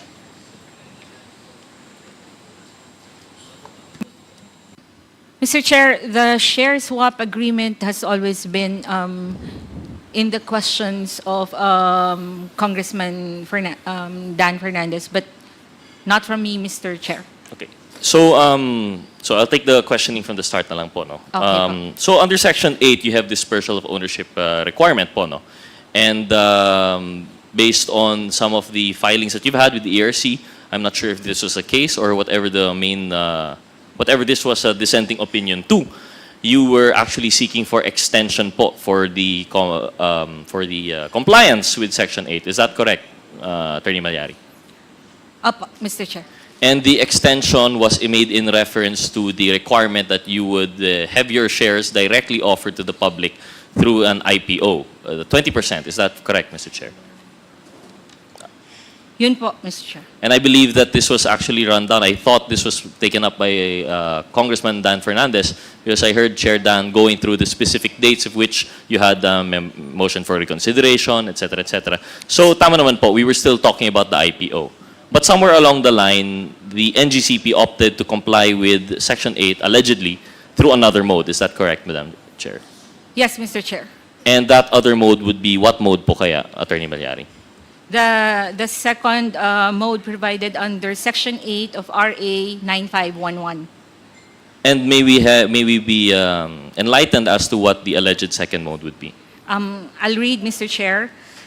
So, Section 8, dispersal of ownership under RA 9511, the grantee shall list subject to the requirements of the SEC and the PSE and make public offering of the shares representing at least 20% of its outstanding capital stock or a higher percentage that may be hereafter be provided by law within 10 years from the commencement of its operations. Then there's the second, Mr. Chair, there's the second mode, provided that the listing in the PSE of any company which directly or indirectly owns or controls at least 30% of the outstanding shares of stock of the grantee shall be considered full compliance of this listing requirement. And Mr. Chair, you are of the opinion that this was complied with by the NGCP?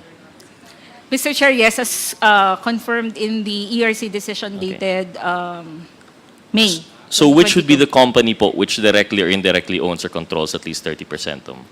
The one that was listed, Mr. Chair. Sino? Bale po, Synergy Grid, Mr. Chair. Synergy Grid is the supposed company by which that you have complied with Section 8. And as to the ownership That route, of Mr. Chair. Synergy Grid, are we not aware? No. I'm sorry, Mr. Chair. But, Mr. Chair, I believe that the dissenting opinion that was flashed earlier, if we may ask the committee secretary to flash it once again, actually already divulged the owners. And I believe this is a public record. Was this not based on what the NGCP submitted to the ERC for their decision? May I see, Mr. Chair? ERC case number 2018-014 MC, is this not in relation to the extension or at least to the approval of your compliance with Section 8? Yes, Mr. Chair. So what could be the basis of this figure 1, which is of public record?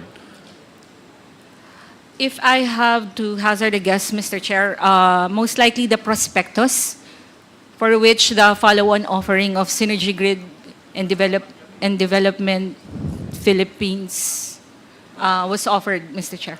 So the prospectus by Synergy, so SGP, no? If you allow it, we'll just call it SGP for simplicity. So are you telling us now po that the NGCP would have no clue as to the IPO or whatever listing requirement was required out of SGP? That's what you're telling us now po. Kasi when I'm asking you questions about this organizational chart, you're telling us po wala po kayong kinalaman sa share swap agreement. Are you categorically denying knowledge of a share swap agreement? Hindi po ako aware mismo. I haven't seen that share swap agreement. But perhaps there was a share swap agreement in order to come up with this corporate structure, Mr. Chair. Okay. So perhaps. But this is a requirement under Section 8 of your franchise. Yet the NGCP has no knowledge of the proceedings in which SGP undertook to comply for NGCP's requirement? Mr. Chair, when there was, personally, Mr. Chair, during the transaction of the follow-on offering, may mga dokumento po na pinapaprepare sa amin dahil ultimately yung ilalim kasi niyan si NGCP. Siya yung operating company, Mr. Chair, because sa taas mga holding companies. So may mga dokumento na pinapaprepare sa amin. So insofar as your question na wala ba ako, kunyari, personally, kaalam-alam doon sa follow-on offering, meron naman, Mr. Chair, but not the entire picture. Okay. Insofar as the documents that I am asked to prepare, Mr. Chair. I hope you bear with us po. No? Can we have the chart flashed again po, please, Committee Secretariat? So, as far as we're looking at this, to what extent would you admit to having knowledge of po? To what level? Do you admit knowing that Monte Oro Grid Resource Corp owned 30% plus 1 share? Apo. To that extent that you could agree. Do you admit that State Grid International Development Limited owns 40% at that time? Opo, kasi Okay. lahat po yan are Direct. even right now reflected in the 2024 GIS. Also including Calaca High Power Corporation. Yes, po. Yes. Now, the second level, One Taipan Holding Inc., would you admit to having knowledge of its participation in direct ownership of National Grid Corporation of the Philippines? Nakita ko na nga po, Mr. Chair, itong corporate structure na to when I was asked to work on some documents that are needed from NGCP. But yung in-depth, pasensyahan nyo na po, Mr. Chair. That would be fine, Mr. Chair. I don't need in-depth naman po. I just wanted confirmation that this is not new to the NGCP. I understand that there are questions that you would answer that you don't have personal knowledge, but I hope you understand we invite you here as resource persons, assuming that there will be some kind of institutional knowledge po, no, of the things that we would be asking of you. So I understand that you would refuse to answer based on personal knowledge, but at least the admission that you have come across documents in which you are involved in this would be sufficient. So you agree, to what extent po you've seen this in the documentations that NGCP prepared for SGP when they were preparing the prospectus for their IPO? You've seen documents all the way to the top po, no? That Henry C. Jr. owns 49.93% of Synergy Grid and Development Philippines? Wala po akong nakita na any ownership document insofar as that. Only, Mr. Chair, as the structure is shown. Yan lang, Mr. Chair. Oh, so as the structure is shown. Yes, Mr. And these are documents that came from SGDP.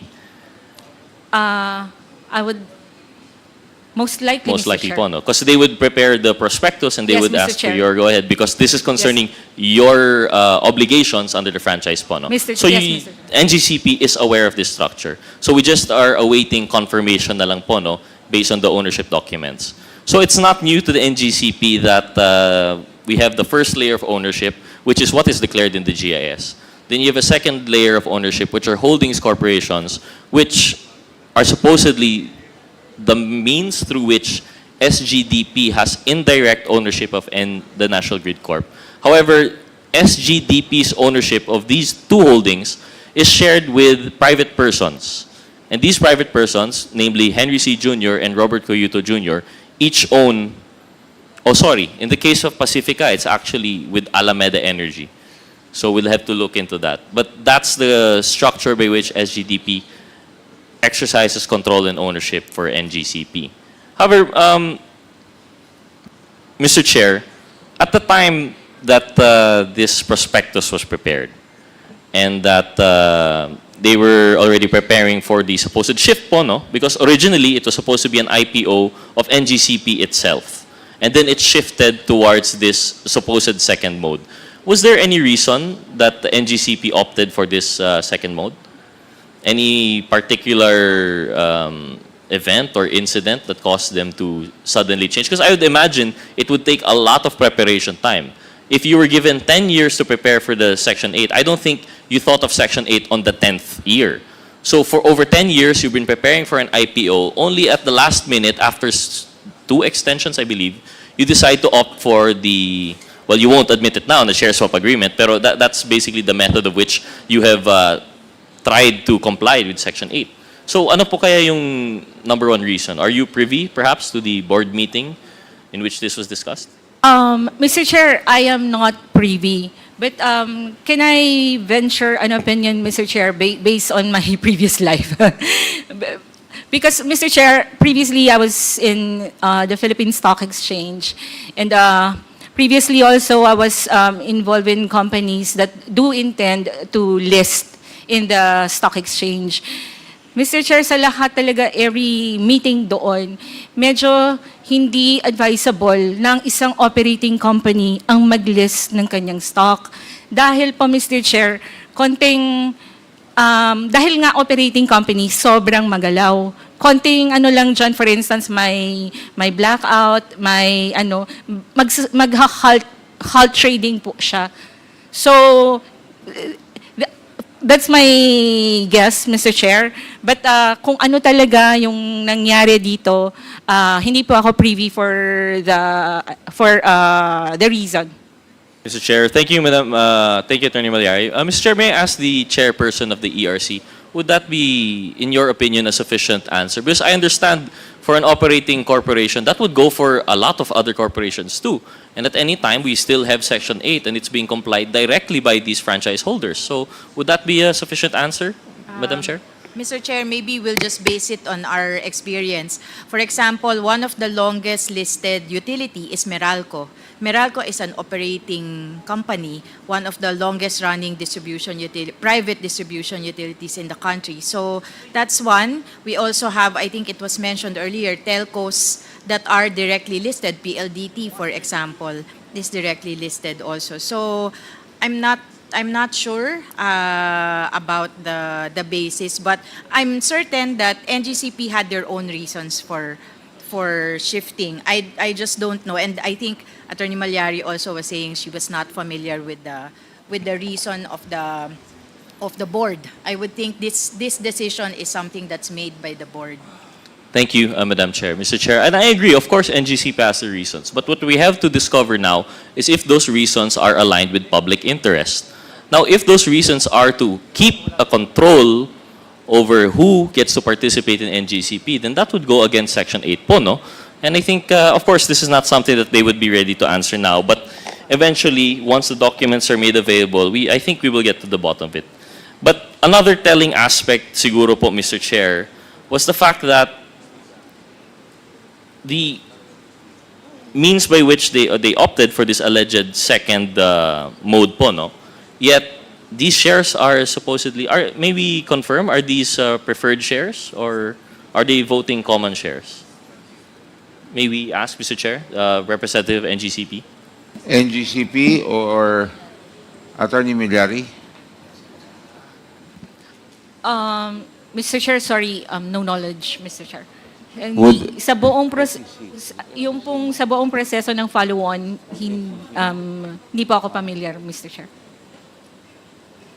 May I ask SEC the same question of the Honorable Rog Gutierrez? SEC. Can Thank you you, please repeat NGCP. your question? Okay, I'll repeat it for the benefit of the SEC. Would the SEC have any knowledge po, no, as to what kind of shares were listed by SGP? What kind of shares are owned by SGP in NGCP po, no? Were there any common shares or are these all preferred non-voting shares? I would just like to clarify SGP as in State Grid International Development. Sorry, no. We're talking about... because SGP owns shares of Monte Oro. Wait. Can we flash again for the chart, no?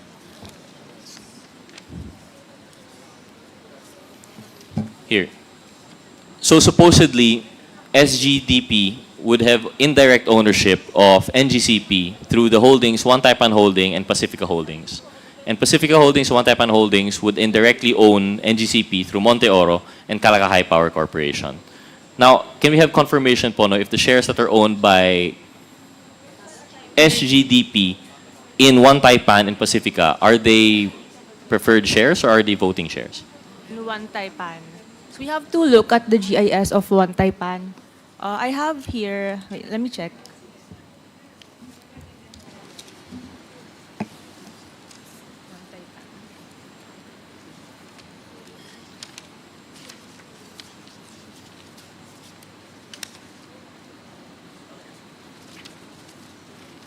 Based on our records, based on the GIS 2024 of One Taipan, Synergy Grid and Development Philippines Incorporated owns 86,430,000 common shares. So they own common shares naman po. Yes. Yes, And Mr. Chair. for Pacifica 21 Holdings? Oh, for Pacifica.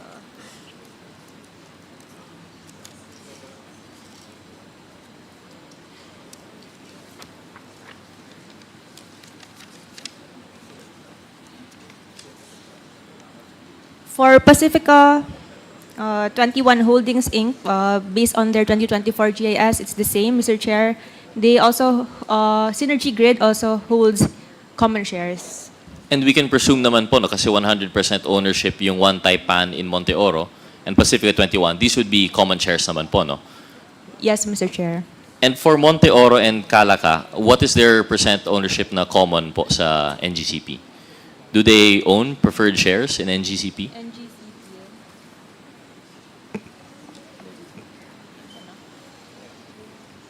For NGCP, Monte Oro owns common shares. Also, what's the other one? Calaca High Power also owns common shares. So all of the shares that they own are common yes, shares? Mr. Chair. Based on our records, Mr. Chair, yes, common shares. I request that those documents be furnished to the committee before you're leaving today.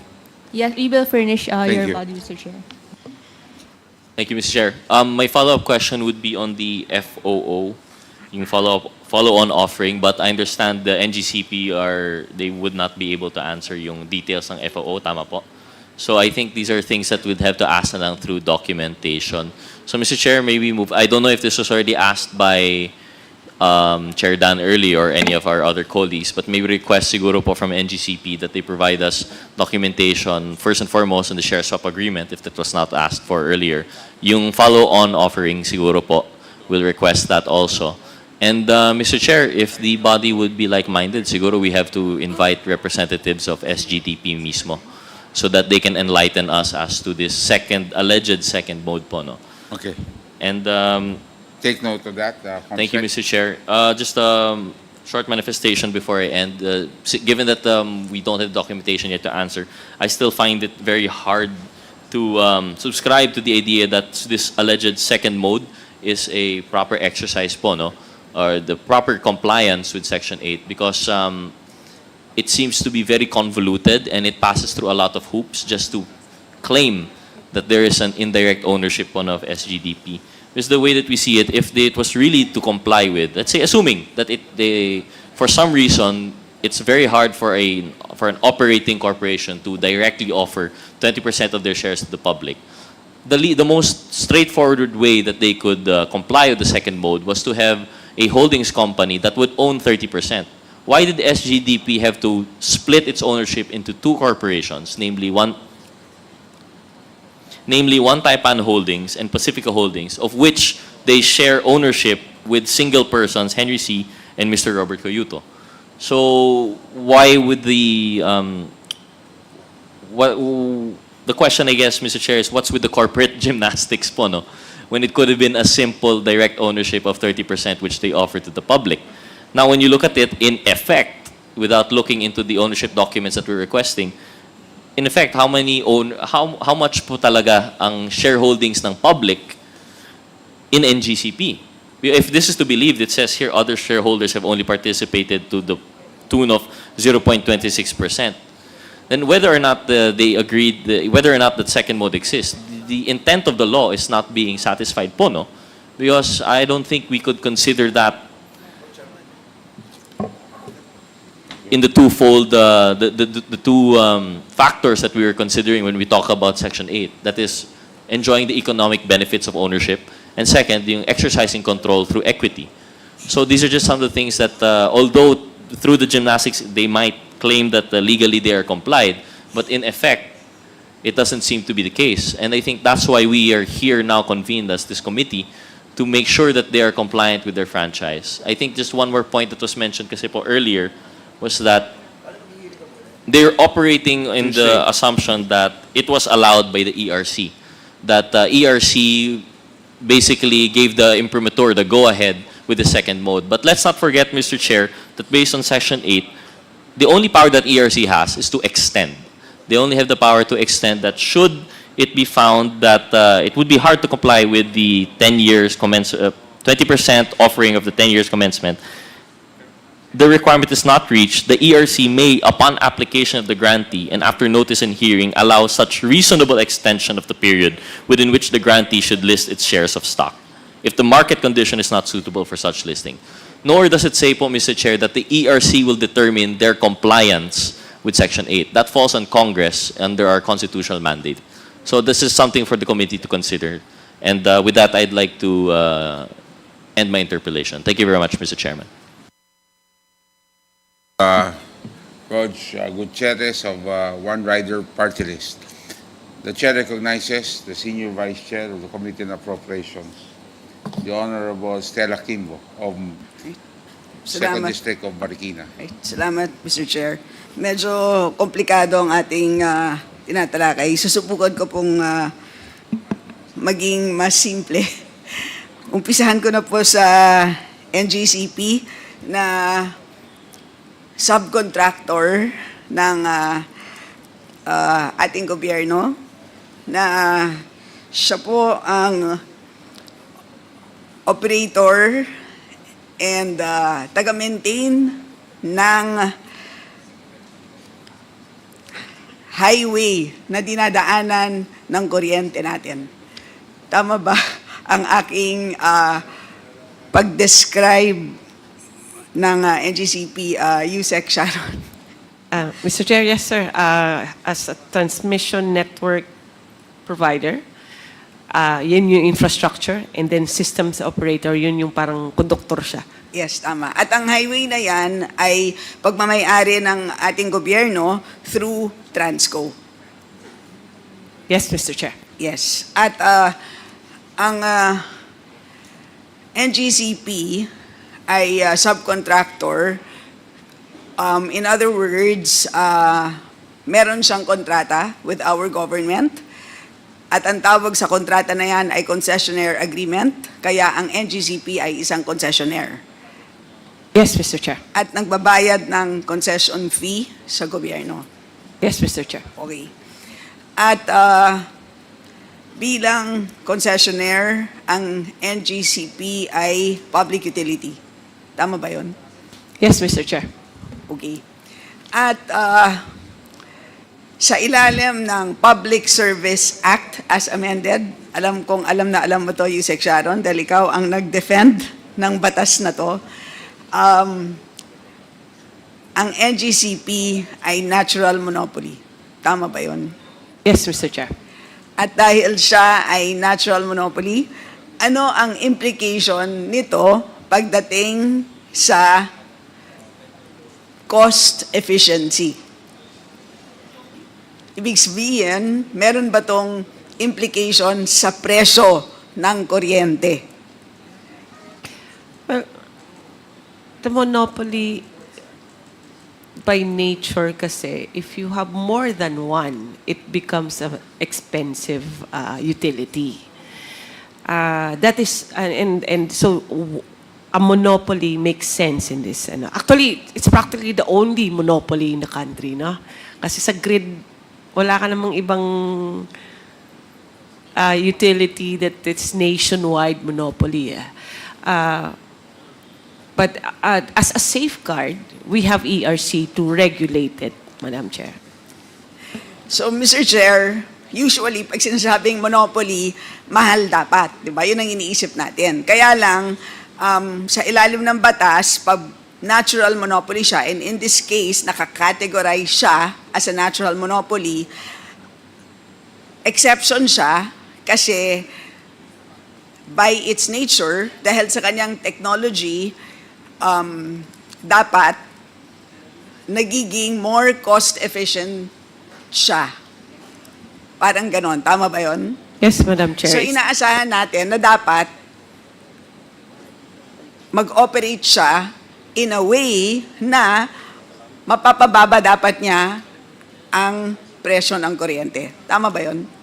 Correct, Mr. Chair, because if we have two transmission companies and rely on competition to lower the cost, hindi yan effective in this sense because of the nature of the business.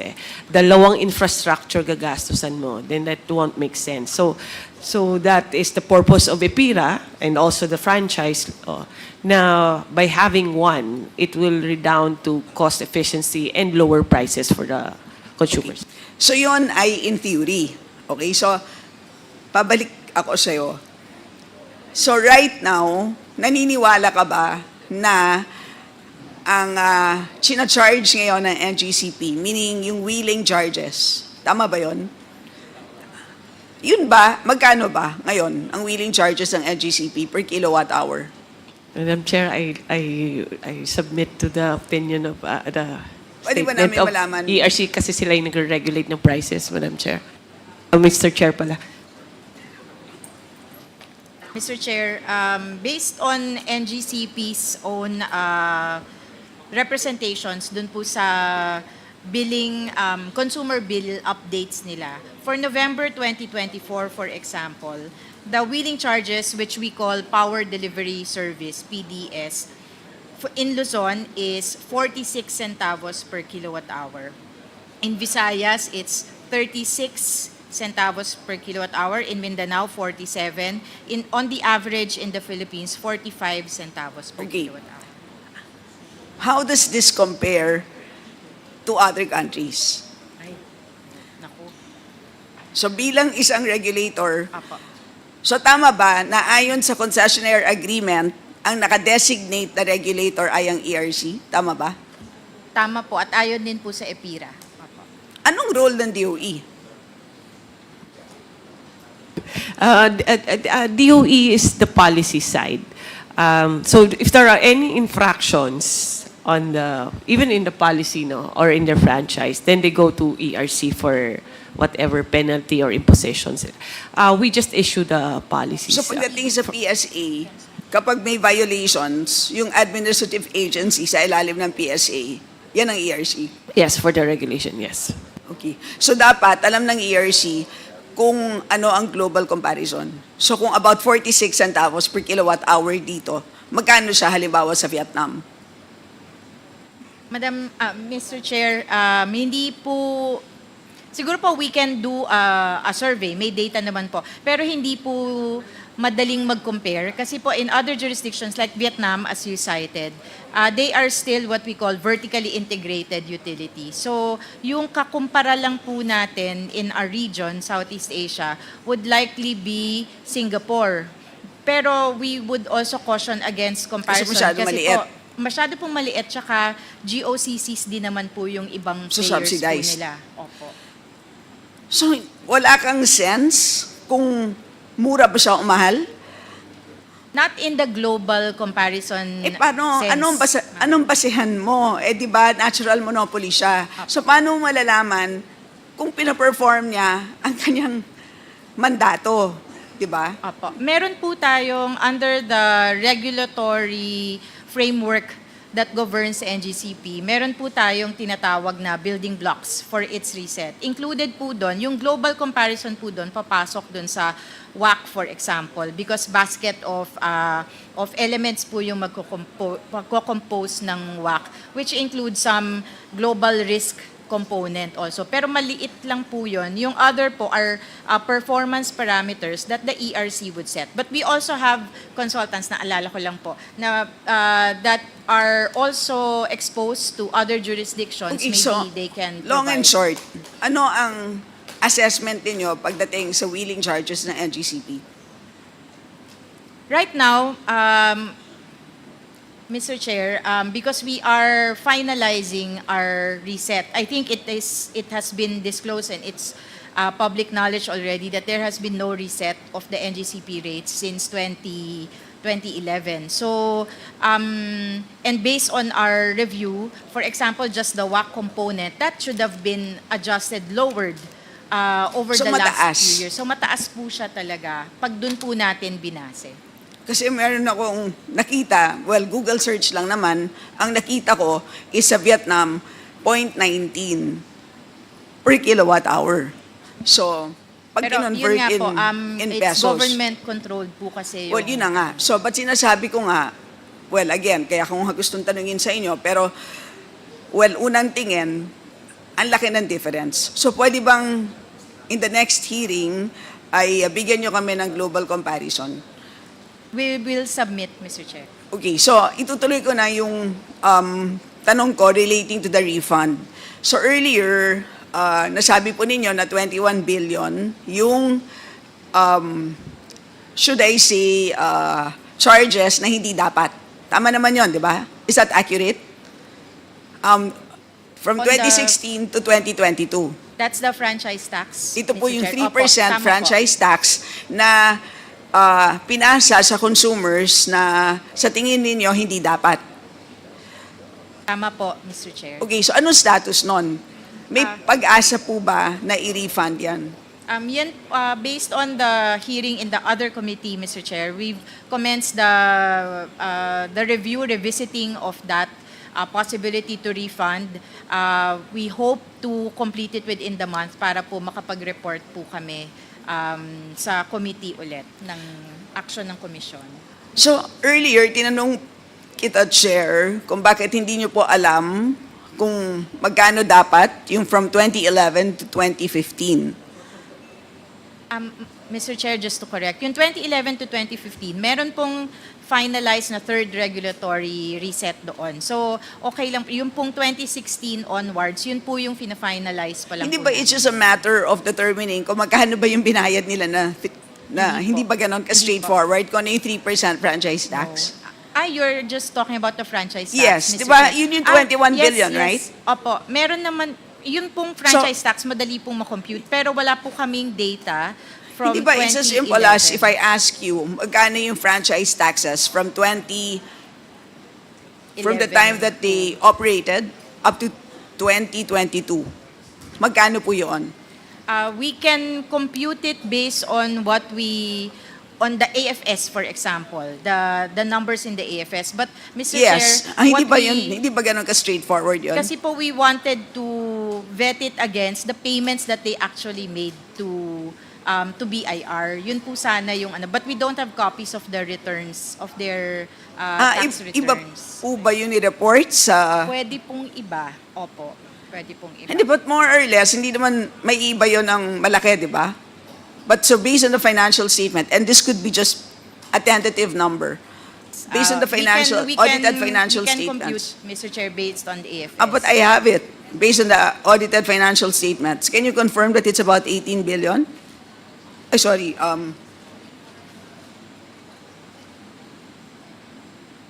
would you have it with you? Yung total franchise taxes?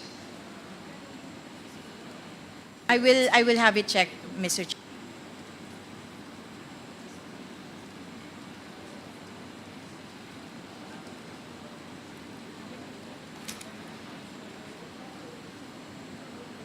Okay. Mr. Chair, just rough calculation from our end, from 2011 to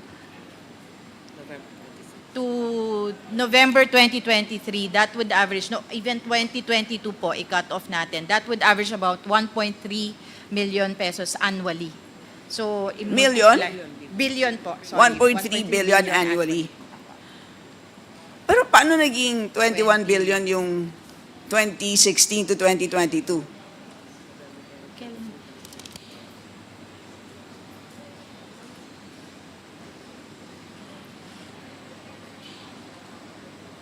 Checking now, Mr.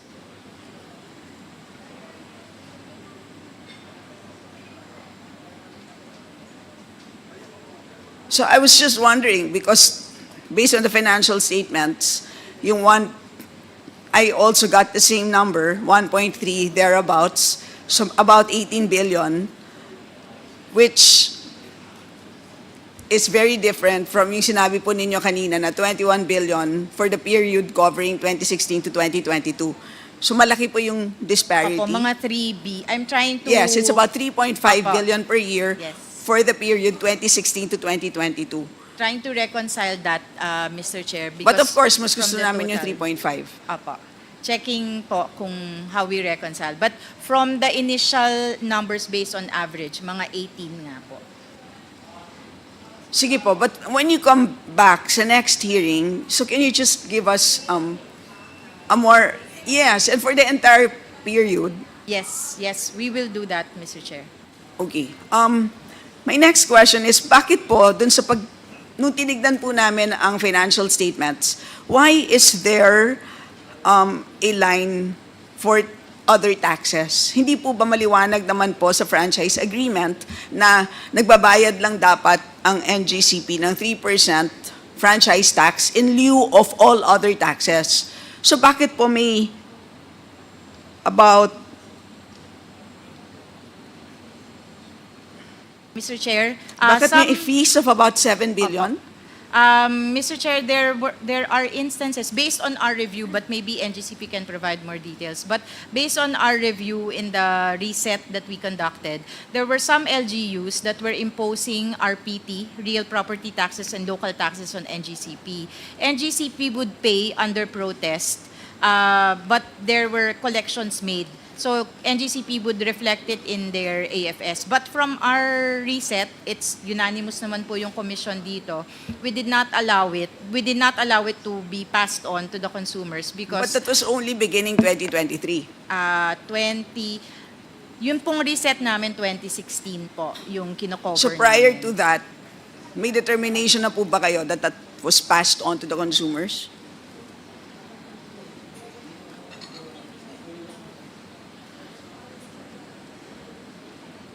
We'll check for the past period, Mr. Chair. Yeah. So, Mr. Chair, in other words, can they please make a more comprehensive assessment with respect to this provision? So, hindi lang po sa franchise tax, kundi dun sa all other taxes na posible pong and fees. Kasi itong provision na to, I believe, refers to not only taxes, but all other fees. Hindi po ba? So, lahat po ng pinasa ng NGCP sa consumer na hindi dapat pinasa sa consumer, kung pwede po sanang matignan at kung paano natin ma-refund sa consumer, not necessarily in a form of rebate, but in a form of, rate adjustments moving forward. We will do that, Mr. Chair. Okay, salamat. Next ko po na tanong, ay, nasan po ang representative natin mula sa BIR? Sir, kayo naman, sir, nandyan pala kayo. Sorry, Your Honor. Nakikinig naman kayo sa discussion, no? Yes, Your Honor. Lumabas lang, Your Honor, for restroom, Your Honor. So first question is, bakit malaki yung difference between yung reported na taxes dun sa financial statements versus actual collections ng BIR? Could you kindly just work na lang with the ERC to do the reconciliation? Yes, Your Honor. It's already been discussed inside of the Bureau to reconcile or look into this matter, Your Honor. And I will raise this. I will raise the request to work with the ERC, Your Honor, with our principals, Your Honor. All right. Okay, Thank you, salamat. Your Honor. Okay. So my next question, Mr. Chair, is with respect to Section 7. This is on cross-ownership. So kanina po pinag-usapan natin, actually I wanted to show the ownership structure pero diniscuss naman very comprehensively ni Kong Rog. But so I'd like to take off from there. Perhaps we should just ask Commissioner Maceda, because that is from your dissenting opinion. So, ay hindi mo verify ng NGCP ng ating mga nila attorney nila ma'am. Hindi nyo ma-verify, right? Yung the first two lines. Tama po ba? The last two lines, sabi ninyo, yes. But the first two lines, you cannot verify. No, not familiar, Your Honor.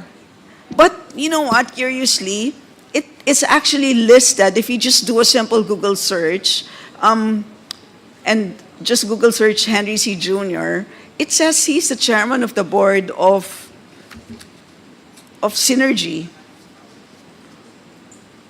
So, hindi kayo familiar? What is the query, Your Honor? Whether or not we are familiar with the entire mean- structure and Or, how it I works? mean, meaning the information that is listed in the first two lines. Hindi po, Your Honor. Katulad nga po na nasabi ko sa kanina, familiar po kami, NGCP. Pag nga umahon na sa magulang namin, which is Calaca, Monteoro, and state grid, hindi na po kami masyadong familiar sa sa corporate structure ng mga yon. Okay, but anyway, you'll be submitting documents, right? Yes, Your Honor, and I think there's also a subpoena in that regard, Mr. Chair, to be given to the address that's reflected dun sa GIS po. Okay. So I'd like to return, Mr. Chair, to Commissioner Masada. So ma'am, I'd like to ask your opinion if you believe that there is a violation of Section 7 of the franchise agreement on cross ownership.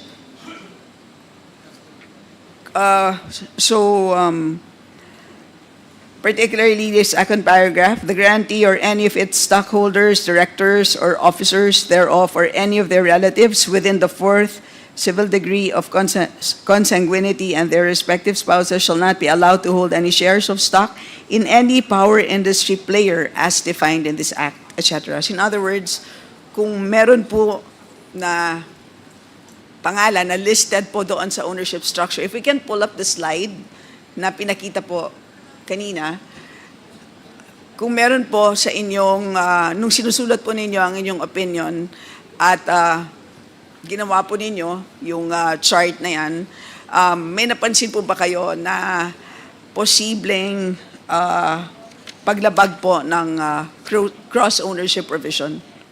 Mr. Chair, Honorable Congresswoman Kimbo, my dissenting opinion principally focused on this structure. In fact, if you look at this structure, you'd find this in the order of the commission itself. This is the May 26, 2022 order.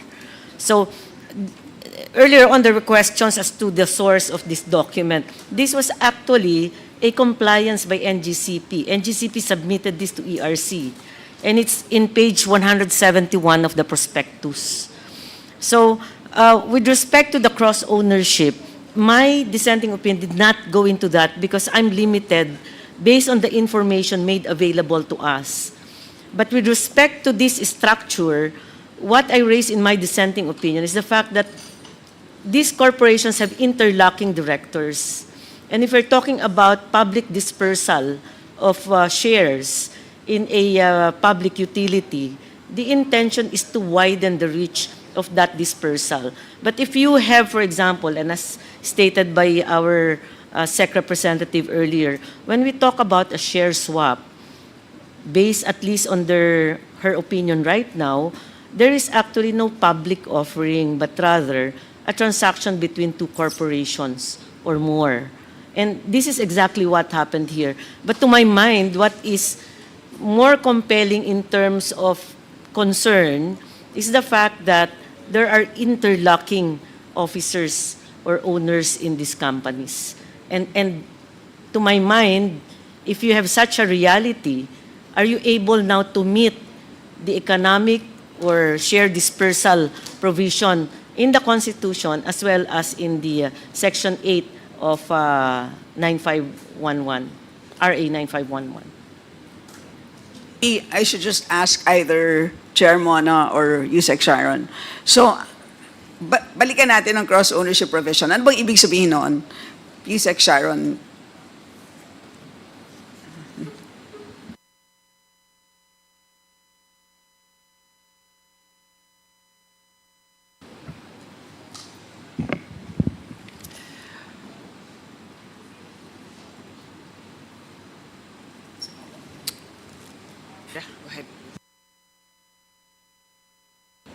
Mr. Chair, if I may respond, I think this is referring to Section 45 of EPIRA, which prohibits the ownership of shares of stock of NGCP, of the transmission operator, directly or indirectly within the fourth civil degree of affinity or consanguinity. So this is under Section 45 of EPIRA. But under...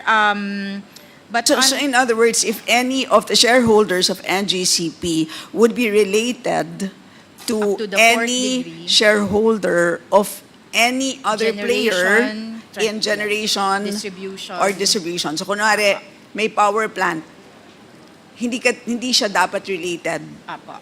doon. Absolute po yun, under EPIRA. But under the franchise of NGCP, RA 9511, I'm just looking for the provision, Mr. Chair. Section 7, thank you po. Section 7 of RA 9511, the word indirectly is no longer, the phrase directly or indirectly was no longer present. So in effect, it refers to direct share. The prohibition is only on direct shares, and therefore indirect shares, there can be an interpretation that indirect shares can be allowed. Plus, there is an exception that's provided now in 9511 that So that is your interpretation. it will look like it, Mr. Chair, especially if the proviso is read that the cross-ownership prohibition shall not apply to a relative. So you by are blood. looking at EPIRA. I am... No, this one po franchise.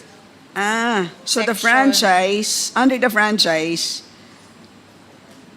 Section 7 po of the franchise, okay, naglagay na po siya ng exception. Sa EPIRA po, absolute.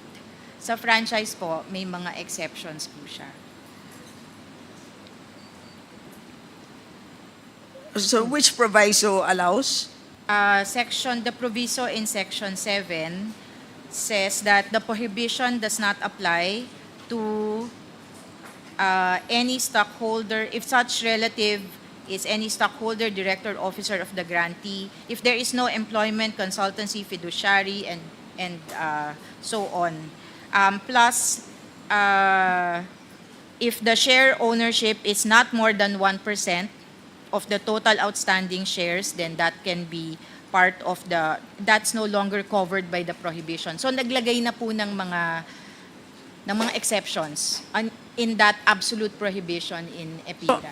So for example, if 1% ka lang sa NGCP, okay lang. 1% po dun sa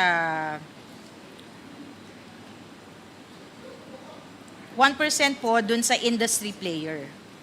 So may shares ka sa NGCP, tapos meron kang up to 1% in a listed industry player, allowed. Then you're po. allowed. Apo. So, Plus, but plus there are other exceptions. okay, so but my question is, have you, because there are possible, right? Just looking at the names, tama ba ako? Well, I mean, there are obvious possibilities, right? So have you looked into those? not yet, Mr. Chair. Compliance with this. Yes, so yun ang tanong ko. Kasi kayo po ang regulator, tama ba ako? Maliwanag sa concessionaire agreement, kayo po ang regulator. Kayo din po ang administrative agency sa ilalim ng PSA as amended. So kayo ang titingin ng mga paglabag. Tama? Tama po. So, kaya po kayo tinatanong. Yes. Wala pa pong ganong analysis, Mr. Chair, but definitely that is part of Sige what po, we so should susunod review. po na hearing, kung pwede po, Sige yan na lang po ibaon ninyo na information. Yan po ang isasubmit po ninyo na dagdag na report. Mr. Chair. Mr. Chair, other than the specifics of the provision, Mr. Chair, I think behind this, the spirit of the provision is to disperse ownership, in order to avoid parang mga anti-competitive behavior.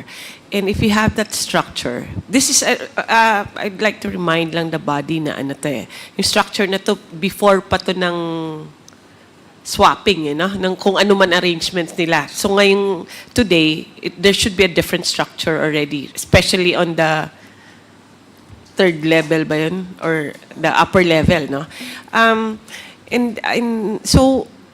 So ang objective is, there are two limitations. There's a limitation on the cross-ownership side na dapat you don't engage if you're affiliated already. And then the other one is the public offering, Mr. Chair. And seeing the structure, it's a very dangerous situation kasi it's a monopoly. And it can dictate so many moving parts in the energy industry.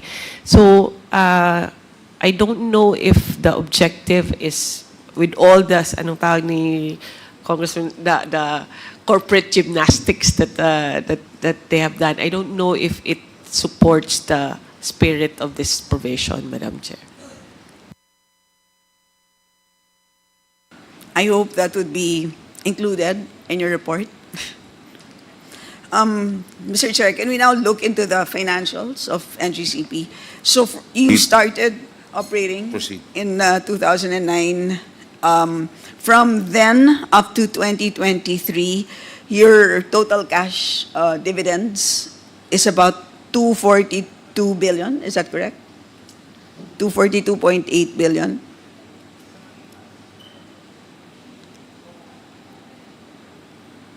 NGCP, anyone who has the financial statements?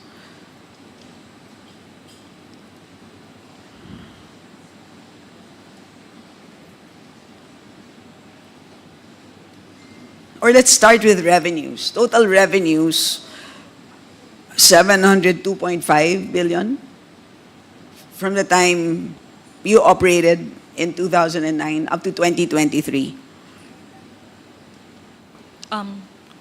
Your Honor, may we know whether the figures are being that you were From the audited financial from statements. the AFS? Yes. And the date of that From AFS? 2009, 39.5 billion, 2010, 43.8 billion, 2011, 45.6 billion, 2012, 44.5 billion, 2013, 44.5, 2014, 45.19, 2015, 45.7, 2016, 45.3, 2017, 45.4, 2018, 45.4, 2019, 45.3, 2020, 48.6, 2021, 48.6, 2022, 61.8, 2023, 53. Your Honor, thank you for that enumeration. Right now, Your Honor, we do not have a copy with us of the AFS, but if- More or less, what do you know? What number do you know, total revenues? Last year, for example, 2023 full year, would you know that? I do not have information, Mr. Chair. Does anybody? Mr. Chair. Yes. Mr. Chair. The audited financial statements are submitted regularly to Transco, and maybe Transco can report to Transco? you. Thank you. Mr. Chair, can we please ask Transco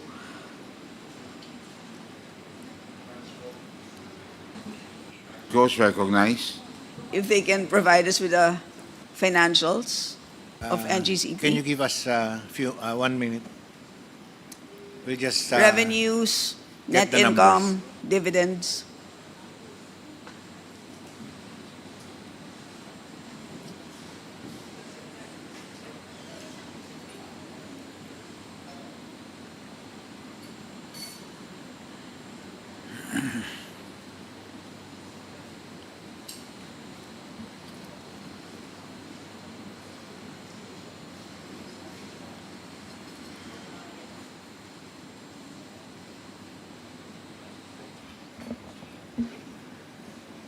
For the dividends given by NGCP Mr. Chair, let's start na lang with revenues, sir. with the Pwede ba natin umpisahan sa revenues? for the gross revenue starting 2009. Meron po ba kayong kahit aggregate na lang? Aggregate po is From the time 704 billion point 29. Net income is 330.17 billion. And cash dividend is 242.839 billion. Okay, salamat po.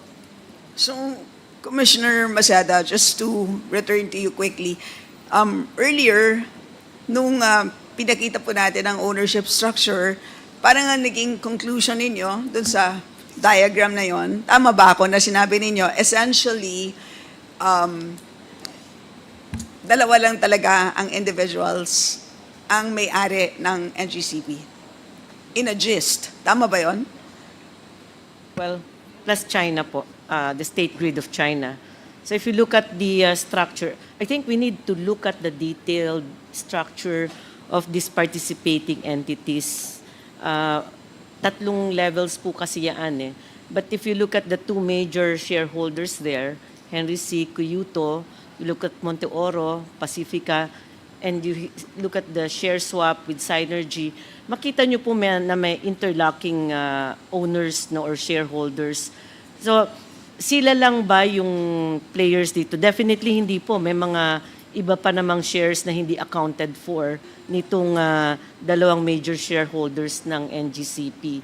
But Pero what's... in a major way, ang sinasabi po nyo, pretty much, itong 242 billion, in a big way, ay napunta sa dalawang major shareholders.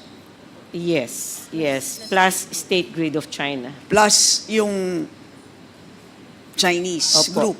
So Opo. yun yung tatlong entities, yung dalawang individuals and the Chinese group. Yes, Chair. So yung 242 billion na yun, napunta doon sa tatlong entities na yun, dalawang Filipino individuals at yung Chinese group. Yes, Chair. Being the principal shareholders. So yun ang ibig natin sabihin na may problema tayo na hindi dispersed ang ownership. Yes, Chair. Okay. Salamat po. So, yun ang bottom line, di ba, Mr. Chair.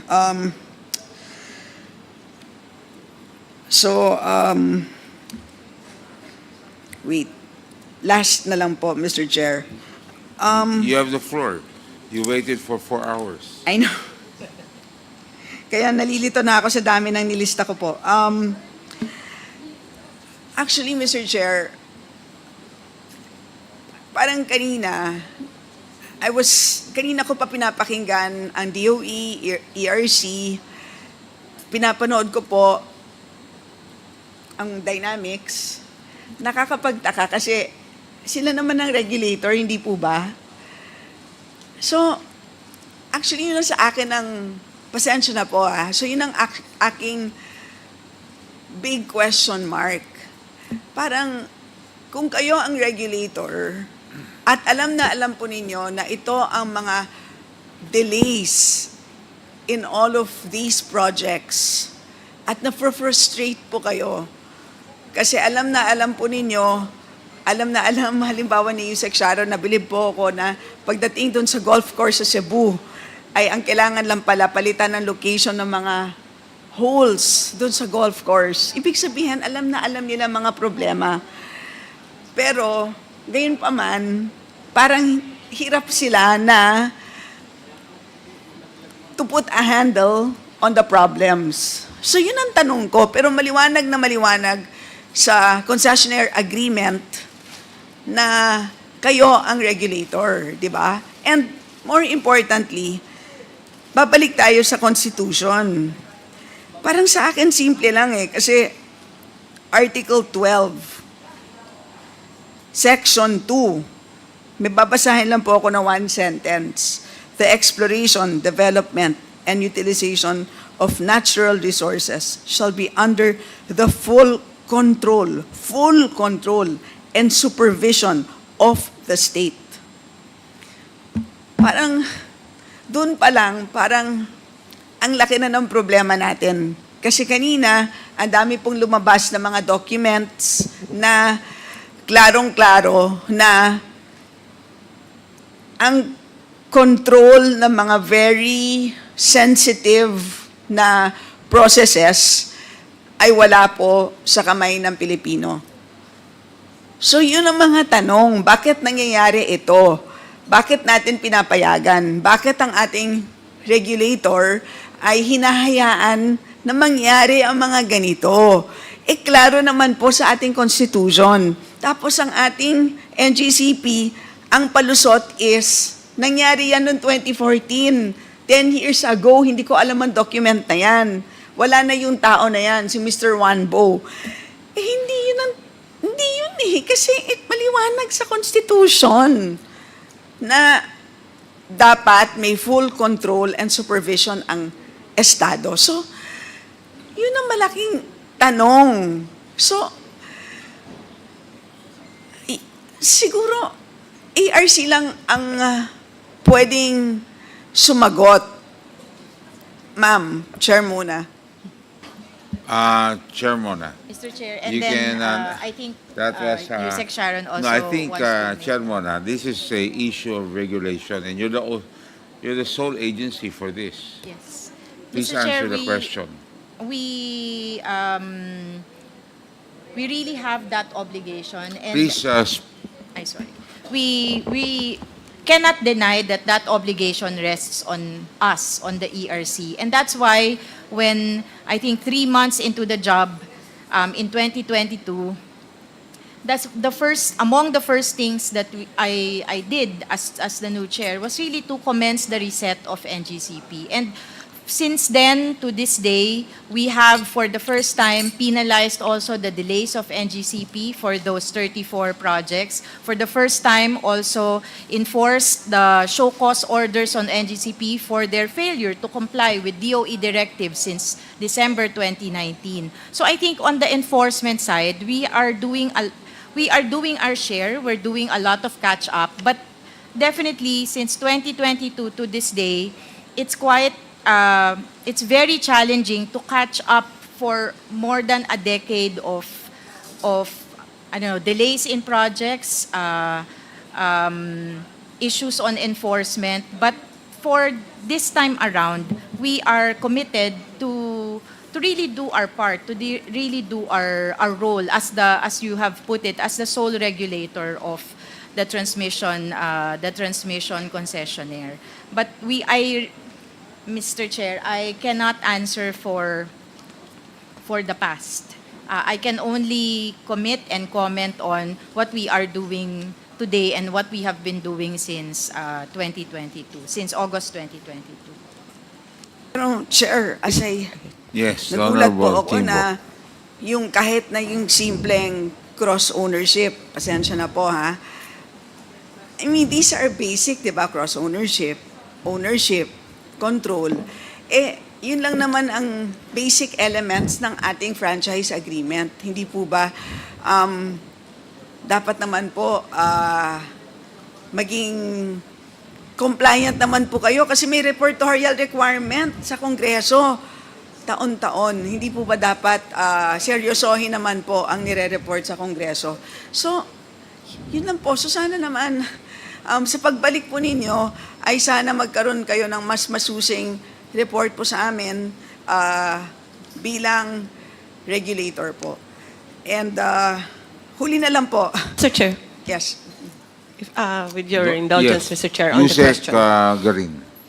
I totally agree with the question because your first question when you interpolated was like who is NGCP? It's actually a subcontractor of the government, and it should be under the control and direction of the government, thereby with DOE and ERC as a regulator.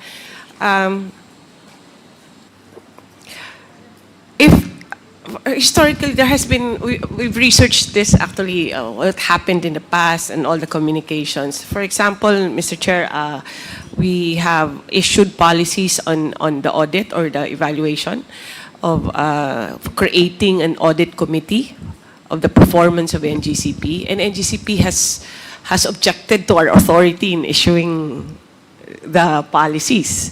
In fact, we in place when Secretary Lutilla took office. Yeah, I can't remember the exact name. The evaluation committee, performance assessment committee, in which NGCP should be part of it, and it's still not moving because they're not willing to participate because they have so many objections on, and you have three things that are the basis of this, which is the concession agreement, the franchise, and the EPIRA. Now, if you go to the franchise, that's for Congress to determine, and the franchise actually just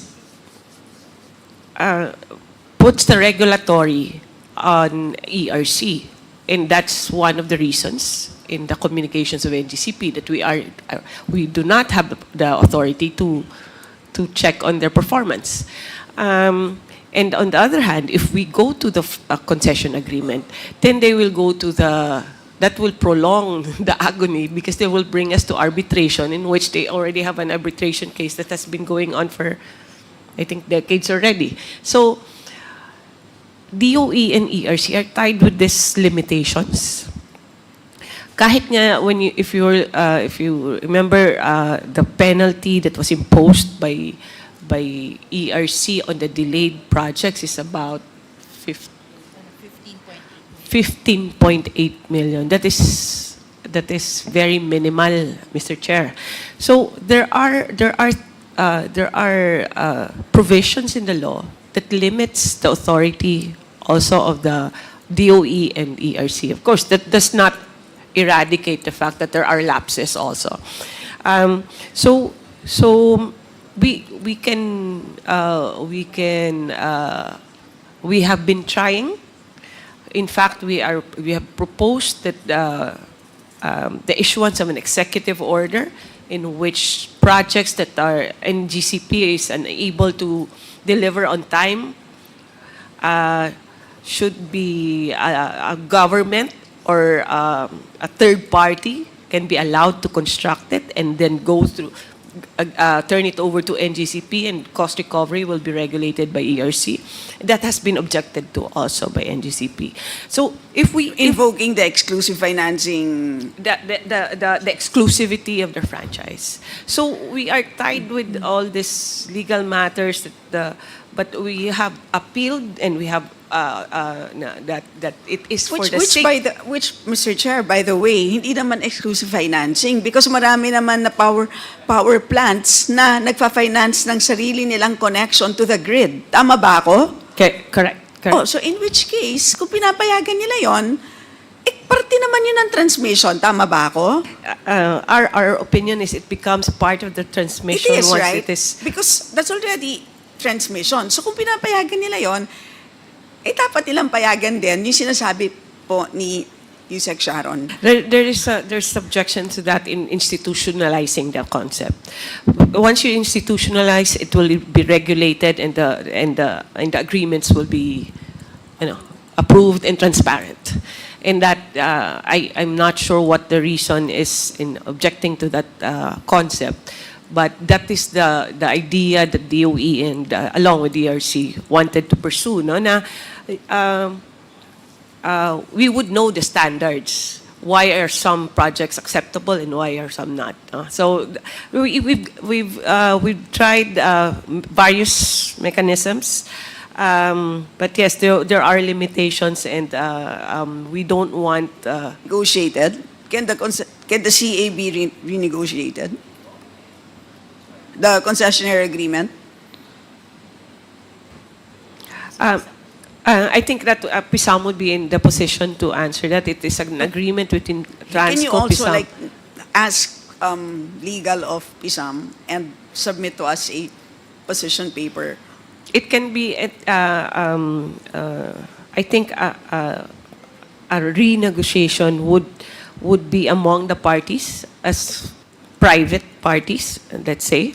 But once there is an objection on any terms of the contract, you have to go for arbitration in Singapore. Costly. Last question. Obviously, at a certain point, Mr. Chair, matatapos din ang franchise agreement ng NGCP, either peacefully or non-peacefully. Tanong kay Yusek Sharon, pasensya na ha, necessarily ba kailangan maging monopoly ang transmission of electricity? Ibig sabihin, kailangan ba isa lang ang concessionaire? Kasi talaga naman isa lang ang highway, di ba? Isa lang naman talaga ang grid. Pero hindi ba pwedeng Luzon, Visayas, Mindanao, separate concessionaires? Pwede ba yon? Di ba technologically possible ba yon? Posible, di ba? Yes. Kasi sabi ni Sir kanina, 3 buttons. Oh, why can't we have 3 separate concessionaire agreements so that you can benchmark performance? In the same way that we have 2 water agreements, in which case nakakapag-benchmark tayo ng performance. Hindi ba pwede yon? Hindi naman necessarily dapat natural monopoly yan, di ba? Mr. Chair, you can even go further, no? You can divide it by the 3 regions, and in fact, it more or It can less be even exists because smaller. we have off-grid and on-grid, no? That So was- may mga That was grid actually the point of my question grid operators. earlier, kung bakit ba natural monopoly yan? And also, Ang taas-taas ng presyo, ibig sabihin, may problema siya. Kasi kung totoong natural monopoly siya, tunay na mura siya. So kung tignan natin at hindi siya tunay na mura, may problema. Ibig sabihin, hindi talaga siya natural monopoly and therefore, isubject na natin siya to yardstick competition. Hindi naman necessarily competition in a true sense na parang Wesham. Hindi. Pwede naman yardstick competition eh. Iputol-putol mo yung regions, you can subject them to competition in the same way that we're doing yardstick competition for water. So, yun lang po, Mr. Chair. I mean, but... Mr. Chair, just to add, also, you can also look at it in the perspective of what are the functions of a transmission company. So there's a systems operator and the transmission assets that you can also divide. No? So there are ways to look at it, and well, it depends on the studies, but there might be a more suitable arrangement for our country, ma'am. Mr. Chair, thank you. Salamat, Mr. Chair. Very much, Senior Vice Chair of APRO, the Honorable Stella Kimbo.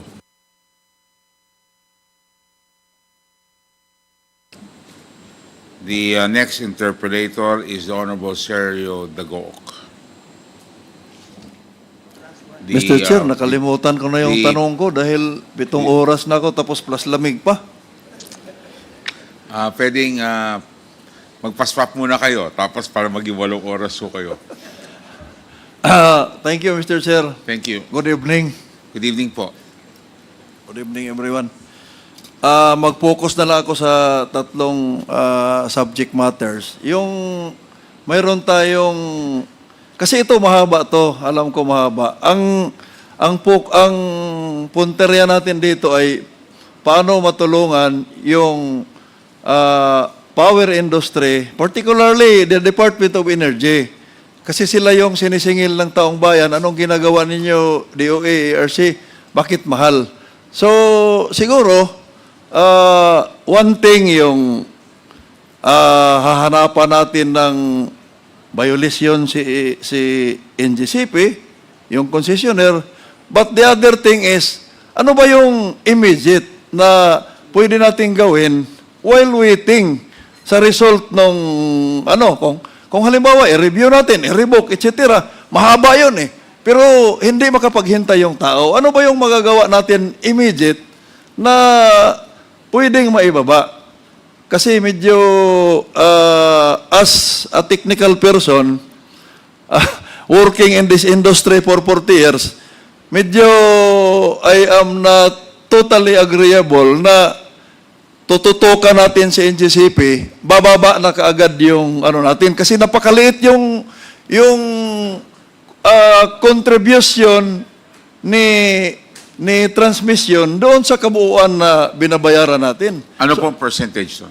10 lang eh. 10%. Generation ang paulit-ulit ko na yan sinasabi dito sa Congress, kaya we have filed bills since the 18th Congress. Saan ba yung puntarya natin para maipababa? Isa yung cross-ownership na yan eh. Yung cross-ownership, ang dami nating pinapayagan na IPIRA was framed na hindi magkaroon ng kolusyon na yung distributor, generator pa, tas ngayon mukhang baka pupunta na naman tayo pabalik sa pre-IPIRA. So, balikan na muna natin yung objective ng IPIRA. Hindi naman sinasabi na after IPIRA, yung objective ay pababa. Sinasabi lang ng IPIRA, affordability, reasonable cost. Kaya would IRC agree, Mr. Chair, na ang least cost na sinasabi ay, ano po bang ibig sabihin ng least cost? Mura ba? ERC, is the definition of least cost sa IPIRA mura? ERC, Mr. reply. Chair, least cost as used in the EPIRA refers to the cost of supply for the captive consumers, di ba po?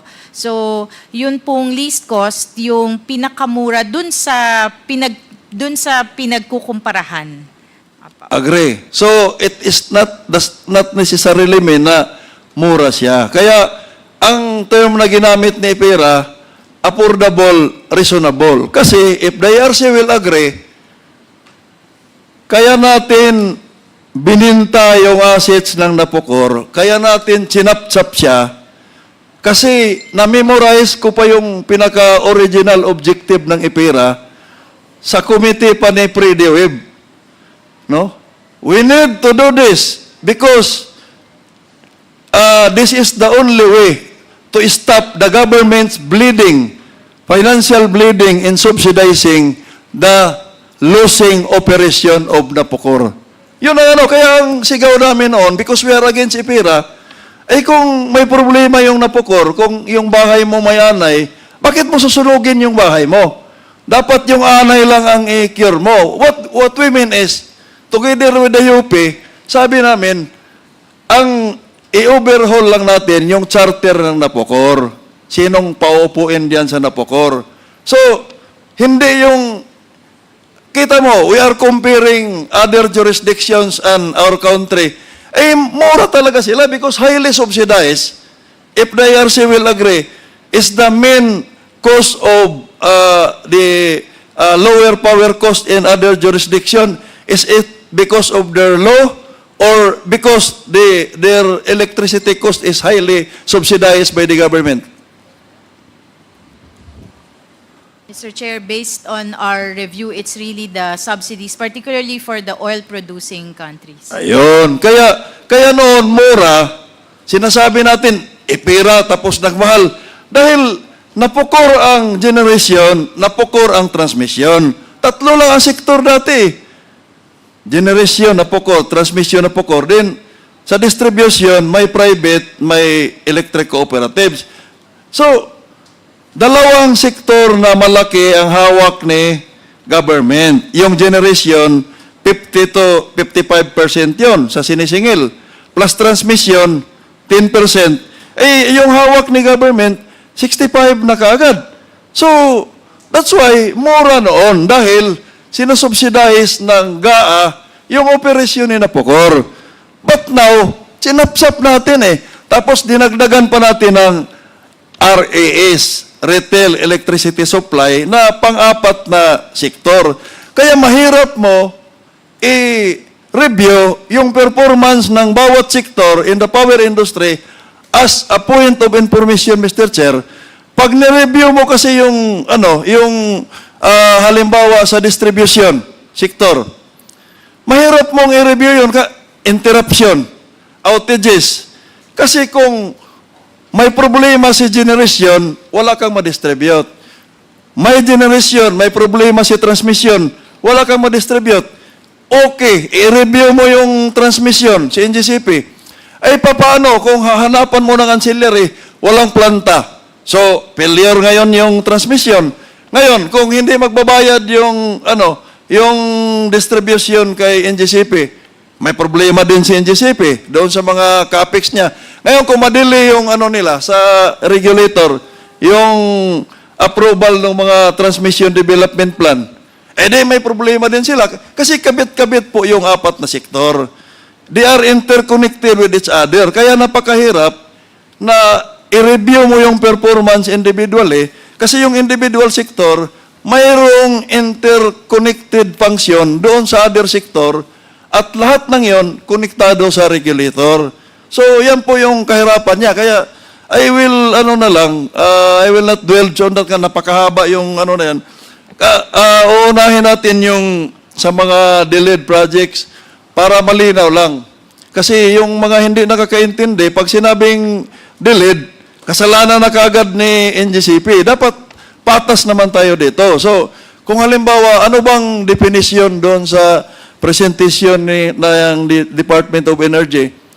Pag sinabi niyong delayed, doon mag-recon yung delay sa approval. Sa approval na. We based the delay based on the transmission development plan. Kung Not on the approval? No, on the transmission development plan. So, doon pa lang, no? Kahit mag-file ako ngayon, like in the DDP namin. If that is the case, sa pag-review, ay papalpak talaga. Imagine, 2011 na DDP namin hanggang ngayon, I hope hindi pa naman time niya to, pero siya ngayon nakaupo, nag-catch up nga sila, I agree with her, na mayroon pa kaming mga DDP, CAPEX, 2011, na wala pang desisyon. Tumba na yun. 4 na bagyo na, pinalitan yung mga poste na yun, pero yung CAPEX. So, those are the things na beyond the control of the sector. Whether you are a transmission operator, a distribution utility, ay yung mga infrastructure na yan ay beyond your control yung approval. So that should be considered supposed to be in the review. Kasi kung ako, no, with all due respect, doon ko i-recon yung delay sa approval ng regulator. Na in-approve ko na to, inalaw na kayo na mangulikta, tapos hindi nyo pa nagawa. Pero kung doon mo i-recon sa, I hope na tama yung information na ang reckoning sa pag-consider na delay ay I hope na yung approval, hindi yung transmission development plan. Tama po ba, Chair Mona, na sa base sa transmission development plan, hindi sa approval ninyo? Mr. Chair, the report is based on the transmission development plan. True enough, merong cases na approved na hindi pa na-approve ng ERC, ano? And that's causing the delay. But there are many projects in which NGCP is already charging the consumers na hindi pa rin tapos, na delayed pa rin siya. For example, ang Tuguegarao project, the Luzon Loop project, marami po yan. Nagbabayad na po tayo. Tayo po, lahat-lahat po, nagbabayad na. Pero delayed po yung project. Hindi pa rin tapos. Iba nga hindi pa naumpisa, nag-charge na. So, ibig sabihin nga, Mr. Chair, ang reckoning nung delay is upon the approval of ERC. Itong project na to ay approved na, tapos pinakolekta na kayo, kasi ang pagkakalam ko, hindi pwedeng mangulikta any of the regulated sector na walang approval sa ERC. Imposible po yun na mauna kang mangulikta bago i-approve. So, ang pagkakaintindi ko, I approve this whether provisionally or final approval, so mangulikta na kayo. So, doon tayo mag-umpisa pag-recon na nadidelay na siya. Tama po ba yun, Chair Mona, Mr. Chair? Sir Chair, tama po.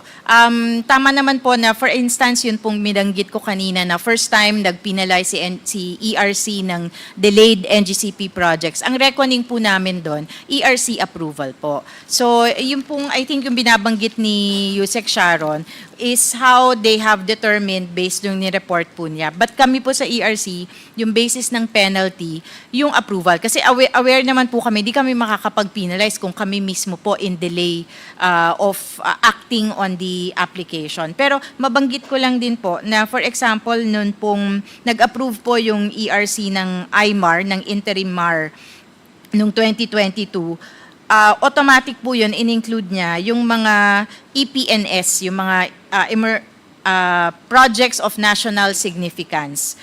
Pero karamihan po din doon sa mga projects na yon, so inallow na po yun sa IMAR, sa interim MAR. Hindi pa rin po nako-complete hanggang ngayon. So ibig sabihin po, kasama na siya sa inallow na nire-recover sa atin, charge, pero hindi pa rin po nako-kompleto. Meron pa nga pong mga projects hindi pa nasisimulan po hanggang ngayon. So yun na nga, Mr. Chair, na ang nilinaw ko lang dito na pag sinabi mong delay, ang reckoning period should be upon the clearance, go signal, green light ng ERC, whether provisionally or finally approved. Doon ka mag-umpisa na sasabihin mo na delay, hindi yung sa transmission development plan pa. Tama po ba ang pagkakaintindi ko? Dapat consistent kasi si DOA doon sa roles ni ERC na yung may approval lang niya ang makonsider na delay kung hindi ma-implement. Pero kung TDP pa, kasi kanina nga, I hope na ma-correct yung kanina narinig ko na sabi ni NGCP, sino yung resource person kanina na pagkatapos daw nila sa technical working group, ma-determine na yung mga projects na yon, yan yung papasok sa kanilang transmission development plan, tapos ipapile nila sa ERC. May mali po doon eh, may kulang po doon eh. Kasi after nila matapos yung TDP nila, isasalang pa po yun sa Department of Energy. Si DOE po ang mag-determine doon kung kailan ipasok to, yung mga ganon. Kasi mayroon po akong side proposal diyan sa ano. Ang tama po, Mr. Chair, is I hope ARC kindly correct me if I'm wrong. Hindi po diretso yung TDP nila i-file sa inyo. Dadaan po sa DOE. Tama po ba yun? Tama po. Hindi naman po fina-file ni NGCP po sa amin yung TDP. Yun. Kasi yun ang sabi kanina ng NGCP. Nakinig lang ako.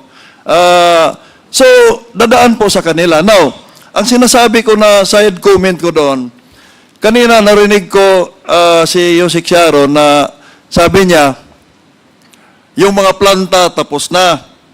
Tapos, wala pa kasing transmission line. That is also my issue. However, umpisahan natin, ano ba yung mag-trigger ng mga GENCO? Anong agency sila, ang ibig kong sabihin, saang agency sila lalapit? Una, kapag gusto nilang magtayo ng planta, renewable or whatever kind of technology, ano yung unang agency ng gobyerno na lalapitan nila? DOE, Mr. Chair. Okay, so DOE. So, ano yung kauna-unahang dokumento na i-issue ni DOE para mag-umpisa na yung GENCO to develop the power plant? Service contract ba? Ano ba yun? They need a service contract, Mr. Chair, for renewable energy, and for that, one of the requirements is an SIS also, Mr. Chair. Okay, so Which comes from NGCP. So ngayon, alam na ngayon ng Department of Energy, sino-sino yung mga planta, ano yung capacity, at saka saang lokasyon yung planta. Alam na DOE. Tama po ba, Mr. Chair?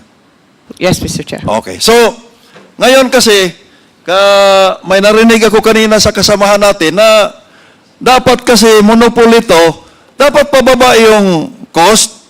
And we are investigating the NGCP. So, I'm sure na NGCP ang tinutukoy na dapat pababa yung cost. Na may question sa ARC. Tama po ba yung prinsipyo na yon na kapag dahil sa transmission natin ay monopoly, ay pababa yung cost natin dapat?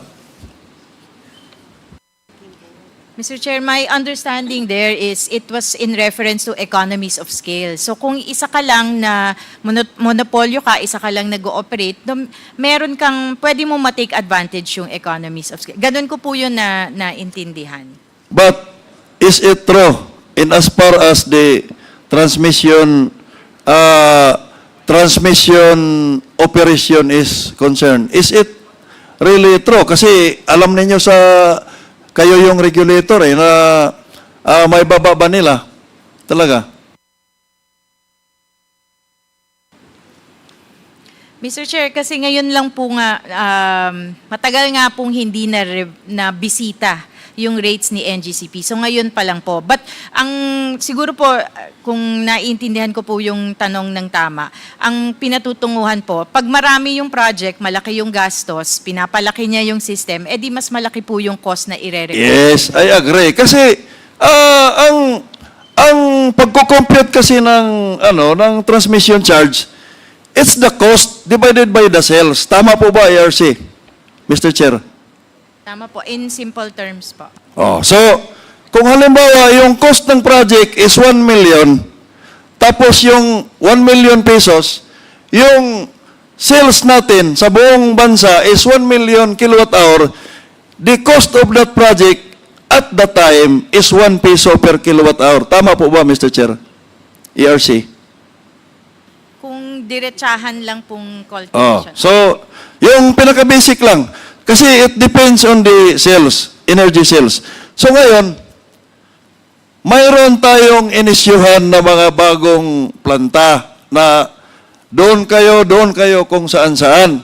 Ang unang tanong ko sa Department of Energy, matagal ko ng issue to, kasama ba yon sa coordination natin sa NGCP tuwing gagawa sila ng Transmission Development Plan para makonsider na nila sa planning na mayroon palang planta na maitatayo in 2 years' time, 3 years' time. Kasama po ba yon, Mr. Chair? Sir Chair, yes, Mr. Chair, and Okay. we rely on their knowledge and expertise on that. Alam nila po yan, sir. I will ask NGCP. Lahat po ba ng inisyuhan ng Department of Energy na mga permits na magtayo ng planta, nakatimbre po ba sa inyo? Kasama na yung schedule of commissioning ng planta. Kasi kailangan po yun eh. Kasi kung naranasan ko po yun as managing a distribution utility, may policy kami na kayo mga big loads, pagka pupunta kayo sa Siargao, sa Dinagat, na yung load ninyo ay more than 10 kilowatt, ipaalam nyo na in advance sa amin para may kontrata na namin yan in advance. Kasi hindi madali yung pangungontrata. It will take 2 to 3 years na magpa-approve ng power supply agreement. Anong may supply ninyo kung nag-ooperate na kayo ng resort? Ngayon lang kayo pumunta sa amin. Same thing, may planta tayo, may issue tayo na permit na magtayo kayo ng planta, dapat well coordinated yan sa transmission operator kasi sila yung magtatayo ng tie line, transmission line. So, regular ba yung yung coordination na lahat ng mga bagong on a monthly basis, for example, may na-issue yung Department of Energy ng mga permit magtayo ng planta na i-forward ba kaagad sa inyo yon?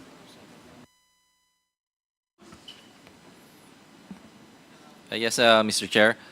Doon po sa mga plantang mga papasok po at kukonect sa grid, meron pong process po yan.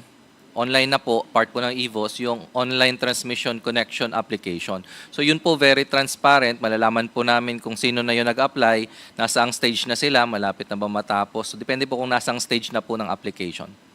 Good, if that is the case, no? Good. Now, dahil nakita nyo na, kasama ba yon sa TDP na sinasubmit niyo sa Department of Energy? Opo, yung mga planta po na yon, isa po yan sa project drivers ni NGCP. Kung kailangan po nila ng transmission project para ma-accommodate sila. Para for the interest of time, kasama po ba yon tuwing nagsasubmit kayo ng TDP sa Department of Energy for the review? Kasama po ba yung, sabi mo, naka-online naman yan dahil nakikita ninyo, kasama lahat yan sa consideration sa TDP ninyo? Yes, Mr. Chair. Wala naman po palang problema. Alam naman po pala ninyo. Ngayon, ang second stage, dahil sila, DOE ang mag-determine anong year ito ma-implement. Pagka na-file nyo sa ARC niyan, ilang taon po na-approve? Nakukuha po ba ng target ng DOE? Halimbawa, 2024 yung planta mag-online. Definitely, dahil advance yung TDP natin, baka 2020 pa kayo or 2021 pa kayo nakapile. Ilang taon po? Na-approve po ba yung TDP ninyo bago na-ready yung planta? In your experience? Nabanggit ko po, Mr. Chair, kanina, no, yung project, ginagawa po namin once we have the information kung kailan po pasok yung planta. May mga planta po kasi mabilis i-construct and kaya po minsan na... wag mo nang ulitin yun, wag mo nang balikan. Nasa ARC stage na tayo. Okay na tayo, may coordination kayo sa DOE. Tama po yun. congratulations po doon. Maraming salamat kasi kailangan talaga yon. Ngayon, naipile nyo na on time. Yung normal, halimbawa 2024 mag-online yung planta, definitely kasama yon sa na i-file ahead. So, na-approve po ba ng ERC bago yung year of commissioning ng planta? In your experience? May mga delays po na nakita kami. Meron, yun po yung... ano yung percentage ng delay? Halimbawa 10 project, ang nakataya diyan 5 planta. Ilan po yung na-approve on time? I don't have the data right now. Example lang, based on your experience.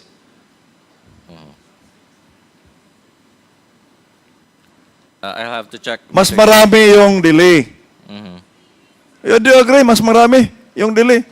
Yeah, Kasi dito pa lang sa inventory, nasa listahan, I'm not talking of the present ERC, yung nung noon pa, kaya nga sabi ni Chair Muna, nagka-catch up na sila. So, yan yung sinabi ko kanina, na kabit-kabit po itong power industry, kabit-kabit yung bawat sektor papunta doon sa regulator. Kaya napakahirap po tumbukin kung sino yung may kasalanan kapag kasalanan ang hinahanap natin, kapag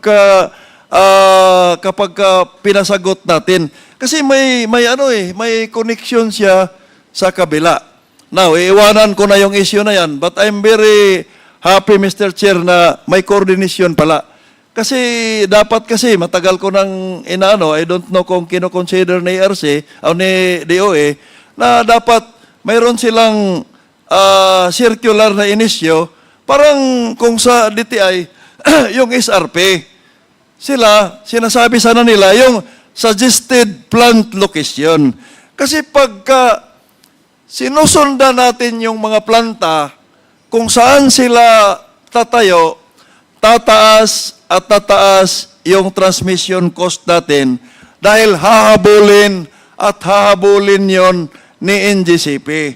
At lahat po ng linya na itatayo, hindi po libre yon, Mr. Chair. Binabayaran po nating lahat kasi transmission line po yan. Ang sinasabi ko, sana yung mga planta ay malapit na doon sa mga existing transmission line ng NGCP as much as possible para maiksi na lang yung tie line.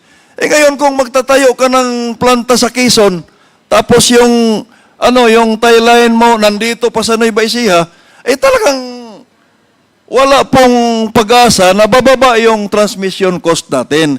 Kasi nagdadagdag tayo ng linya. Ini-enhance natin yung linya.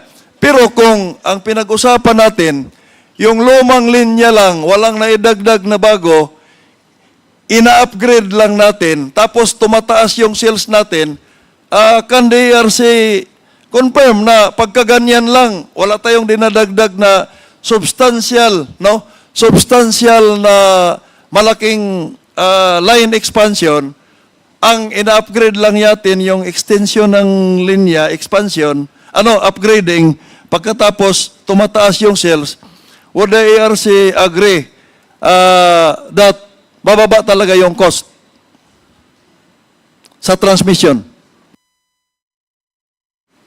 Theoretically, Mr. Chair, opo. Kaya lang po, hindi ko po ma-imagine yung paano po masusuplayan yung mataas na demand kung wala din pong bagong generation po na kakabit po dun sa linya. In which case, dapat po nag-expand. I agree with you. Ang kino-compare ko lang kasi we are comparing here yung dalawang senaryo dahil ang pinaka-issue is bababa dapat dahil monopoly yung transmission. Yun lang ang nilagyan ko ng analogy. Bababa yun kung the same transmission line, when I took over 100 kilometers of transmission line, ina-upgrade ko lang yun, tapos lumalaki yung sales ko dyan, talagang bababa yung cost ko kasi ako lang ang nagsiserve dyan. However, parang electrification yan eh. We are moving on we are targeting a moving target. Kaya walang total electrification Dahil taon-taon nadadagdagan yung mga barangay, nadadagdagan yung ating mga sityo. Kaya walang total eh. Kasi may nadagdag. Ang sinasabi ko lang dito, mahirap po nating habulin na imababa kasi dagdag ng dagdag tayo ng transmission line dahil mayroon ngang mga additional planta na kailangan natin na malayo sa existing transmission line, nahahabulin natin ang transmission line na another cost yun. Supposed to be yung cost na yon, kung hindi natin ginamit doon, bababa talaga dahil nag-i-increase yung sales. Ganon lang naman ang principle doon eh. So, dahil ganon din yan sa distribution. Kung yung distribution line mo sa mga highly urbanized centers, yung consumer density ay dikit-dikit. Isang poste, nakakunik yung mall. Oh, magkano yung cost ng poste? Magkano yung revenue mo sa mall na yan? Eh di, mababa nga talaga yung cost of service mo. Pero in this case, umaabot na tayo sa mga probinsya ng transmission line. Kaya hahanapan natin ang rekomendasyon ko, what if the DOA suggested plant location na hindi masyadong malayo sa existing para hindi masyadong mahaba yung tie line natin to avoid yung additional cost na napakalaki. Tapos, ang i-connect mo lang doon, 100 mega na planta. Tapos yung transmission line mo, 50 kilometers. Kita mo yung ano niya, yung ratio. Magkano yung cost ng 1 kilometer of transmission line? Tapos 100 mega lang yung planta na yan. Then another 100 mega na naman dito sa kabila. Another 20, 30 kilometers na naman na transmission line. Sa approval pa lang ng mga TDP na yan, mahihirapan na tayo. How much more doon sa cost? I hope na nagkapareho yung pananaw natin kasi doon tayo nagka-differ ng pananaw. Kung hindi natin maintindihan yon, no, with all due respect doon sa hindi nakakikita sa reality sa ground, ay talagang madaling sabihin na dapat mababa yung cost ninyo, distribution, transmission, dahil monopoly kayo. Pero the reality in the ground is extend ka ng linya and every kilometer that will cost the transmission operator or the distribution system operator. Yung cost na yan ay ipapasa dahil ang principles ng IPIRA, true cost, tama po ba, Chair mo na, Mr. Chair, na true cost po yung ini-evaluate, yung ina-approve ni ERC ay yung recoverable cost ay yung true cost. Mr. Chair, the EPIRA provides for the recovery of reasonable and prudent cost. Yung true cost nga, kasi ang ibig kong sabihin sa true, yung tama lang, wala yung unnecessary cost. Kaya nandyan si regulator to determine ano yung pinapile ni petitioner na unnecessary cost, tanggalin yon. So, ang true cost niya, halimbawa kung nag-file siya ng 1 million, ay tiningnan ni ERC, ay 800,000 lang to. Yan yung tinutukoy ko na true cost, yung 800,000. Whereas, pre-EPIRA, hindi true cost yun. Kasi sinusubsidize ni government yung cost ng operasyon ng Napocor through DIGA. Yan yung nangyari ngayon sa SPAG, Section 17 ng EPIRA. Sinusubsidize natin. Yan yung noon, pre-EPIRA. Kaya, hindi tayo magtaka na bakit yung IPIRA hindi nagpababa. Hindi naman talaga bababa kasi year in, year out, pataas ng pataas, presyo ng materyales, presyo ng fuel, presyo ng mga ng planta, mga pisa. So I hope na na malinaw 'yon sa atin. So 'yun ang dapat magiging recommendation sana ng committee. May 2 pages ako na recommendation dito, pero baka 2 linggo na tayo mag-uusap dito. Later on, I will submit this to the committee for yung policy reforms, no? Kasi to address yung highest cost of electricity, may mga bills tayong pinail. Kaya lang, with all due respect, kung halimbawa, dalawa lang kami sa power block, wala kami support sa majority, minority pa kami. Sana kung natingnan to, kaagad 2018 Congress pa, 2019 pa namin pinail. Kaya nung reforma sa strengthening sa ERC, that's one eh. That's one. Yung mga delay na yan, then yung generation, yung dalawang yan. So, Mr. Chair, isubmit na lang namin yung mga policy recommendations namin. I hope na yung immediate, may recommend kaagad ng committee na some of this does not need legislation. By a mere circular of the existing of the government agencies involved, appropriate government agencies, pwede nang may pababa eh. Pwede nang may pababa while waiting for the legislation. Thank you, Mr. Chair. The Honorable Serge Dagook, the other half of the power block, okay, who started as a lineman. No, memorize ko na yung story nyo.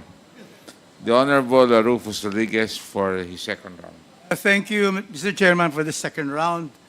I just have really only 5 points, which have been tackled very, very, lengthily in these proceedings.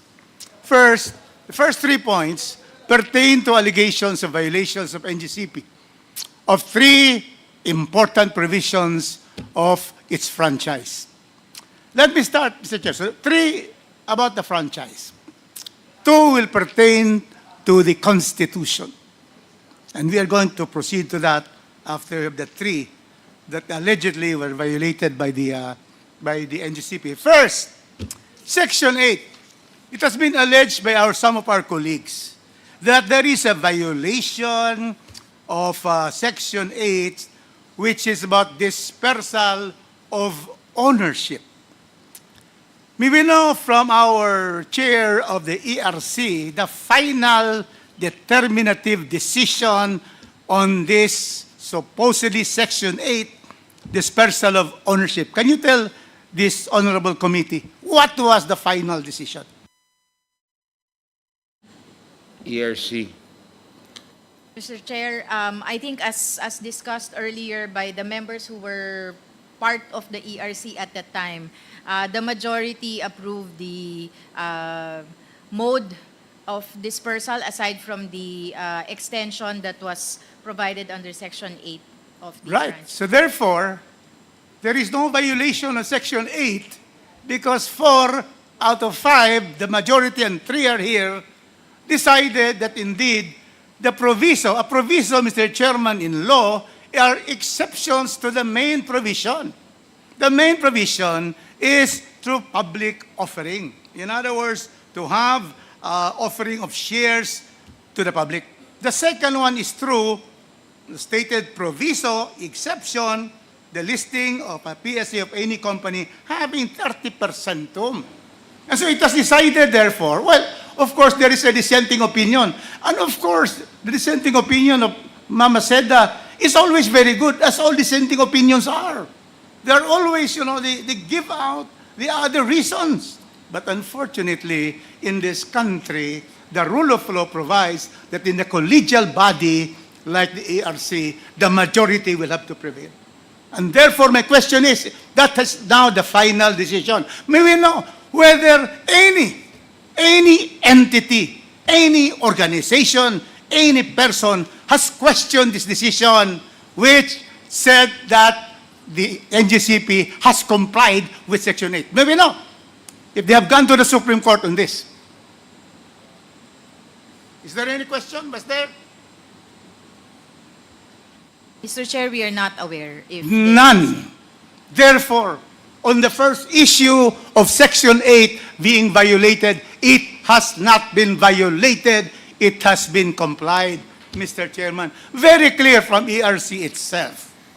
So, what are we talking about in terms of dispersal? There is now a decision which has become final. No question to the Court of Appeals or the Supreme Court. That is now the law of the case, and it cannot be relitigated under the principle of res judicata. Second, Mr. Chairman, there is allegation that the provisions on taxes have not been paid. This is now Section 9. So we're through with Section 8. Clearly, NGCP is compliant. Section 9, tax provisions. We have the franchise tax of 3%. There have been talks that NGCP is liable to refund to the people and to the consumers the 3% tax collected from 2011. Mr. Chairman, may I now know from the ERC chairman, is it not that in 2011, the ERC has approved the pass-on provisions that the franchise tax is passed on?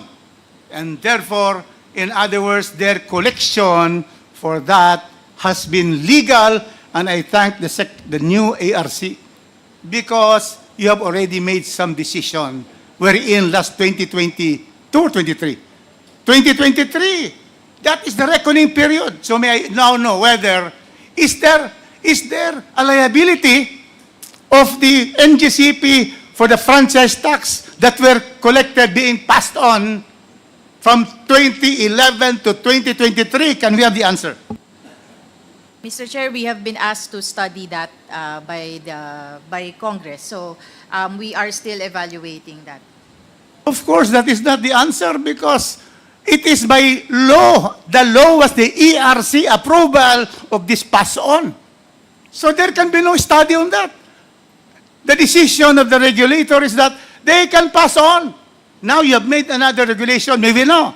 From the time that you sent, did NGCP already comply with no more pass-on of the franchise tax? Maybe not from you. They complied, Mr. Chair. But Mr. Chairman, very clear. After the ERC reverse its 2011 decision to allow the pass-on of franchise tax, 3%, they have now come out.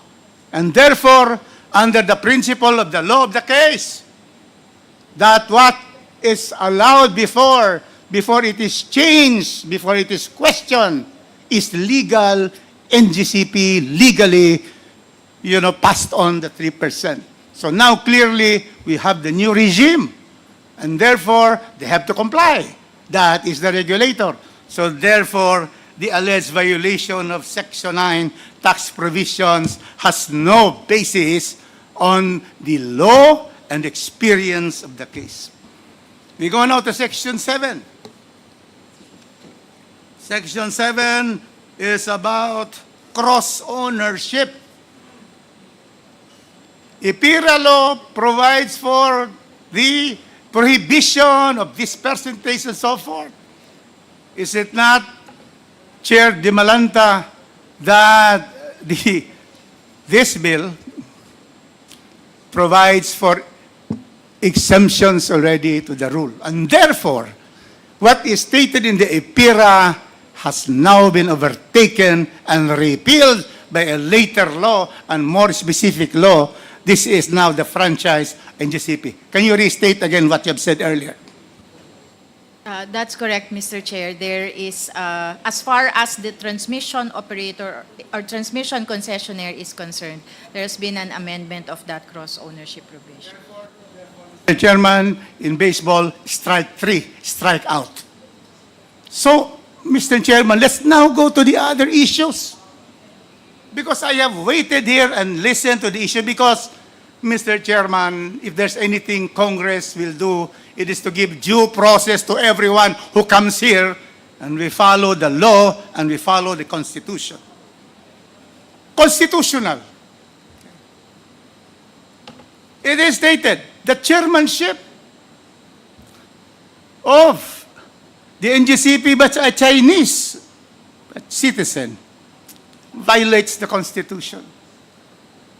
I will now read to you, Mr. Chairman, the exact provisions of Section 11, Article 12.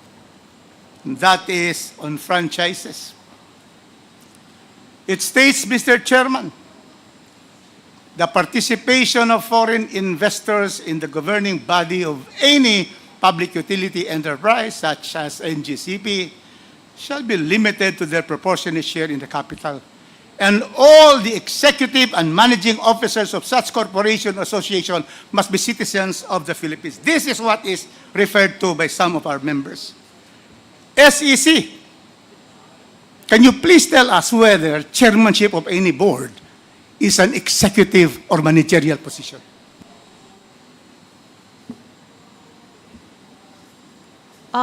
We have here an SEC opinion. It's stated here that an alien national may assume the post of chairman of the board whose act shall be limited to that of a presiding officer during board meetings. So if chairmanship, foreigner may be allowed as chairman of the board, but it should be qualified that his act should be limited to that of a presiding officer of a board meeting. So if his role involves managerial roles, that is already violative of the Constitution. Very clear, Mr. Chairman. Strike 4, constitutional. Foreigners, as decided by the members of the board, can be chairman. There are some limitations, but precisely Attorney Malyari said that he presides, and normally presiding officers do not vote. Mr. Chairman, clearly the SEC has stated that foreigners, even minority foreigners, can be elected chairman as long as they preside. ERC, did you find any violation? Right now, you are now the new ERC. Did you find any violation of a Chinese being chairman of the NGCP? Mr. Chair, we have not, that is not part of the reset, so we have not evaluated that. With the request of Congressman Kimbo earlier, we will include it in our report once we study the shareholder structure as well. Well, you have to be guided by the proceedings of the Constitutional Commission. That certainly membership in the board and chairmanship is not an executive or managerial position. And there are many other companies which have foreigners as chairmen. So your answer is that nobody has questioned this with you, correct?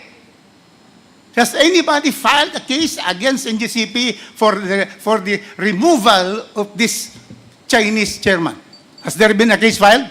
None, Mr. Chair. How about the old board? I would like to hear Commissioner Maceda. Has there been a case filed in the ERC, you being the regulatory body, that says that, this Chinese should be ousted because he's not allowed by the Constitution? Has there been a case? Well, from the time I joined the ERC, Your Honor, in 2018, I've not encountered any. None, because nobody can question this, because this is constitutional.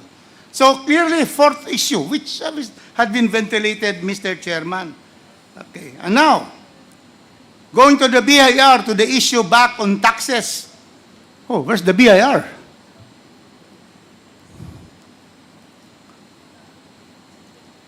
The BIR. Because the BIR, with Commissioner Romeo Lumagi, attended the Ways and Means Committee hearing the other week where I am a member. And what was the statement? I'd like to get confirmation, BIR, so that we will know that Section 8 has been religiously been complied as far as franchise tax is concerned. O asa na, nag-CR na naman.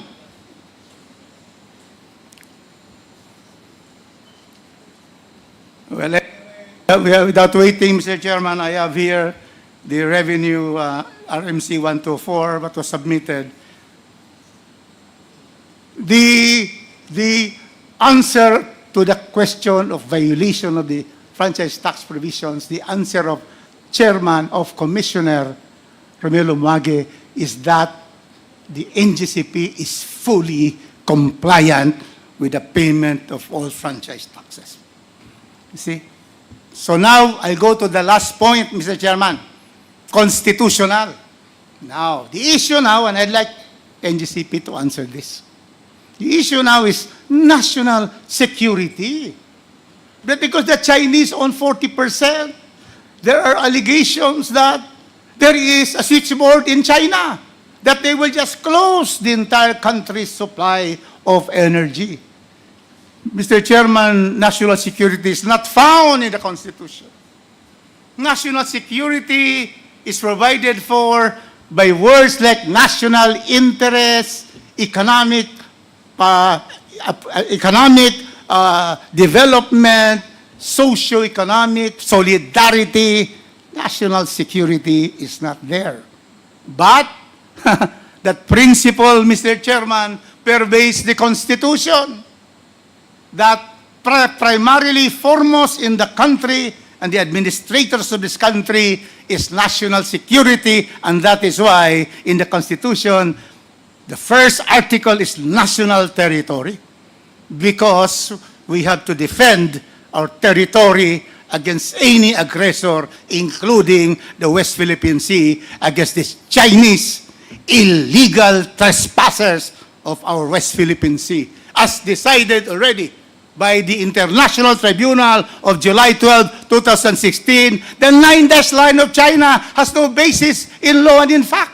They lost in 8 counts to the Philippines. And we thank President Pinoy for filing that case in the International Tribunal in Den Haag. National security. Oh, is it true that, these Chinese are going to, because if you say it's true, I will call for the revocation of your franchise.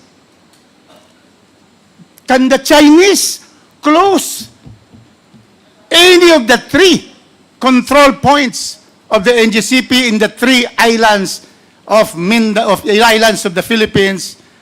My island, the land of unfulfilled promise, Mindanao, the promise of the interconnection has been done. That's why I'm grateful. We will know. Is there a switchboard that is held by the chairman, Chinese, in Beijing? Is that correct? Let us have the answer.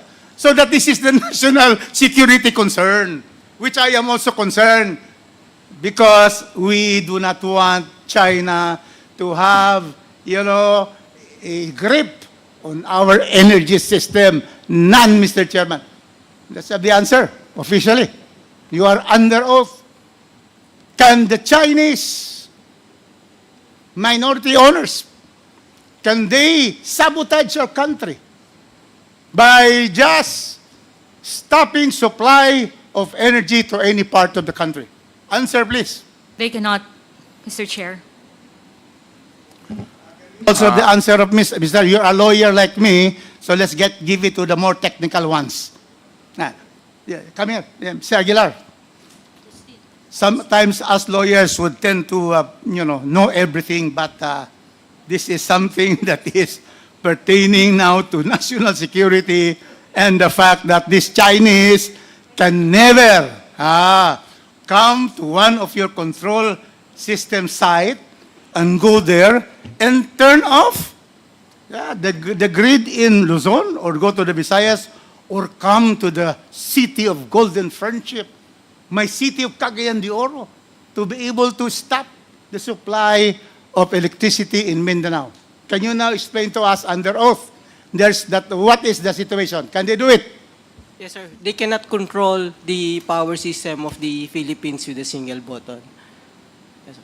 Is there any switchboard or control being held by people in Beijing or even in Guangzhou, nearer to us, that they can, interfere in the supply of energy in the Philippines?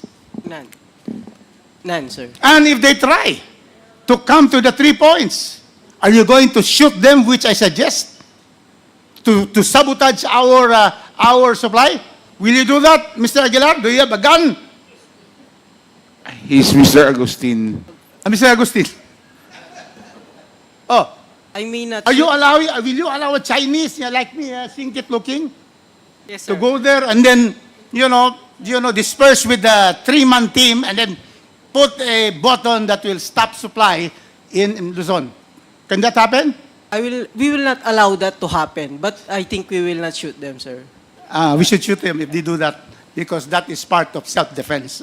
So, Mr. Chairman, with all these testimonies from, first, the ERC. Second, the SEC. Third, the BIR through my statement. And the NGCP. So, Mr. Chairman, in this committee, what are we talking about? What are we talking about? What do you want to do with NGCP? It has complied with all of the requirements of the franchise. It has complied with the Constitution.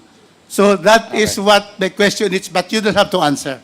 Because that is the prerogative of the Committee on Franchise to look into all the franchises of this country and be able to evaluate their performance and have even a motu proprio investigation. So thank you so much for Thank the you very opportunity, much. Mr. Chairman. Again, Cagayan de Oro and Mindanao is thankful for the interconnection of our lines to the Visayas and to Thank you Mindanao. very Thank much. The Honorable President is recognized. Thank you, Mr. Chair. So I have only short manifestation since we have the motto proprio for NGCP, no?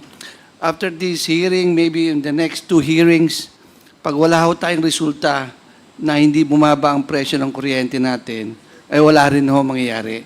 That's why when we came here with Congressman Dago, naka-prepare kami some solutions, some formula how to lower the price of electricity. I hope when this has been said and done, sana po hindi masayang po itong ating hearing. So I'm also in favor sa majority na mga questions nila. But at the end of the day, it's about the presyo, no? Yung mababang kuryente. So I hope, Mr. Chair, in the next committee, in the next hearing, matakal din natin because we prepared a lot of questions how to lower the price of electricity in the Philippines. Thank you very much, Mr. Chair. Thank you very much, the Honorable De Jesus. Since there are no other interpellators, the Mr. Chair, Honorable the other I power will block. consider this motion, Mr. Chair, in line with the national security issue. May I move, Mr. Chair, for the NGCP to submit yung protocol nila sa operasyon sa mga control center at saka yung mga tauhan na nakaman. Titingnan natin kung may Chinese doon. Yung protocol nila, alam na yung NGCP anong ibig kong sabihin, protocol. So I move for the submission of that, Mr. Chair. Is there a motion to be seconded? No objections. The protocol requirement is requested from NGCP. And dami nyo kailangan i-submit before Tuesday. Mabuti, maalala ho nyo at huwag nyo naman ho kalimutan ulit. At anyway, a notice will be given again by the COMSEC. So there being no other items and nobody would like, is there anyone that would like to speak? Add ERC, meron ka bang gustong sabihin? ERC, Wala na po DOE, from our end. DOE, SEC. So it's been 7 hours and a half. And this is only the beginning. As I have emphasized in my preliminary remarks, the Committee on Legislative Franchise remains committed in ensuring franchise grantees are prepared to deliver essential services under their franchise grants and compliant with their obligations and responsibilities to the public. That is number one. In exercise of its oversight function, the committee is mandated to determine whether or not laws passed upon it are being implemented, carried out in accordance with the intent of Congress, whether or not they should be continued, curtailed, or eliminated. With all due respect, with the opinion of the Honorable Rufus Rodriguez. The subject of the inquiry is on the performance of National Grid Corporation of the Philippines and compliance with its franchise grant under Republic Act 9511. There are several issues today that is well within the jurisdiction of this committee to state. 1. Violation of the franchise, particular Section 8 of the dispersal of ownership. As stated by SEC, the IPO requirement within the prescribed 10 years has not been complied with, resulting to the concentration of shares to few individuals and entities, which was not the intent of the law. The management and control of NGCP are given to Chinese nationals that pose high security risk to our sovereign. 3. Delays on the NGC projects prejudicial to its customers as manifested by ERC, by DOE. Costs of incomplete projects were already collected to the consumers, and higher prices resulted because of those delays. 4. NGCP revenues were given as dividends and questions on propriety of franchise tax collections in lieu of other imposable taxes.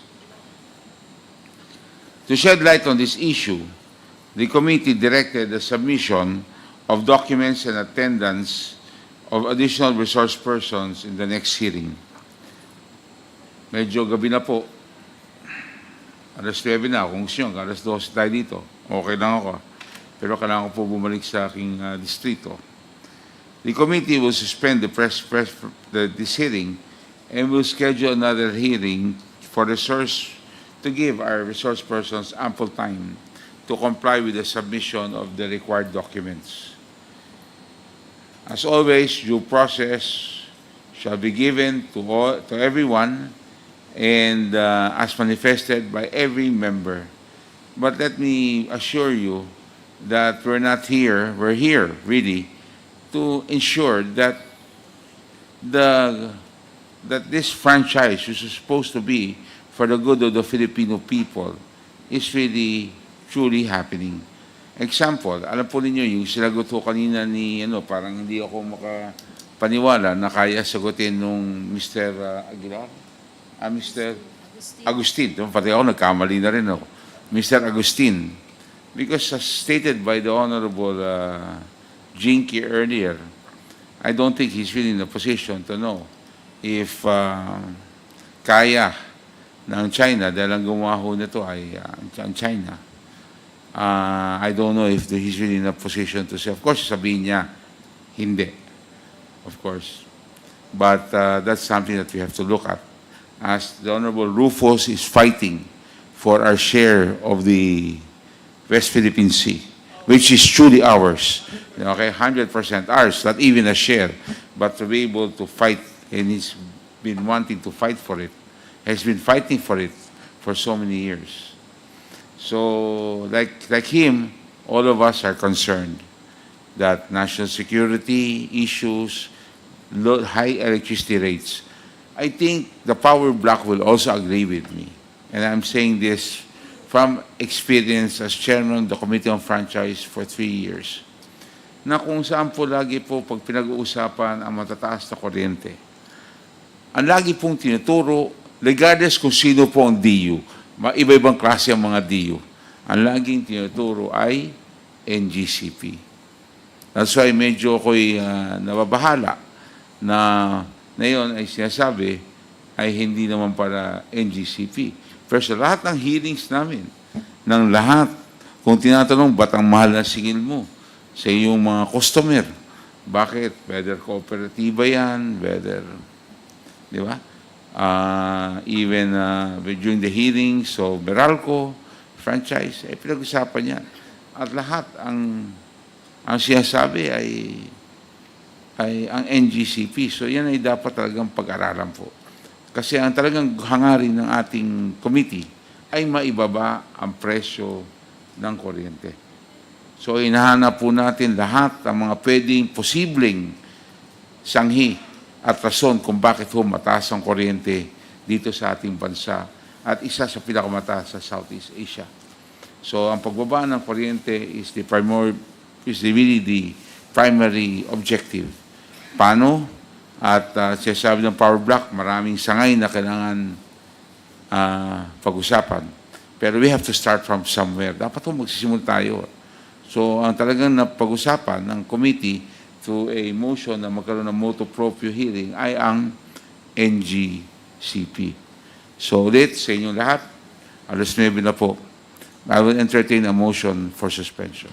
Mr. Chair, I move for the suspension of this committee hearing. There's a motion by the Honorable Presley, seconded by the Honorable Dagook. The chair, no objections. The hearing is hereby suspended for next Tuesday. Thank you.